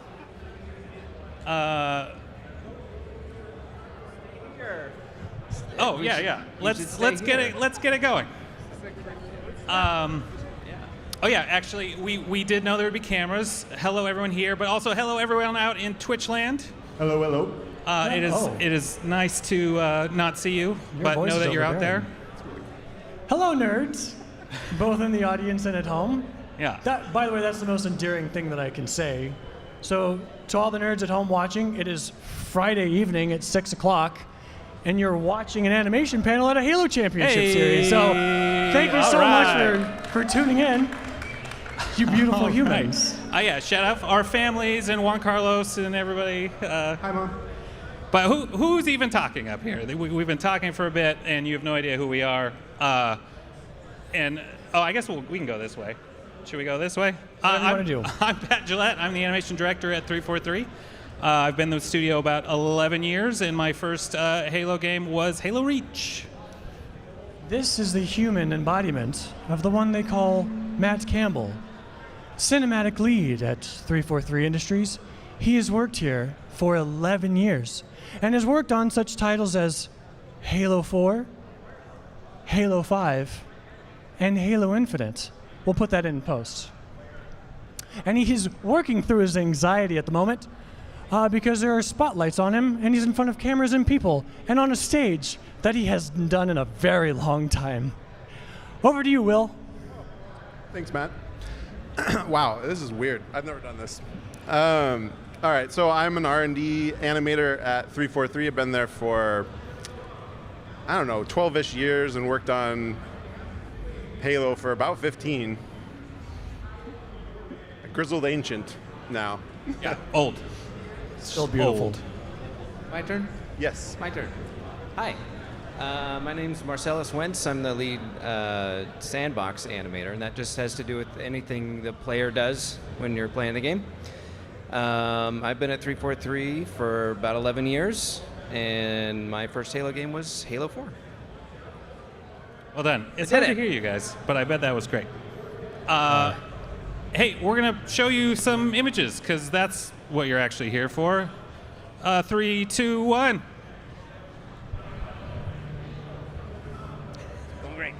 Doing great, guys. Animation.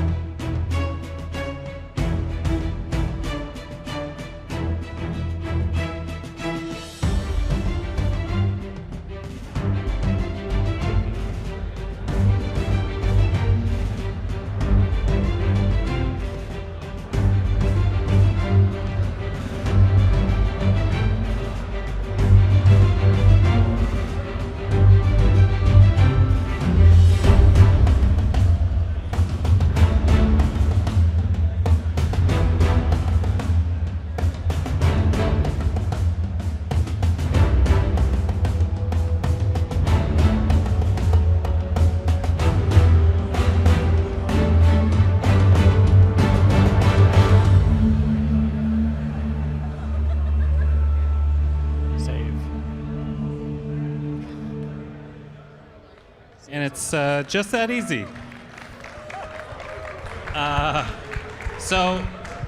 We had the privilege of working on some of the content you saw in there, but also want to do a huge shout out to everyone that comes before and after animation does their work. Concept, design, rigging, modeling, effects, audio, everybody, lighting, all the people that make all of our stuff look really great. But we do get to work on all that stuff, which is pretty exciting. The slide show had a question. What is the process of making animation for games? That's a great question. Excellent question. PowerPoint, I appreciate that. We can talk about that, but we can also show that a little bit. So it's just 6 steps, and you see them right here. But really, the process starts with ideas or problems to solve. And from there, we have to figure out, well, how we want to solve those problems. And so, as you can see in the images, either we create our own reference in the back of the studio looking really awesome, or we refer to old games because we're bringing something back. And then what might happen, Matt? What's that third one? Are we at the third one? Yeah. So then we go through blocking passes. We put general thoughts and ideas into very quick contextual ideas. The third one is basically just showing off a blockimation, what we call blockimation or a layout pass, where we're just sliding characters around to get an idea about staging, overall timing, how do lines work and stuff like that, just on the narrative side. But in general, it's just a rough way to get ideas out so you can start talking about that with people within your team or throughout the studio. Yeah, and similarly, maybe when you're not doing quite as complicated a scene, like a narrative moment, you might block out something, right, Marcellus? Yeah, sometimes we'll just sit down with a designer or engineer or both, and just hash through, like, there's some rough goals, and we'll spend a week or two just cranking out some ideas with some rough animation and see kind of where we want to take this idea, this weapon, this vehicle, this whatever it ends up being. But generally, having a light touch, staying rough at the beginning, because we don't want to polish anything if we're not sure what it's supposed to be just yet. Yeah. And then you might take it to the mocap stage. You might iterate on it, and then it just comes out fully formed and polished, and you get a nice green check mark. That's how, and it's one time through, right? You black out for a little bit, and you wake up one day, and you're like, oh, it's done. Cool. Yeah. Actually, we go through all these steps many times for many things. Very rarely is it continuous through all the steps. You might shoot a ton of reference. You might get to blackout stage, realize it's the wrong thing. A script might change. A story moment might change. You got to go back to the drawing board. Also, the idea you thought you started out with that was really cool in that moment turns out terrible, and you got to restart. So it is not a totally linear process through here, but it's close. That's what we strive for. Yes. Shoot for linear, every time. Oh. It never is, though. Oh well, some of us don't have that. I can't get over the handsome man in the first panel there. Who is that, Pat? A younger man with more hair and less beard. Gorgeous, stunning. Another question from the PowerPoint. Pre-production. Just as I pivoted away from not thinking about my younger self. What, if anything, changed from project to project from an animation perspective? That's another interesting question from the PowerPoint. A few things. So Will and I, again, like we were saying, had the pleasure of working on Halo Reach. And on that project, there was a huge overhaul of just animation quality. Basically, we touched almost every character in that game, start to finish. There's a bunch of creative and design reasons to do that. But that is an example of something that might change from project to project. And then when we inherited the mantle of Halo at 343, a lot of that's shepherding that work over. And there was also a big overhaul creatively coming into Halo 4. Which spawned different anatomical changes, design changes, which, again, required us to work on a bunch of content. Anything before I show maybe a couple examples? Yeah, I mean, coming on during Halo 4 production and knowing the Halo that was before and the way the characters looked and moved and seeing like, oh, we're changing the Jackal. It's going to be a space dinosaur. Awesome. Okay, so we're like, the proportions are different, so we have to retarget the animation, and then I got to animate a bunch of toes, and it was really fun and cool, and moving on to new characters that were coming on, and getting to animate those and add to the lore and add to the gameplay. It was that was a really exciting change from Reach to 4 that I got to be a part of. And who else wants to say something?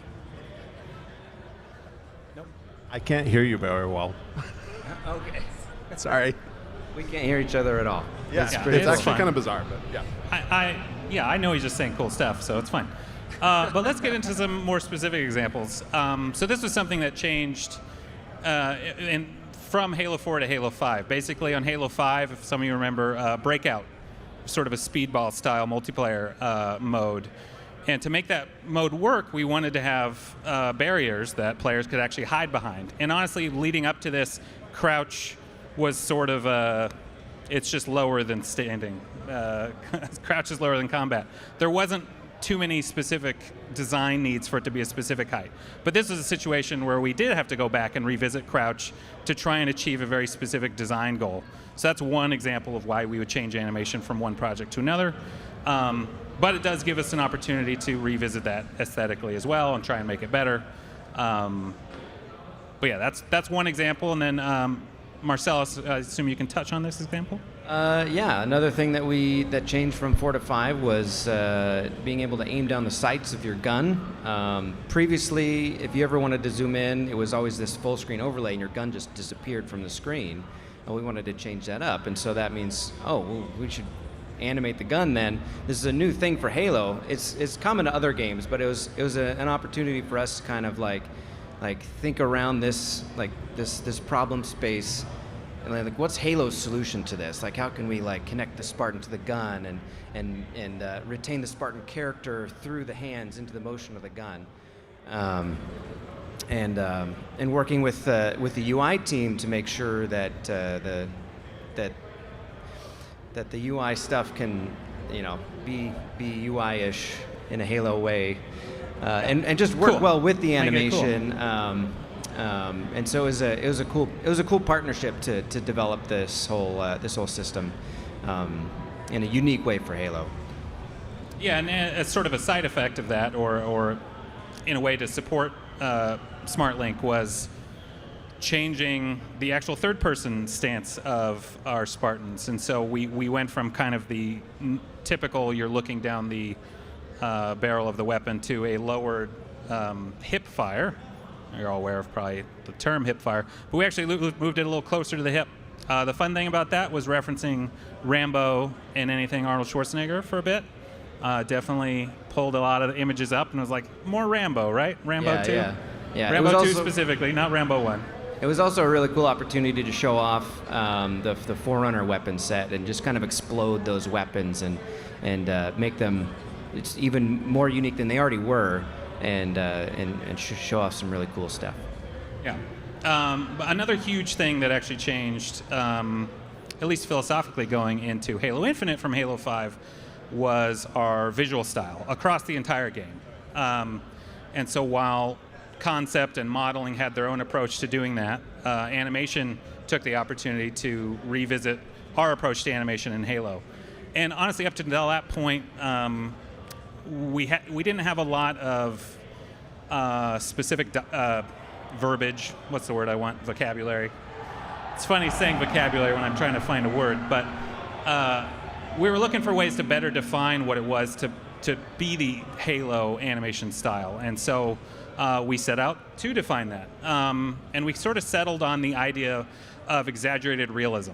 So you can see this very fancy chart where on the left side is exaggeration and the right side is reality. You see Halo Infinite sits in the upper right quadrant. Is it this side if they're looking at us? Yeah. Is that? Thank you. Yeah. That way. It's that one. Yep. You can see the image. It's fine. But basically what exaggerated realism is I think am I making noises?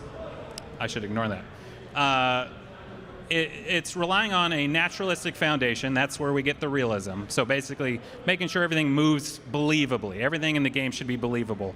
One phrase we had with this was to make the mundane fantastic and the unbelievable believable, right? We want to elevate stuff that's maybe not as cool typically, and we also want to make sure stuff like Spartans falling from space feels like, yeah, that could happen. And so that's again where we can't go fully realistic. We need to be exaggerated. Other stuff we use as part of this is the idea of focus detail. So if everything's important, nothing's important, and that changes depending on what area of animation you're working in. It's different when Matt's thinking about a cinematic. It's different when Marcellus is thinking about a reload, and it's different than Will's thinking about vignette or a character. Anyone want to chime in on how you approach focus detail? Or the future. I was just going to go last. Only because I can just say it now. From a cinematic perspective, we just use the groundwork that you guys establish. Right, so whatever in this sandbox, whatever art style that you guys establish, we have to make sure that we carry that into cinematics. Now, we bend that because we have to have the evolution of our characters through their character arcs. We have to add in a little bit more of like the thought process going behind the scenes of these guys. And sometimes we have to go outside the box when there isn't something that's part of the sandbox that we have to have in a cinematic. Say if you're Chief's jumping off the side of a building and trying to skydive into the back of a pelican or floating through space, right? That doesn't exist within the sandbox, maybe yet. So we have to, when we make these decisions and when we're going through these processes, we still have to build on the foundation that you guys provide for us. Yeah, I guess the only thing I was going to say about style is that it's also just one of the tools that animators get to use to help define the rules for the universe. I mean, we have a physical simulation going on, of course, but then there's also like all of the movement has to be cohesive, and for that to be cohesive, you have to establish rules and a style and stuff like that. Yeah, and I guess expanding on that, there's a ton of animators working on these games to make them real. And so every animator needs to kind of, their uniqueness has to be a little bit pulled into the Halo-ness of it all. And what's great is all characters are different and move different, and there's uniqueness in everybody. So that really works. The flavor every animator brings adds to the soup that is a Halo animation. Yeah, and there's some of them. One out here in the takeaway: crowd. animation is soup. Is that? No, that's wrong. But basically, you know, like Will says, corralling sort of the structure in a way that is additive and supportive without clamping down on everyone's individual creativity is sort of the goal. That's why we have a framework for people to be creative within. Lastly, I'll just touch on this before we get off this slide. We've been on this slide too long. Is the idea of weighted principles. And if you know the 12 principles of animation, like Will's going to mention right now. Go. Anticipation. Yeah, it's a good one. It's probably the best. The idea with exaggerated realism is to lean on a couple of those specifically. One is appeal, and one is exaggeration. Go figure. And the idea there is, and we also use the term when we combine those two about the idea of statue poses. And so when things are going well as an animator and you show an animation off or it's playing in the game, if you freeze that in time, you'd be like, I want this as a statue on my desk or on my shelf. If we're able to do that as often as possible, as many frames as possible, we're doing our job well, right? We want all of these moments to kind of live iconically in your mind when you think back and be like, oh man, I want that. I want that moment. So that, I think, again, when we're being successful, that is the combination of appeal and exaggeration. Next. Well said, everyone. Huh? Well said, everyone. But you get to keep talking. You get to said well things now. Yeah, so moving from Halo 5 into Halo Infinite production, we had a new art style that we're chasing, and that means Chief got a new look. And so once the concept was approved and we were starting the modeling process, we threw a work in progress model on our existing rig so we could check the animations and make adjustments to the model based on how the things were showing up. And we got the model look in a pretty good place, but it still, our animations just weren't holding up. The posture was just too different. The masses on the Halo 4 and Halo 5 Chief model were just showing up in a different way, and we were animating to that model. And now the masses are different. Like his legs are a little slimmer, and his shoulder armor is sitting higher and is also narrower. And these are changing his silhouette, and silhouette's really important in animation. So we had to rethink the way we were posing Chief. And so we did a. Can we go to the next slide? We did a deep dive into just his basic idle pose, and broke down kind of where things were still working and where they weren't working and why, so we could use those data points as like a leaping off point for a round of iterations to develop a new pose for Chief, keep his attitude intact, and bring him forward into this new art style. There's big things going on over on the big stage. There's a lot of shouting going on around here.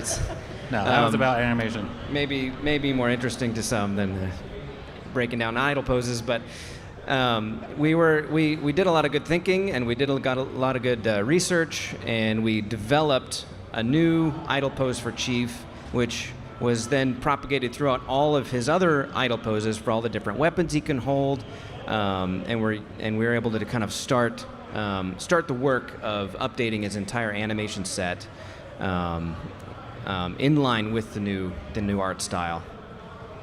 It was a lot of work. Yeah.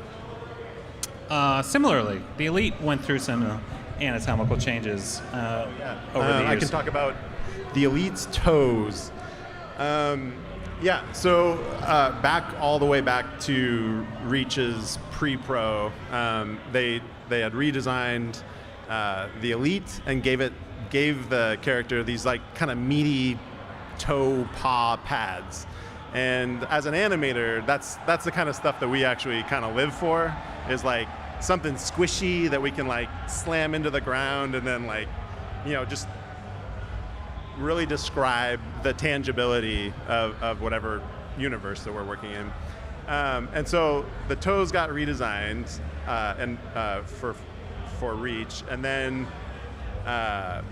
for 5 they kind of went back to this like a little bit of a kind of more of like a hoof, and so you wouldn't think immediately that would change much about the animation. Can you closer? Yeah. Sorry, I'm like an old man. So the toes changing to more hoof-like structure basically changes everything about how the character's feet come into contact with the ground, and so then your walk cycles, run cycles, everything have to change. And basically then added high heels to the Elite. So you're doing like toe heel instead of heel toe when you're walking, so that changes everything. But we wanted those awesome toe pads back. So we love a good toe pad. We love a good toe pad. And so we went back to that in Infinite, which was nice. Yeah, luckily for the animators, the return to some more legacy visuals allowed us to bring back those big old fat toes that we love animating so well. Here's another fun one for Marcel to talk about a little bit. Speaking of legacy visuals. Yeah.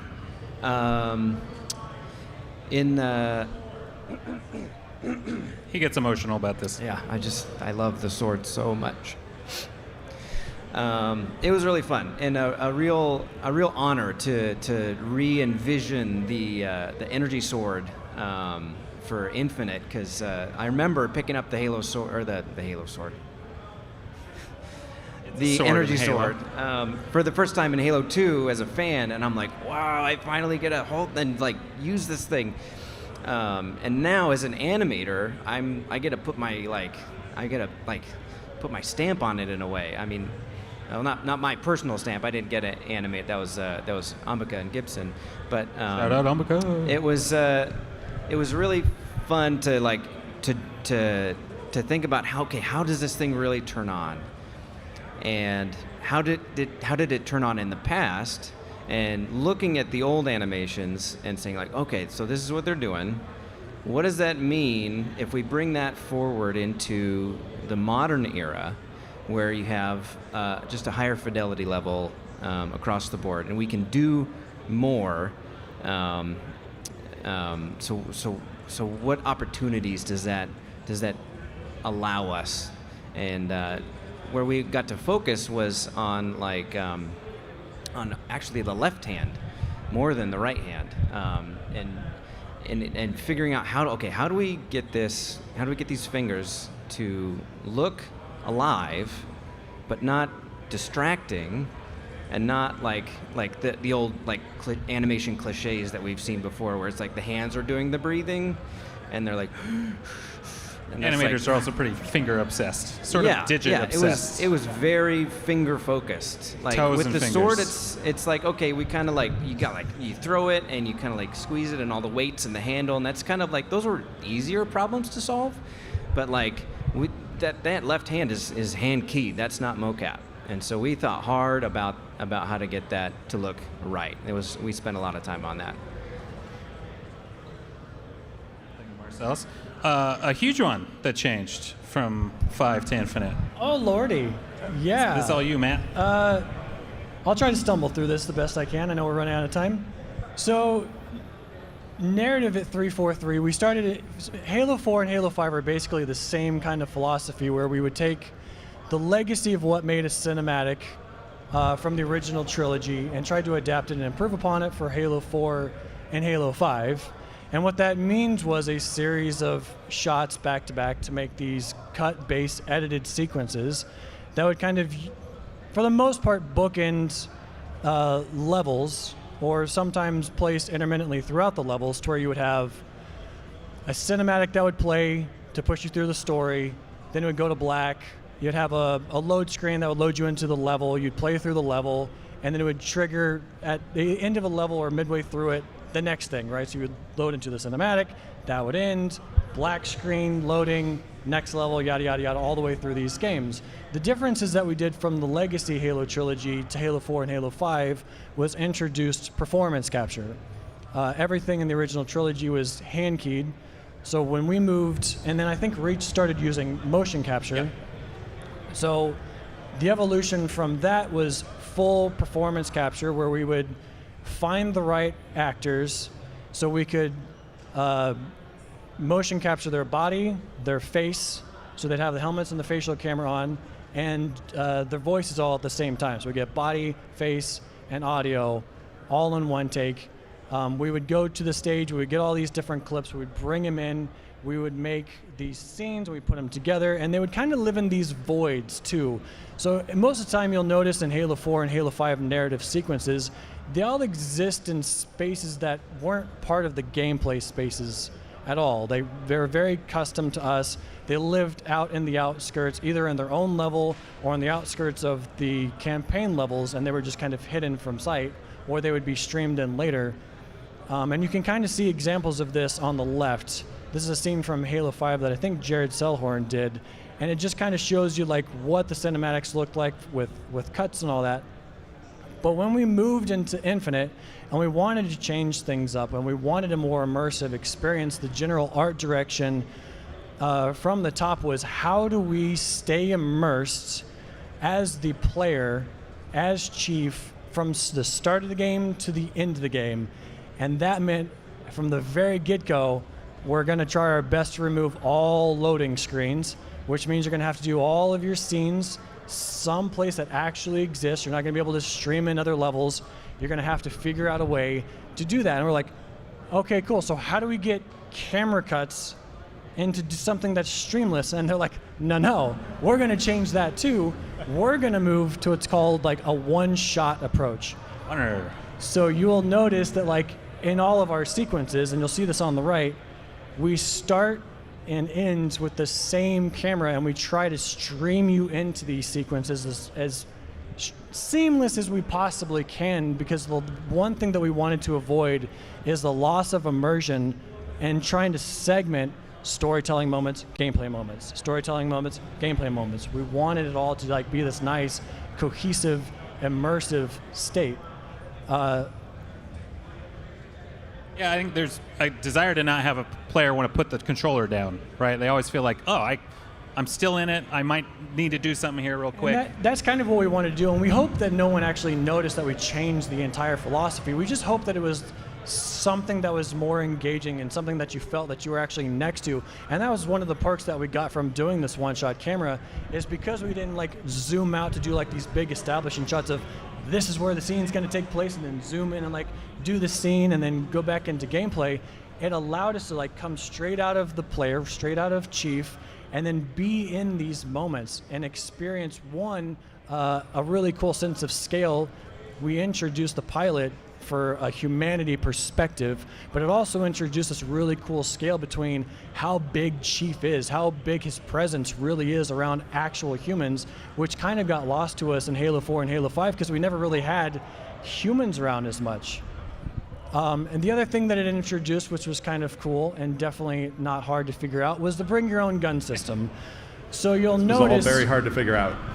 In all of our sequences, whatever gun that you're wielding as you go into these narrative sequences, it's either on Chief's back, or if we need him to be wielding a weapon for a story moment, he's actually holding that weapon, so it kind of persists through, which is kind of cool, kind of neat. It kind of keeps that immersion alive. Yeah. But it doesn't mean you have to reanimate like 4 versions of every scene, does we it? have to reanimate everything. No, it's pretty much the best. So luckily it was just for Chief. So we had to do, depending on the stage of where you're at in the campaign, we had to do a sword variant, a hammer variant. We had to do a heavy variant, which is like rocket launchers and stuff like that, a rifle variant, and a pistol variant, which was easy. I mean, again, you just black out a bit, you wake up and you're like, oh, they're there, and you just plug them in, and it just works perfectly flawlessly. We suffer so you don't have to. Yeah. That's right. You're welcome. Another question from the PowerPoint. What is your process when working on returning legacy features, weapons, and characters? I'm so glad you asked. We try and respect the legacy. We take a look back at all that has come before and all the awesome work that our forebears in the Halo world have done, and we try and respect that while also modernizing it, applying it, or changing it in the ways we need for design.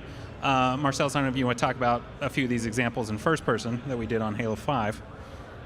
Yeah, it was. It's always fun to reference older games and kind of bring those ideas forward into the modern era of animation. Looking at weapon inspects.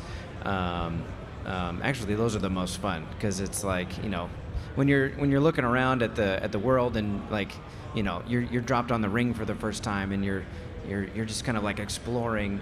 And before you have to, hide from the Banshee, the first thing you do in the first Halo game, and you're just looking around, and it's, I don't know, I guess for me it's like those kinds of moments, and where you look at your weapon for the first time, it's like those moments kind of have meaning, and to bring those forward is really fun, and to bring them forward at a level of higher fidelity, like I remember. Animating the Halo 2 beam rifle for Halo 5 and the weapon inspects for that, and I remember playing through Halo 2 to get a feel for the weapon and like replaying the sniper alley level and just like sitting and watching and like, oh man, like okay, yeah, that's what I want to do now. Okay, how do I think about this? How is he holding the weapon? Where's it gonna pivot? And how am I gonna plus what's there?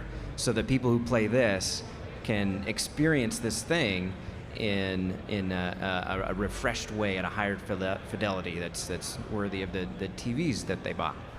Yeah, and we have to work around nostalgia and rose-colored glasses because everyone remembers stuff way cooler than it actually was at the time, and you're applying your modern experience to it. And so our goal is to be like, yeah, that's exactly what I remember it, even though we did a ton of work to up-res and have higher fidelity animation. We want you to think that's exactly how you remember it and trick you, even though we did a ton of work. We also have to trick ourselves. Yeah, we're going to trick ourselves. That feels right. We're all lifelong fans of Halo ourselves, and so a lot about respecting the legacy is also just the we love Halo, and we want to continue the Halo-ness forward.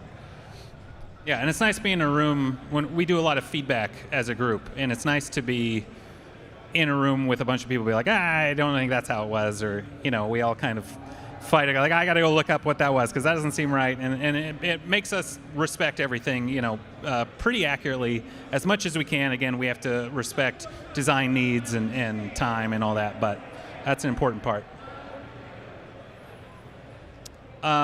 Is the approach to animation different between multiplayer and campaign? No. Next. Is no. It's a good question, but it is a good question, but it does have a very short answer. As far as like the gameplay side, it's like in campaign you play as Chief and he's a Spartan. In multiplayer you play as your Spartan and they're a Spartan, and so they have the same movement metrics. They have the same action set. And so they have the same animations to describe all that stuff. So it is really the same by and large. As far as gameplay animation goes, the only difference that as far as the work that I do is more in the menu side, where you see Chief being chiefy, but you see the multiplayer Spartans being a little more relaxed, a little more casual, and so that attitude can kind of can kind of come through in that area. But as far as like the in-game stuff, though, it's kind of the same. We do say chiefy, actually, to be like, it's not chiefy enough. Yeah, That's chiefy is a technical term. I guess a little bit more elaboration. So, yeah, we work on a core sandbox set of moves, and then those are used in both campaign and multiplayer. Yes. So the PowerPoint asked us a bunch of great questions, and we left you very little time to ask us yourself, but time for Q&A.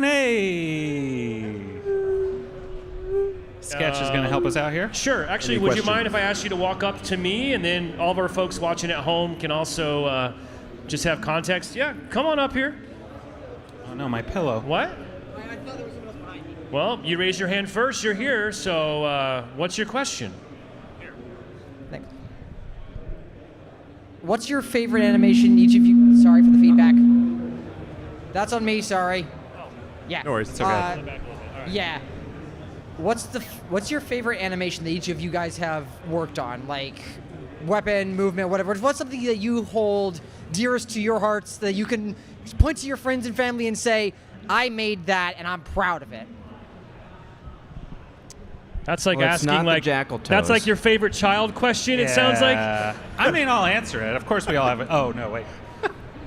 Quinn and Kira, ignore me. Oh, I was just making a funny joke about jackal toes, but that's a really good question. You might be able to hear the answer better, I think, because the speakers. Gosh, it's a tough call. I was really proud of getting to animate the night on Halo 4. Working on the deaths was really fun, but I think what tops it all is the night assassinations in Halo 4. Cool. Yeah. Well, I think your first animation is always like pretty profound. You're like, I made a thing move. Will and I went to school together, and our first animation assignments were on 2D animation paper. Yes, I'm not making that up.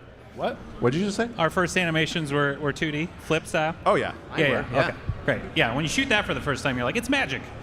And that'll hook you for 20 years. But similarly to Marcellus, figuring out how to make the soldiers, the Promethean soldiers move on Halo 5 was a fun challenge because they broke into like a billion pieces and reformed, and I didn't know how to do that at all first, and then quickly in order to ship on time. So honestly, a lot of their hit reactions I was pretty proud of.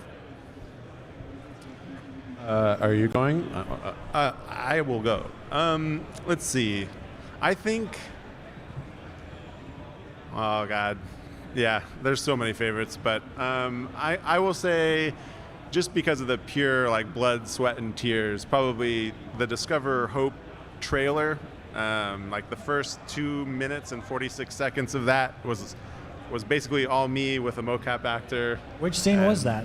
What? Describe that scene if people don't know what Discover Hope is. Oh, it's the opening scene of the game with Pilot, and where you just follow him all around throughout the whole thing. And that took months of work. And we're also using that to like prove out our entire narrative pipeline, and a lot of the tools weren't even built yet, and so it was insane. Easy. But also, it was fun. It was really fun to make it. I have been fortunate to work on a lot of really cool scenes through Halo 4, 5, and Infinite. Working with Jen Taylor for the first time in Infinite was really, really cool because oddly enough, I never got to work with her on Halo 4 and Halo 5. It was like the first time she actually got to be on the stage with us for all of the scenes. Playing Weapon, Cortana, and Halsey and seeing that in person was amazing. But from an animation standpoint, I still think my favorite scene is the most emotional one. Kind of midway through Halo Infinite, spoilers, I have a bunch of friends out here watching right now that haven't actually played the game, and you're gonna have no idea what I'm talking about. I'm looking straight at you guys. It's this scene where the pilot breaks down. Like, you find him hidden in the under compartment of a Condor, and Chief walks in, and we don't know where he's at, and he pops out, and he's just frustrated. And he's like, I don't know what I'm doing here. I'm not you. I'm not even a pilot, and he just breaks down and he goes down to his knees and he's super emotional and he just wants to give up. And then you have this moment of Chief walking and just taking a knee next to him and just being that really ultra human that we've never really got to experience from Chief so far, where he sits down and is like, we all fail, and that's okay. That's what makes us human. That's what makes us special. Like, now get up and let's go kick some more ass. And there's just something special about putting that entire scene together and working with the writers and being there with Bruce Thomas and Jen Taylor and Nicholas Roy, putting the scene together and seeing the raw emotion in Nicholas as he's going through this like existential crisis in his brain with terror all the way around him. That was just something super special to me. Cool. Thank you, Matt. Yeah, we got time for maybe one more question. Yeah, I think so. Yeah, maybe two more. We'll Okay, try to go quick. All right, here we go. All right, so with the game design and animation, what is your favorite, most memorable bug that has happened? Like animation glitch. Animation bug or glitch? Do you have like a favorite memory, one that really stands out? That's nightmare fuel. There's some fun ones. There was a bit of time where the characters stretched like 30 units tall. Do you remember that? They sort of exploded. That was pretty funny to try and play test with that and test your animations. We've had Tiny Chief, right? We had a Tiny Chief bug. Oh yeah, I like all the tiny vehicles. Is my favorite. Oh yeah, that was actually pretty good. Tiny vehicles, those are fun. All the vehicles shrunk, but they worked. We had a squid hands bug for a long time, where like just the hands in the first person, or the joints in the first person hands were just mangled in game, and we couldn't figure it out for the longest time. And we called it the squid hands bug, and we're like, it was driving everybody crazy. Playtests were awful. That was a real fun one. But I think my favorite one was there was a bug in the slide animations that kind of just happened at some point, where like halfway through the slide animation's broken down into an intro, a loop, and an exit. And the loop, he's just kind of sitting there and his legs are jiggling. Halfway, like at the beginning of that loop, something put his leg up in the air. And so as you're sliding, he's like doing this can on the floor, and it was just golden. Like, yeah, that's probably my favorite one. That's a good one. Thank you. All right, one more quick one. All right, last one. What do you got for us? Hey there, this is just more of like a technical in the weeds type of question.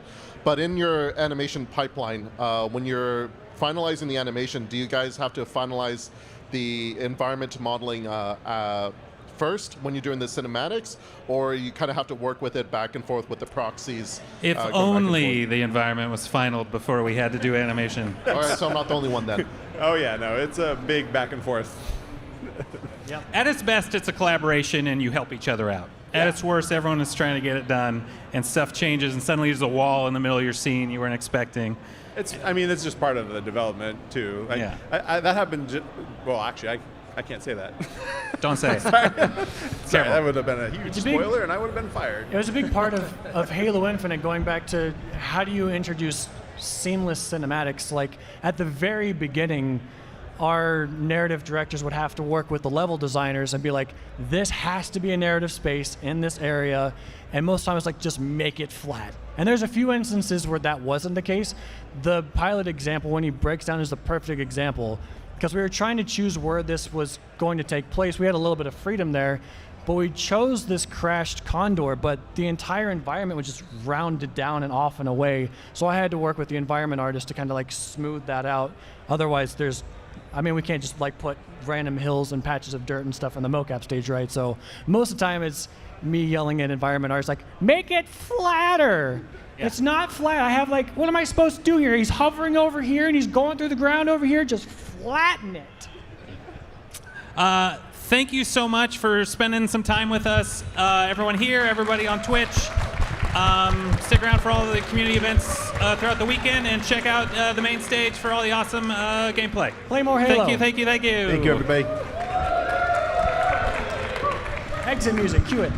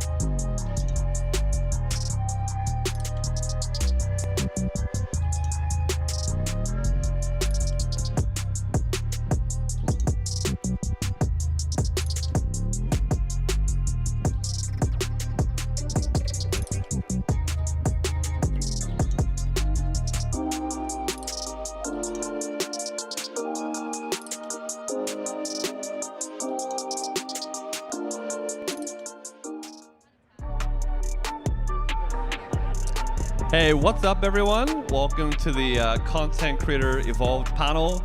I'm joined by some of the latest and greatest Halo content creators and just creators in general from around the Halo scene. So I thought, let's sit down, let's talk about content creation within the Halo world and just kind of get inside the minds of content creators to see what they think of it. So I'm going to start, let everyone kind of introduce themselves. I'll go first. I am Nick, or Ubernick. I am a YouTuber and Twitch streamer. I've been making Halo content for 8 years now, so a good chunk of my life, and it's something I really enjoy, obviously. Luke, you wanna take over? Yeah, I'm Luke, or Hidden Xperia. Been making Halo content for like 12 plus years now. Been playing Halo, well, actually we'll get to that later, but yeah, I make kind of like anything Halo really, like lore, reviews, news videos, literally anything at this point. I'll make anything really. Hi everybody, I am Aliak. I've been streaming on Twitch for about 5 years now. I am kind of a variety content creator, but I've played Halo for so many years. I was just dying to play Halo Infinite, and these last 2 years I just started to introduce Halo into my community to teach them what Halo is. And it's been quite amazing. So I'm a Twitch streamer and I do YouTube as well. And I'm Alex. I go by Infinite Forges. I've been doing Halo content creation for a few years now. It feels really fast. But anyway, I focus on Forge content, as many of you know, and then I also focus on Unreal Engine.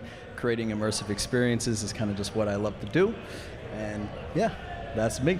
Nice. Okay, I don't think I could have got a better group of people up here. Everyone has a very different background. We all make very different kinds of content. So that's kind of the whole idea. I wanted to cover a whole variety of Halo content. You know, maybe someone watching or someone in the crowd here wants to get into Halo content in a certain niche. Hopefully one of us will cover that because there's such a wide range of us up here. So Mr. Forges, Alex, I'll start off with you. Okay. What got you into creating Halo content in the first place? It's in my name, Forge. Okay, yeah, So, yeah. I've been playing Halo for so many years, and Halo 3 was when I really started messing around with this little tool. It was quite frustrating looking back at it now, but the thing is, it was great. It sparked creativity. It was a lot of fun, and then from there, now to see where we're at, right, with this upcoming Forge is kind of insane, especially with working in Unreal. It's quite inspiring. So that's what got me into it. I think it's the best route I could have ever took because this is something I truly enjoy, and I wouldn't ask for anything else, honestly. It's really cool. Like, whenever I watch your stuff, it makes me be like, huh. Like, I don't think I could do that, but I really wish I could do that because it looks so cool. You said that on stream once. Yeah, I think you're messing with the Zeta Halo experience. I would want and you're nothing like, more. People like this annoy me, you know? I want nothing sorry. more than to be a good forger, but I'm like, I put a block down in the map, and I'm like, all right, that's my creativity over, so. Yeah, I don't know. It's complex. I don't know how I do it. Yeah, Alec, so how about you? What got you into Halo content at all then? I've been waiting for Halo Infinite for a long time. I think as soon as I started making content, I knew that at one point I was going to be making Halo content. I was just waiting for the right moment myself and enjoying other first-person shooters that I've always loved to play also. So I knew that I naturally was going to get to this point. And actually, one of my first streams ever was Halo 5. I literally bought an Xbox and played Halo 5 for like a few days, and I started streaming. I obviously didn't have the specs to do it, but that's when I knew that eventually I was going to be here creating content. Plus, I've been playing Halo for so long, I just wanted to build a community that could play Forge games and Jenga and all those really fun games that I experienced when I was playing Halo 3. I just wanted to build something with that. That's content you should do. Take like a noob forger like me or someone and then teach them the basics. Dude, we could make a video about that. I'm so Be down like, I'm for that. teaching Ubernick how to use I am Forge. so down. I can That'd go be from fun. placing a block to a wall or something. I think that would it'll be only take fun. us like 10 hours. It's fine. We could do like a basic block out. Yeah, and that'd then be from super there we fun. can make it a series. Yeah, we can make a series where my map goes from basic to in matchmaking. So maybe an Uber Forger. That's what it'll be. Yeah. I thought I was good at Forge. All right, Luke. Yeah. So I mean, I've been playing Halo since I was 5 years old, and I always knew from the get-go, pretty much from the first hour of playing Halo 1 in like 2002, I knew that in some capacity I was going to work with Halo. Like back in the day, I was when like first few years of school, I always used to say like, oh, I'm gonna work for, as I used to pronounce it, Bungie, because I was like 7 years old and didn't know how to pronounce it. But then like I started seeing like videos popping up on YouTube and Google videos back in the day of people like making things in Halo, and I was like, hang on, I want to try this out.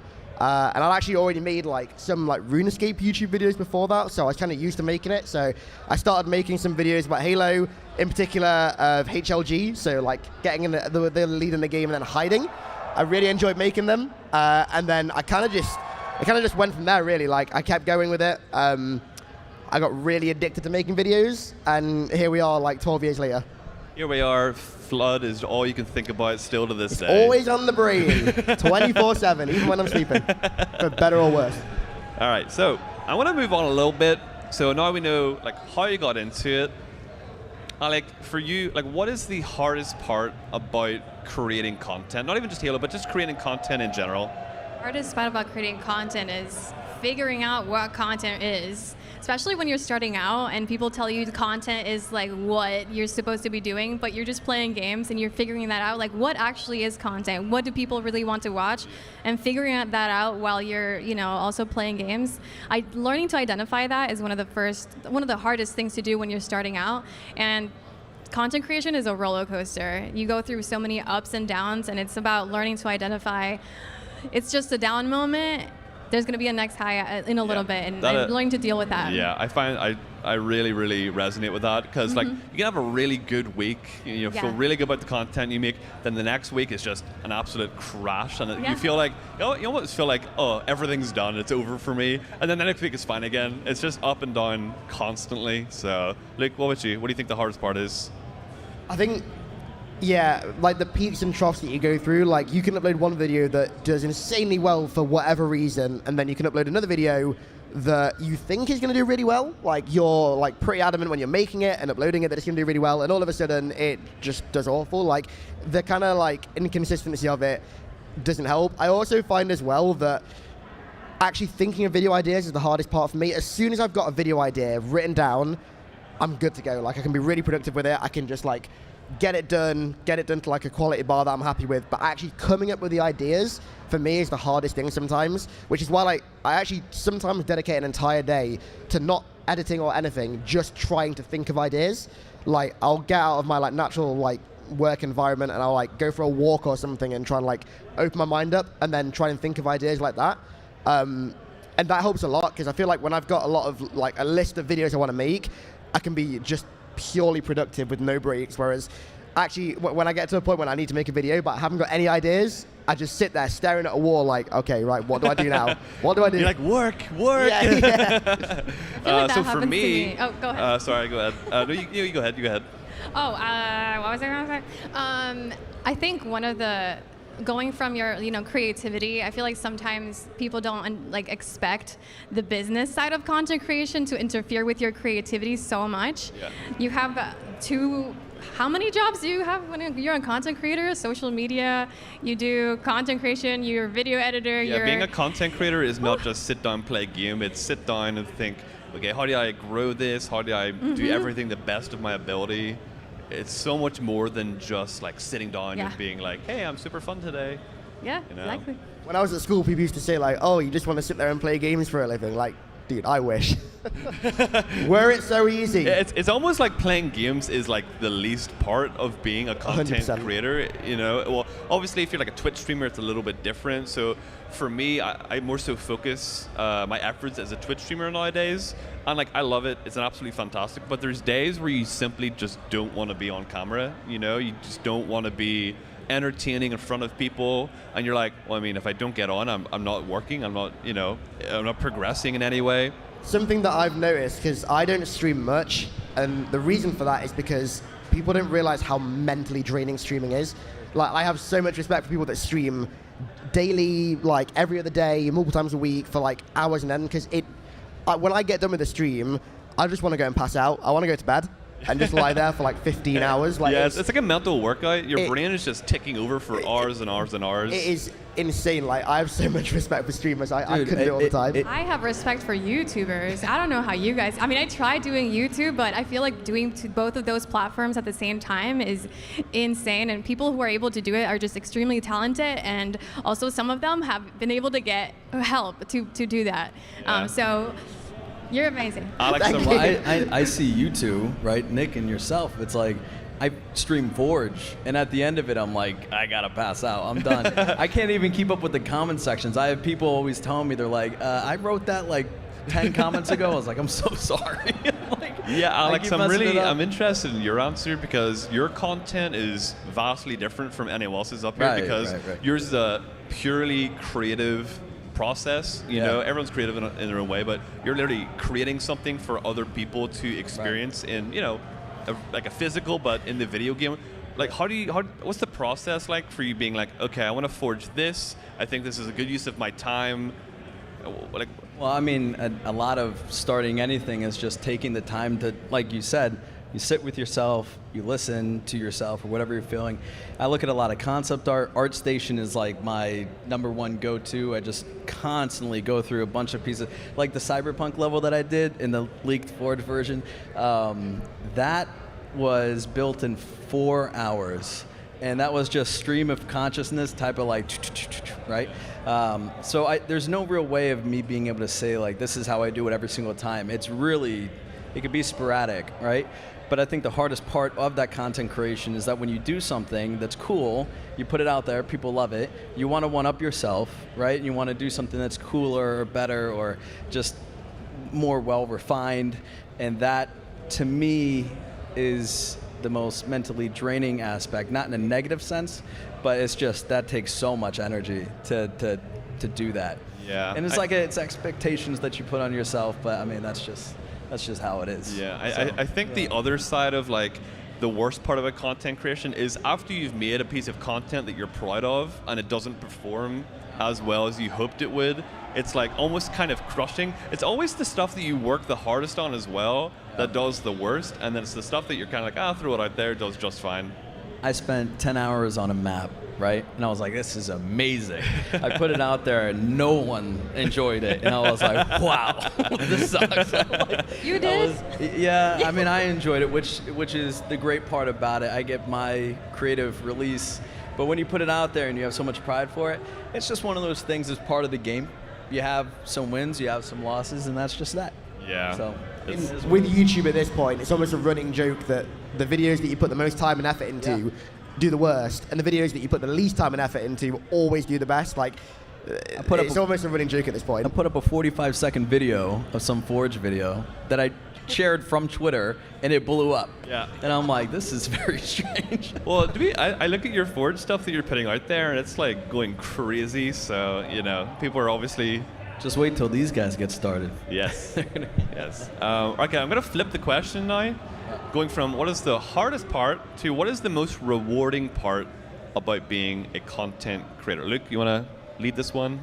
Honestly, it sounds cliche, but the comments, like, I honestly do sit there when it's uploaded a video, like after it's been out for like 3 or 4 hours, and I'll sit there and I will literally read every comment, and seeing all the positive comments, people saying like, oh, like, love the video, like, really enjoyed the video, like, watch this on the way to work or school or whatever. Like, it's just always so rewarding saying that, because like, you put so much, I almost become in a way like detached from my videos when I make them, so I spend so long making them that like, I don't see them as videos anymore. I see them as like projects. So like when I upload them and I see people enjoying them as videos that they watch to keep themselves like entertained, it kind of brings me back down to earth, and it's like, oh yeah, that's why I do it. Like seeing people being so happy about it, seeing people say that like, oh, like it like made my day or like helped me through like a rough time or something. It's always really great hearing that. There's something that I enjoyed making can actually help someone. It's always great.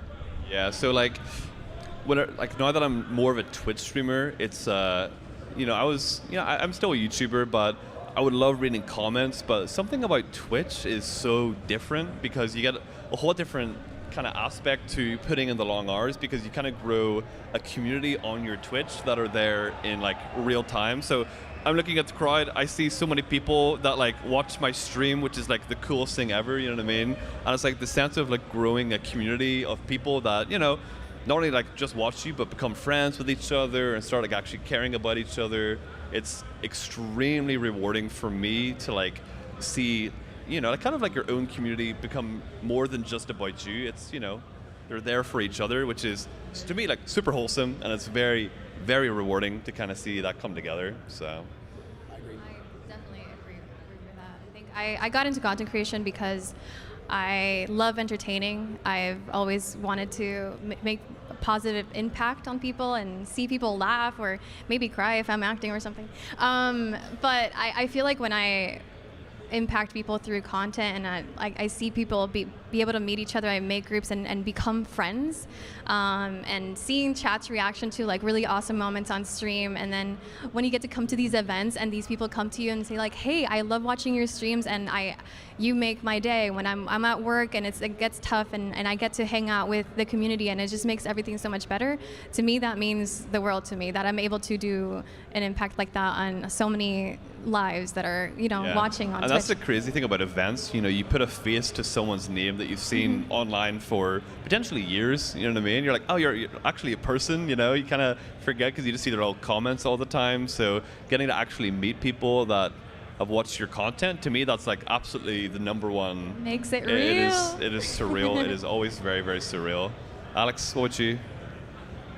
Say events like this, like you said, meeting people. It's probably one of the, like, these guys right here. Like, it was awesome meeting them for the first time.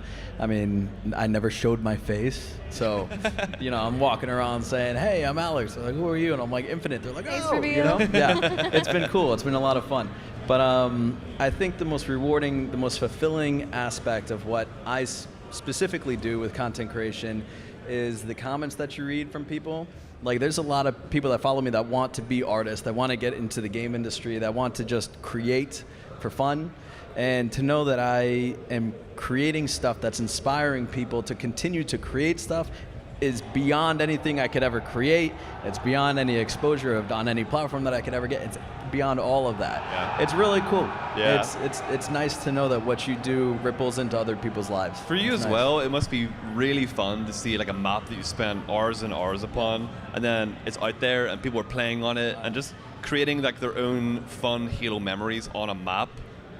Like when you guys make videos and I see your reactions, like when you first did the video on the Zeta Halo, his face lit up and I was like, this is so cool. That's become like one of my favorite things to do right now is looking up like Halo Infinite Forge stuff that people have made and just like scrolling through, because it is so interesting to me to see what people have made. So, you know, I can only imagine them seeing like other people just react to their stuff and being excited about it is a very like exciting thing. The fact that we have a file share as well, you're going to be able to see how many times people have played it, right? And that's really rewarding as well, because you know that every single time someone's going in there, hopefully they're having a good time, you know? So it's nice. You know, hopefully your map doesn't make things them like rage quit the game forever then after that. Say that again? Hopefully like once they play your map, they don't rage quit forever and they're just gone from the game. That's the goal. That would be the goal. Yeah. Or they have good FPS. Yeah. Yeah, dude. Being a content creator definitely has its ups and downs, but mostly ups. Okay, so what is your like number one memory as a content creator so far? When you think back at all the years you've been doing it. I actually have two in mind, and they're both very different. I think the one that meant the world to me was when I got a really amazing opportunity through one of my sponsors. They flew me to LA for a shoot, and I got to work with really huge creators, and having the honor of being able to create content alongside them and be there and do what I love was, to me, it was surreal, and it meant that I was on the right path about something that I truly loved. Like, I was doing the right thing, and it reaffirmed my work. And to me, that was so special and so memorable. And the second moment was actually not too long ago. It was actually at TwitchCon when I had she declared herself a lurker, but she came up to me and basically told me how much the stream meant to her, and that she's never talked in my stream, but she watches it every single day. And it was that, like, getting through the day and that being able to hug that person and thank them, for being there, and it was just so special. And I tried to hold my tears back because she was so sweet, and it just multiplying that, knowing that you do that, and there's many more people that haven't reached out to you to say those things, makes those memories just extra special. Yeah. Big shout out to the lurkers on Twitch, by the way. Huh? Shout out to the lurkers on Twitch. We appreciate the people that Yes. don't necessarily chat, but they want to hang out. So We know you're there. Luke, what do you think? Ooh, I think probably the best one was the first time I went to actually see the 343 Studios, because for me, before that, my entire life, God knows how many years, well over a decade, Halo had always been this online thing. I'd go into the real world and basically none of it would exist, right?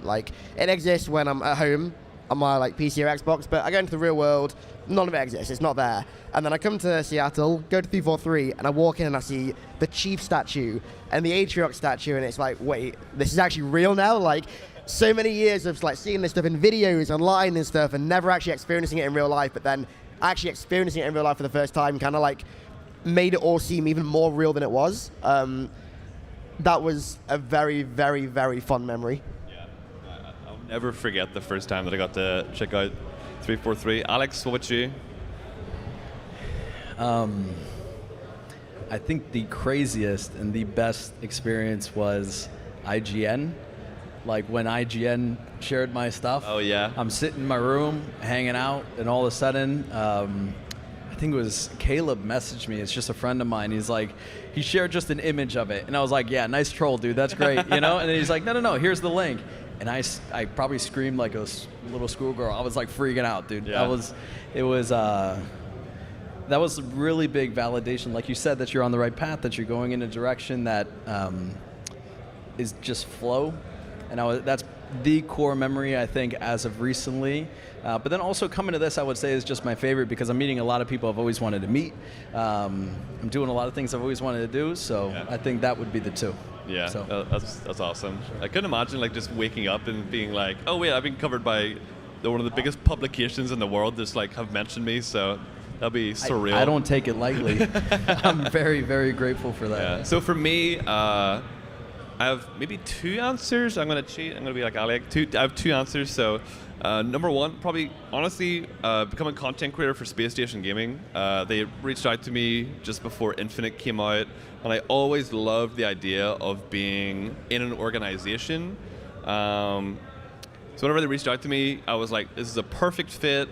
And ever since I've been, part of them, I've had their team to cheer for, and I've really just felt like part of that little family. And it's been such a gratifying thing, because I think as a content creator, getting to that kind of level is something that everyone wants to try and strive for. So it really has meant the world to me, and I've been with them for over a year now, and it has been the best experience. My second experience that has been my absolute favorite is the BTB Bonanza that I got to be part of earlier this year, or maybe it was Rally last year, technically. Anyway, being on the main stage, playing big team battle, being surrounded by the biggest names in Halo, and I'm just yeah, I'm playing my BTB game, doing my thing, hopping in a Scorpion tank, destroying people. That is something that I will never, ever, ever forget. So being getting to be a part of these things that I myself grew up watching other content creators getting to do, and then, after all the long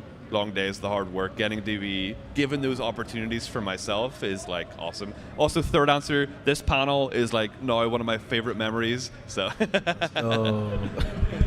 it's super fun, super fun. Okay, so this is a really interesting question. Alex, you can start, okay? Okay. If you didn't make the kind of content that you currently do, what would you do? And you can't say, I'd be a builder in a different game. I want something totally out there. I would probably be a photographer or a filmmaker. Oh, honestly. for as a content creator? For YouTube and stuff? No, because I went to school. I went to Ringling College for a little bit for photography and film, but then I dropped it because I life showed me other options and my passion shifted and whatever. But if I could go back to something, I think it would be that. Just because, similar to my friend down here that's taking photos, like, I love that you can, the composition of things and just how you can capture a story just in a single shot, very similar to what you do with Forge or creating scenes in Unreal or whatever. That's what intrigues me about photography. And then filmmaking is just, like, I've always just loved it. When I was younger, I would make the crappiest like video recordings or just like whatever. I've always had a passion for that. I could see myself going into that later on in life, for sure. Fair enough. I think that would be it. Yeah. Alec, what about you? Well, outside of content creation entirely, when I started creating content, I also had a full-time job as a performer.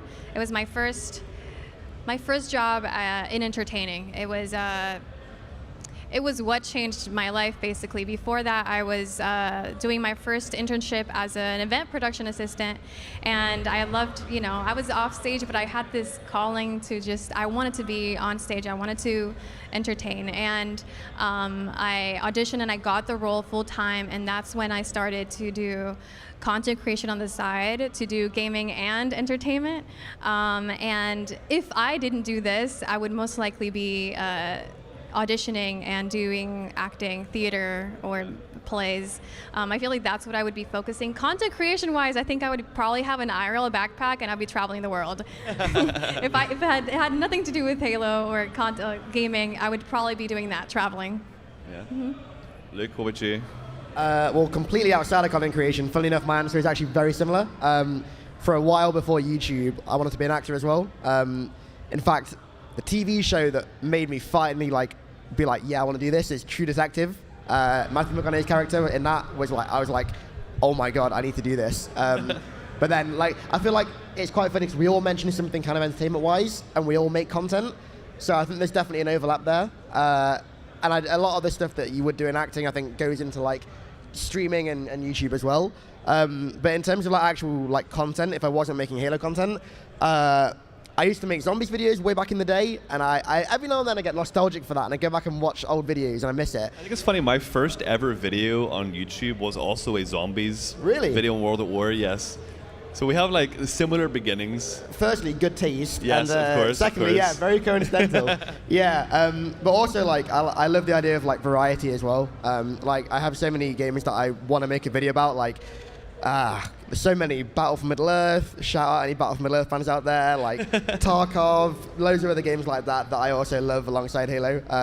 I think variety would be one of the things that I would have gone for as well. But completely outside of content creation, acting as well. I always loved it. It's just like you were saying, being on a stage or something, and just honestly, it does. It's weird to say, but it honestly does. That's the best way to describe it. Mm-hmm. It does. Yeah, so my answer, I don't even know if I really have an answer, which is an issue, I guess. I've been making Halo content for 8 years, and I couldn't even imagine not doing Halo, and when I do, I'm I draw a blank because I have no idea, because going to school back, a while ago, I never had a proper job that I wanted to do. All I thought was YouTube, and then I was a huge Halo fan, so there was nothing else really, a traditional job that I was really drawn to. So I got very lucky, basically, that YouTube and Halo and all that worked out for me, because I really can't picture. I guess if I didn't do Halo, I would do more variety. I love scary games. Scary games are my... Me too. Something about them, if it makes my heart pound a little bit, it's even the scarier the better. No, you're not about that. No way. You don't want to do a co-op scary game. I love watching the reactions of people when they get scared. I love watching those videos, but I can't play them.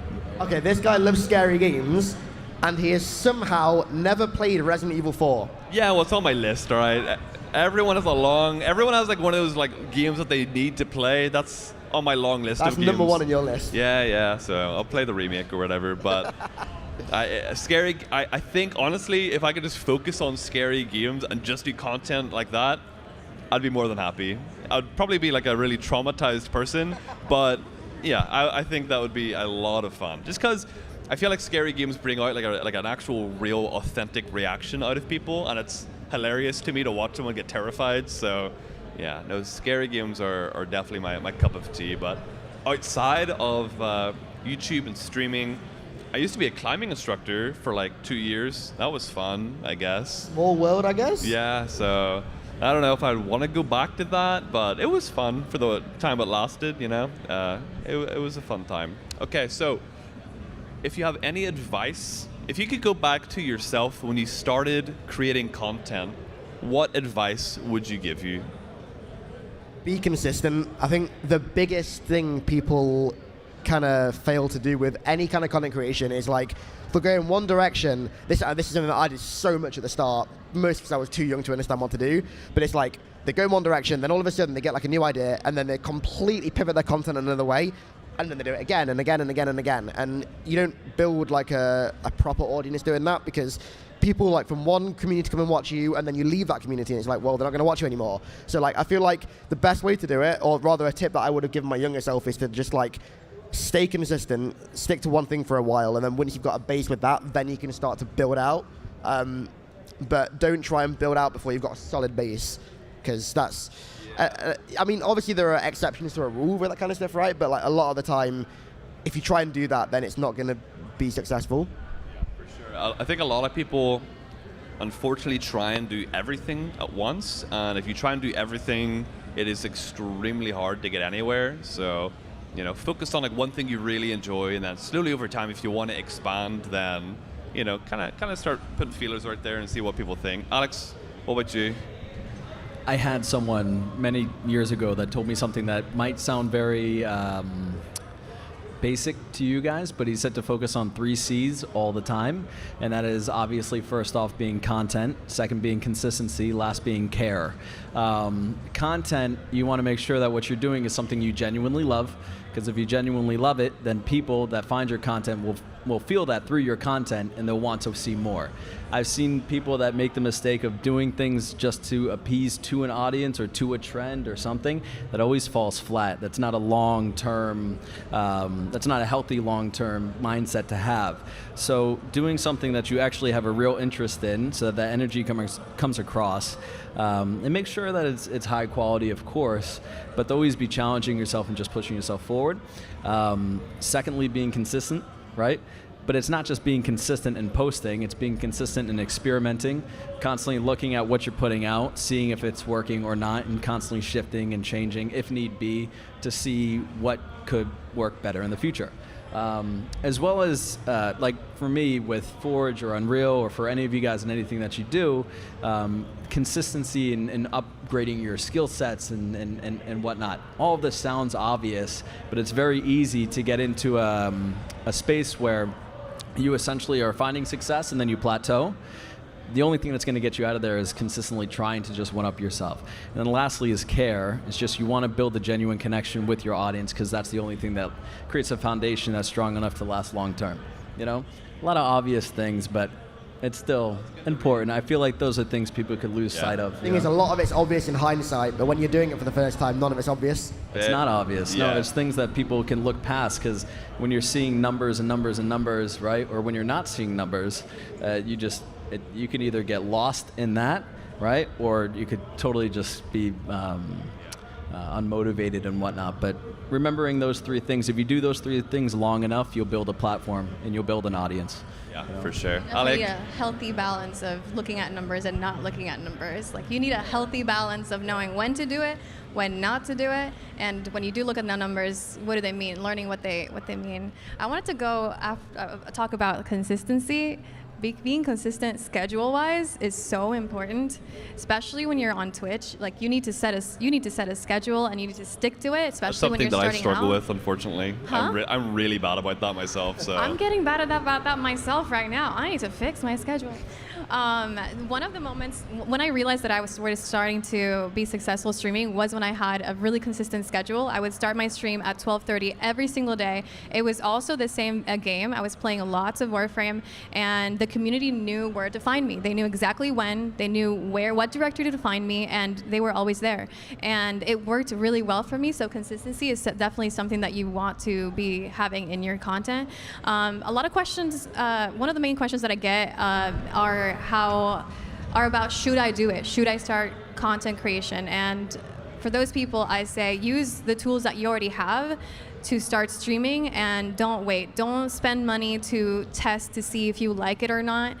Content creation is something that you might not like. If you love playing video games, sometimes it takes away the joy of playing video games, because you are now, one, making it your job, but you're also splitting your attention, especially when you're streaming. You're not 100% paying attention to the game. You are talking to chat. You're thinking about other things that you're going to be doing in the next 5 minutes. You're trying to shoot when you're in Halo. You're not 100% focused. So definitely you need to just use the equipment that you have to start trying it out to see if you like it, and don't be afraid to do it. When I was in my production assistant internship, my manager, I explained to her in one of our one-on-ones that I was feeling this pull for acting, and I wanted to audition, and I wanted her input because she was herself a theater major, and she basically told me that I wouldn't be able to do it. She said that it wasn't going to be there for me, and that I should stick to being a production assistant, which I loved, but I didn't listen. And when the internship ended, I started auditioning, and I got the role, and that's why I'm a content creator, because I decided to not listen to the people who didn't believe in me, and I followed my instinct to be able to get to where I am. Following your instinct and that true north to do the things that you love, I think is so important, especially if you're doing something like this. Funnily enough, I had a very similar kind of thing. I was told in school that what I was doing was a complete waste of time, wouldn't go anywhere, to just stop doing it and focus on like conventional stuff, and I didn't. I didn't. That for me was like, I remember hearing that and I was like, right, I'm gonna grind like 10 times harder now that I've heard that, because I'm not doing that. Like, I want to make this a thing that works. So like sometimes that can be like quite inspirational when someone says that you can't do something. It's like, right, I've got to prove them wrong. You don't believe in me? Well, I'll show you. I'm what feeling I very inspired right now by y'all of you. Yeah. So, but it's interesting, because when you get that backlash and that pushback, sometimes it's just straight negativity from people, but it's also from people that do it out of love for you, right? Because they're scared that it won't pan out. And those people oftentimes, because of the fact that they're so close to you, are the ones that are most successful of talking you out of doing whatever it is that you want to do. You know, so you got to look out for that as well. It's family, it's friends, it's all of that. You got to trust your instinct. Just go for it. Do it long enough, and it'll be clear. You know, so you'll feel it, and you'll feel it. You know, when you're passionate about something, it's like a fire you have inside you. Yeah. You know you love this. Yeah. It's most importantly when things line up just with ease. That's how you know you're on a path that is right for you. When you're encountering a bunch of hesitation and roadblocks and whatnot, it's usually an indicator to course correct. So yeah, I actually have nothing to add, because all of you covered everything that I would have thought. I guess one extra thing: never compare yourself to other people. I think jealousy is such a toxic feeling to have within content creation, because say you make a video, does bad, your buddy makes a video, theirs does great, and you feel bad or even jealous towards them. It'll just lead you down a really horrible path that, back in the early days of me making content, I would do that all the time, and I would hate it. So growing out of that was the best thing I ever did. Now I just become happy and, cheer on your friends when they do well, because you'll catch up eventually. So it's the best way to be. Anyway, so we're now going to move on to a Q&A section. So we're going to pick 3 questions from the audience. The way we're going to do it is raise your hand if you have a pressing question. There's definitely people I won't be picking, but but if 3 of you, if you raise your hand if you have a good question, I'll pick 3 people from the audience, and you can ask your question. Do we have anyone that wants to ask a question? Okay. All right, Mr. I Spiteful, you have a question? Do we have a microphone? Oh goodness. What is your favorite video that you've ever made on YouTube? Favorite video I've ever made on YouTube? That's a good question, actually. Couple years ago, I came out with a Halo montage called Turbulent. That by far my favorite video I've ever put out, just because so much time and so much work went into it by me and my friend. And I look back on that video and I just have so many good memories attached to it, because just so much time and effort was put into it. Luke? I've quite a few. Honestly, we were talking about it in the lore panel earlier, but my reaction video to the Infinite Legendary ending, I still go back and rewatch that because I'm like, oh man, that was so good. I loved like making that. It was, hey, there we go. Yeah, it was so fun. I love making that. But then also like some of the like lore deeper dives that I've done, like connecting dots between like different games and things in the universe, or is really fun because I love doing like deep dives into like lore like that. And then also some of my different videos, like I made a Metal Gear Rising video a few months ago, and that was so fun to make. Same with like I made a Resident Evil 4 video as well. A very different kind of content, but it was nice to like spread my creative wings, so to speak. But for Halo, it's definitely the reaction video and also the deeper lore stuff for sure. I think I'm mainly a Twitch streamer, but I do YouTube sometimes, and one of my favorite videos this year was, it's almost been a year since that video. It was as soon as Halo Infinite came out, one of the first things I really wanted to do was to bring the community together, and I wanted to play those custom games, and I decided to do the duck hunt video. So the reason why it's so why to me it's one of my favorites is because we were able to bring the entire community together to have fun and play Halo like the good old days, and turn that into a highlight video and see how much Halo means to everybody, and just bringing the you know, the feels of Halo. So to me, that's one of my favorite videos that I've ever done. It just brought back nostalgia from years ago. Okay. My favorite video would have to be because of these two right here. It was the Zeta Halo level that I did, the first one that I ever did. Uber Nick started the video saying, "Oh my God, I'm gonna cry," and that was fantastic. I thought that was hilarious. It was like the scenic views and the beautiful Halo music, and he's just like, I loved it. And then Hidden Xperia was like, "Wow, what's that thing out in the distance?" Like their reactions were awesome, and it made all the work that went into that really worth it and fun, and yeah, I was laughing really hard at those two, so I think that's my favorite as of recently. Yeah. Nice. Okay, we have another one. Don't pick that guy. No, I'm just kidding.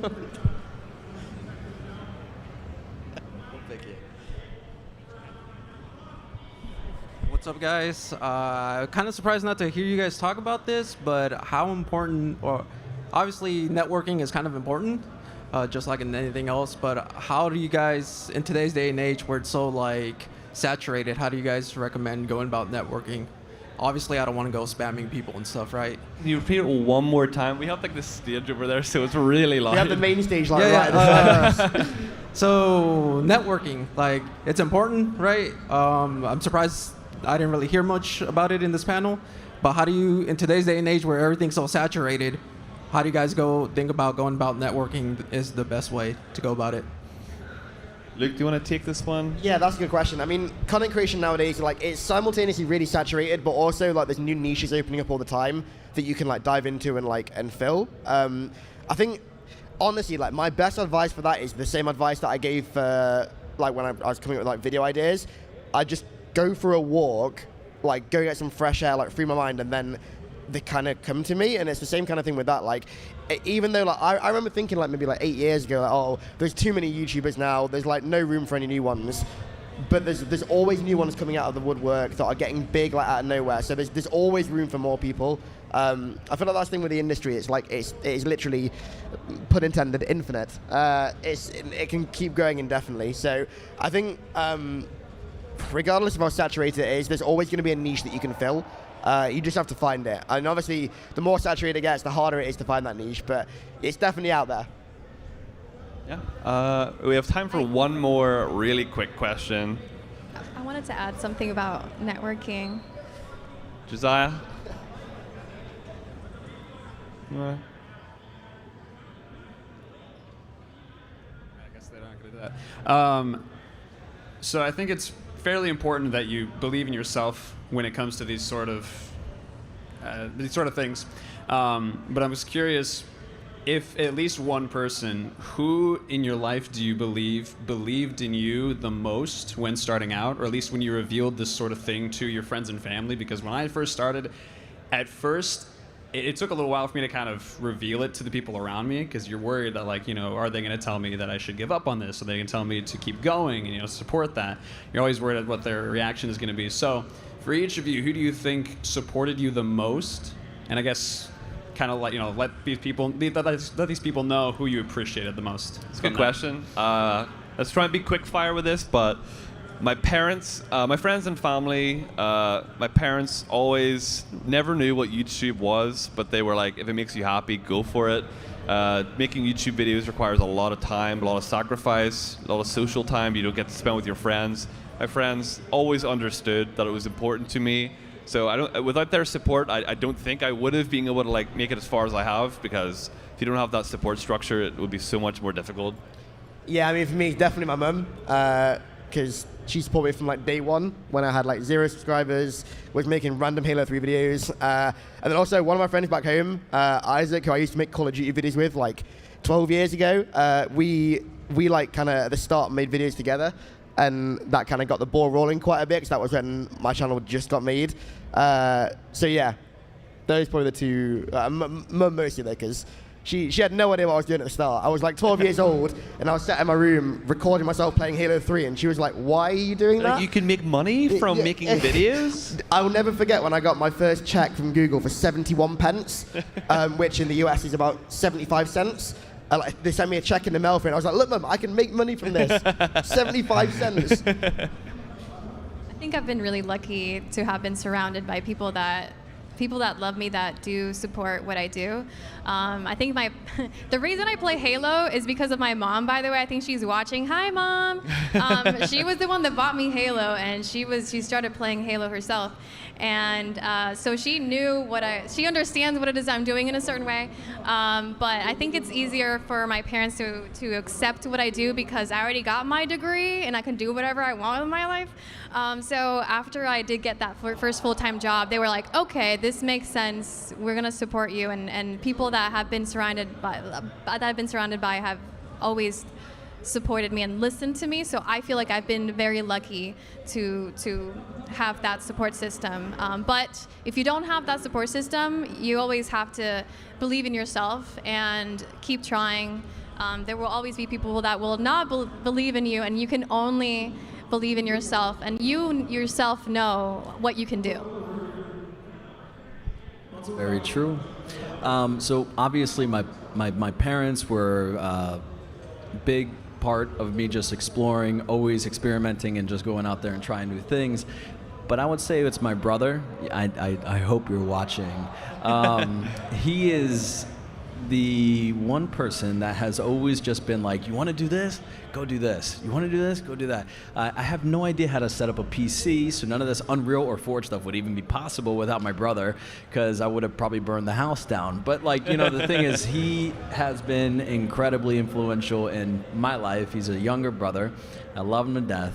And yeah, I'm grateful for you, man. You know, he's the one that really pushed me to do it.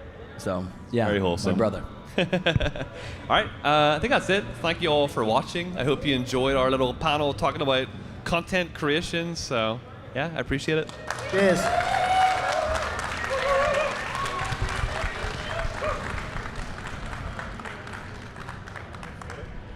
What are we doing?